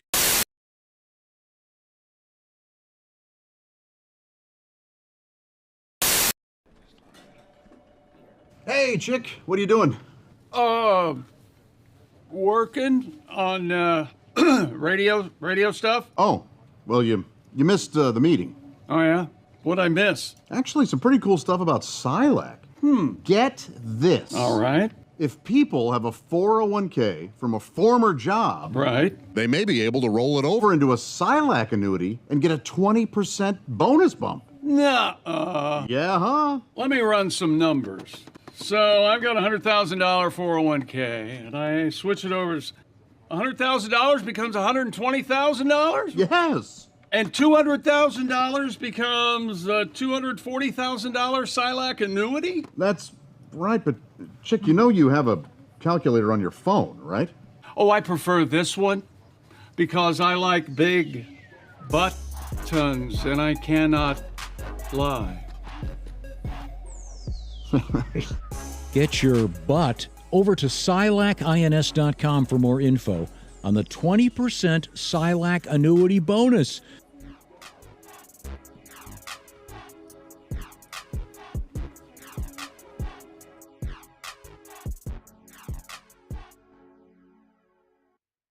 Scientists used magnetic resonance imaging to measure the activity of the brain's emotional center when listening to a pianist in real time. When listening to a penis in real time. A pianist. I can hear the ocean. When did they change that, by the way? What? It was always pianist growing up. Now it's pianist, isn't it? Probably growing up. What?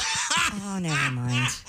I saw one on a horse. That was the first time I saw one. And it was like. First time I saw a horse one, I thought, my God. And then they also. What's the old joke? No, I said a 5-inch pianist. Yeah. Yeah, something. What? No, what's the joke where the guy's in the bar and there's this little 6-inch kid? There's a 6-inch running around tipping over everybody's drinks. I don't want this guy's a 6-inch dick. Remember? Oh, that one. Oh, you never heard that one? They listened. No, that's not the joke. You've got it completely wrong. Let me tell you something. That's the joke. Okay? That is absolutely. We all know joke. nobody tells a joke like Chick. What the hell's going on? The bartender said. I wished for a 6-inch. I see. Yeah. Right? There's a little guy playing a piano. No, he's not playing the piano. Yeah. No, he's running up and down the bar, knocking over drinks. There are two jokes here. He's being a real dick. One is about a 5-inch pianist, and the other is about a 6-inch. Yeah. Oh, as I live and breathe, ladies and gentlemen. Look at a joke told. I'll never forget these Dr. Tom Whiskey. these 3 really little fellas. Yeah, 3 of them. A little tiny. Oh, real tiny. How tiny would you say? They're called little people. And that first one steps up and he goes, you know something? I bet I have the smallest hands in the world. Oh. Wow. Can you use one of your hands to turn down your music down? That really helped us out. Ace, Then for we can God's hear sake, the turn joke. down the music. Not Ace. You ding dong.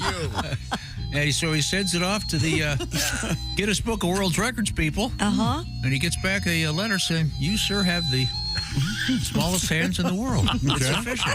And this next little fella. Congratulations. This next little fella, and he's about this big. Yay high. Oh, wow. Yeah, Like, that's up to your knee, Josh. Yeah. This is a small man. Yeah, very small. He goes, I have the world's smallest feet. So they pack up that letter. They send it off to those Guinness World Record folks. Oh. And they send it back a letter saying, "Sir, you officially have the smallest feet in the world." All right. It's amazing. Amazing. And third fella says, "How about I have the world's smallest male member?" Oh. So they take some photographs with a ruler and stuff, and they send it off to the Guinness Book of World Record people, and they want to get it validated. And they're all sitting there at the bar, and the mail comes back, and it's got Guinness there on the outside. Oh, this is going to be it. I'm going to be validated to get that record. So the guy he takes that envelope, he opens her up, and he looks at the thing, and he goes, "Oh, I have the world's second smallest penis in the world." Oh, no. Really? Who the hell is Chick McGee? Okay. All right. Okay. Very nice. I had not heard that. That joke had not entered into any of the jokes. No. It wasn't anywhere. Curveball. Talking about It was a true story from the Old West. Yes. Do break the dating rules, according to Glamour magazine. So which have are, sex on the first date? it says, if you had a great time and want to call him first, go ahead. No. What?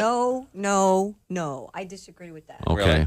We have a new ringtone that I think is going to be available on the Bob and Tom website. What does it sound like? Is that right? Play That's what it sounds like. Yeah. Go ahead. I'm not wearing panties. There you go. Oh, it must be my mom. I'm not wearing panties. Oh, Mom, come on. I'm I'm not busy. wearing panties. I can't answer All right, the we got it. I'm not wearing panties. Hold on, I'll get it. Hello? Ah, yes. Oh, electronics. Oh, Isn't you it set cool? me right up. It's all this cool digital stuff. Fun. Fell right in your trap, didn't I? Oh, Once yeah. Okay, again. once again, Oh, Glamour. wait a minute. I'm not wearing panties. And? Unbelievable. Oh, yeah. Don't drink a lot. Yeah, that's a good one. Well, yeah, you know what's going to happen. Yeah, because then Hello? you're going to break all the other rules. Yeah, you are. Come on. You're not going to be wearing panties, and you're going to be having sex on the first date. That's all. Wow, is that what? Yeah. Wow, God forbid. do not give Christy a drink. So, God in other forbid you words- do what you want. Yeah. So what you're saying is go to the bartender, give him $50. Yeah. And And then you'll be calling him after. You know what Han always says? Keep a drink in her hand. There you go. now, do you take phone calls when you're on a date? Oh, I bet you do, because that exhibits it. You don't care. No, I leave the phone in case the kids call. I leave the phone there. You know, but it I might don't be an take emergency. calls. Oh, and if they call, they I guess they wouldn't have that ring. Sorry. Oh, hang on. I'm not wearing Oh, panties. it's my kids. Hang That on. would not be on her own phone. Hang on just a second. I'm not wearing Oh, panties. it's my priest. Hang on just a second. It is not. You wouldn't have it on your own phone. I'm going back on vacation. You know you should. I'll be here Oh, wait a tomorrow. minute. I'm not wearing panties. My mother. Hang on just a second. Hold on a second. Oh, that's not me. That's my phone. 95.com right now. You could win $1,000. We'll do a new word in about 15 minutes, so get that done now. Hey, welcome back to the Bob and Tom Show. We're in the O'Reilly Auto Parts Studios. At the news desk is Jess Hooker. Hi. There's Pat Godwin. Hello. Josh Arnold. Hi there. Ace Cosby. Hey. I'm Chick. Hello, Tom. Say hello to our guest, will you? Hello, Tim Convy. Tim, I'm sorry. I'm very interested in this Purdue University search for Amelia Earhart's plane. I guess this bit of land is like a 6-day boat ride from anywhere. Wow. So it's really it's a very remote spot. The one professor, I just got rid of the article, he said they're very likely to find her plane, but probably not her luggage. Oh, yeah. Isn't that always Oh! Yeah, yes, Now, Tim, you were in a band prior to becoming a comedian. Yes. And the band was called Ludo. Uh-huh. And I just want to play something for you because you grew up in St. Louis. Yes. And you were kind of mentioning that your band was sort of had kind of a regional footprint. Yeah. To a degree, more famous in some places than others. For sure. Yeah. There was a song that was also a regional hit called Lakeshore Drive. Very familiar. Great song. Mm-hmm. And I have a special edition of that I'm going to play just for you because your friend Josh Arnold is also from St. Louis. And we'll just give it a listen.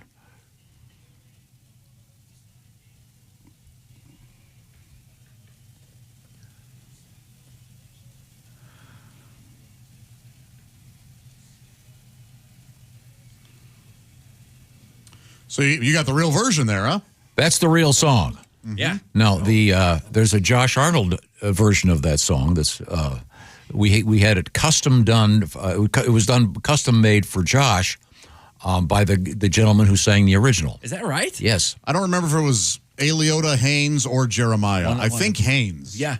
Yeah, and he had become a advocate for dogs, which was great. I mean, he was a big dog guy. So but I mentioned that song one day on the air, and nobody knew what I was talking about. I didn't know at the time that was just kind of a regional thing. Oh, yes. I ran into that too, and it blew my mind. Because we heard it all the time and loved it. Oh, absolutely. And because for us, it's just as big as the Led Zeppelin song. You heard them, it's all the same thing. Yeah. And then somebody goes, I don't know what that is. You're like, I didn't know what it was. It was big in Chicago and St. Louis, and apparently that's about it. But there is a custom version which we're trying to dig up right now, and I hope we can find it before we have to leave. But in the meantime, let's find out more about you. Now, this could go wrong. Okay. Don't ask a question you don't know the answer to. Okay. You are the father of two young boys. That is correct. 1 and 3. Yes. Now, you are a man of a certain age. I'm going to guess 40? I'm 45. 45. Yeah. Let me do some math here. Are your parents still alive? They are. Oh, they're good. Yes. That was the tricky part of the question. Yes. Would have been a real short bit if they weren't. Well, thanks for listening. Are they good now? Are they good at being grandparents? They are. They're good. You learn things as you see them with your children about that shed some light on sort of how you grew up. My kids are really they're cute. I always thought I was a cute kid, cute baby. Most people do think that. I realized the pictures you see of yourself as a baby, those are the ones your parents want you to see. They're doing a whole lot of curating, right? I'm over at my folks. I'm looking for stuff for my kids. I find a drawer. It is all the outtakes from my entire life. Oh, nice. I was a very ugly kid, and I had because you only see the good ones. I'm like, I thought I was a cute kid. My mom's like, you were 3 times. Those are the pictures in the hallway. I'm like, I don't even think that's me. I don't remember that E.T. doll. She's like, that's your brother. A worse go of it's like going on a date with somebody you only know from Instagram. Totally. Like, that can't possibly. What is this? It was a drawer. Like, they were like, go put it in the drawer. Like, every time. Wow. Devastating. Now, your kids are going to, when they're 25, they're going to have almost every day of their life. High definition. As a digital image. I know. It's crazy. They won't be able to get away from it. It's a whole different world. But you can edit out the soccer goals they miss. Yeah. You can do your own version of that. Yeah. And in fact, we're not even going to be necessary pretty soon with AI. They'll just say, draw a picture of Junior. Yeah. Make it look. Have you heard this big controversy now about the audience in was it a Will Smith video? Yes. Where they've got like 6 fingers and. Yep. Oh. Boy, that's a slap in the face to his fans, isn't it?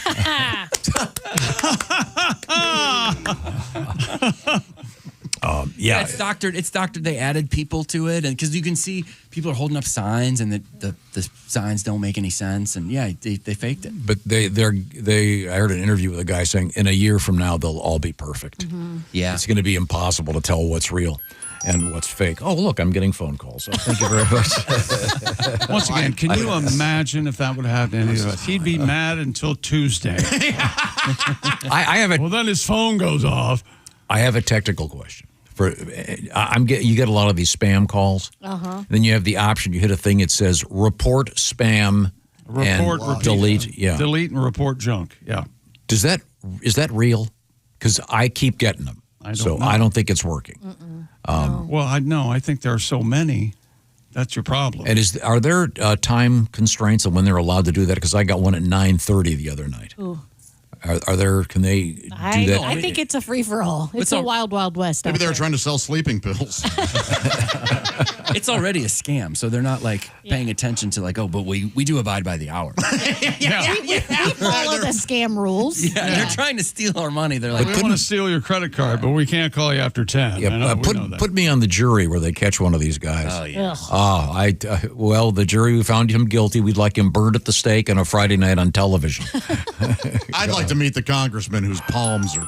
Nope. They're calling. Why turn They're persistent. Turn it down? Yeah, that's good. You learn nothing from the first. Wait a minute. This is an important call. I better take it. I'm sorry. Tim, once again, Tim is on his way to visit with our friend and be on stage in front of our friend Greg Warren. Right in front of him. Yeah, that's going to be Dr. Grins. That's kind of how Greg does it. Yeah. Yeah, I know it's weird. During Tim's whole set, Greg's right in back of him waving. We do the thing where he puts his arms through mine and he kind of does. Oh, that's Hands bit. never not funny. Yeah, that's what he thinks. Dr. Grins in Grand Rapids, you guys are in Madison, Wisconsin, coming up on 2 shows on Sunday, which is great. That'll be really fun. Willie G with Greg Hahn in Lexington, and Springfield, Ohio has Haywood. All those shows are Friday and Saturday. Thanks very much for stopping by the O'Reilly Auto Parts Studios. This is the Bob and Tom Show. Thanks for listening to the Bob and Tom Show this morning. Even though we're not too much to look at, you can also watch the show on our YouTube channel. Free trial is 7 days. If customer does not cancel